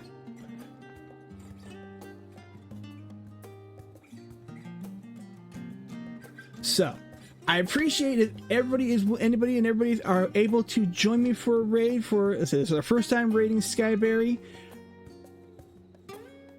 You know, join me for the raid again if you can't. That's okay. I will see everybody hopefully later today. So I thank you all for being here, and I will see you all later. Bye now.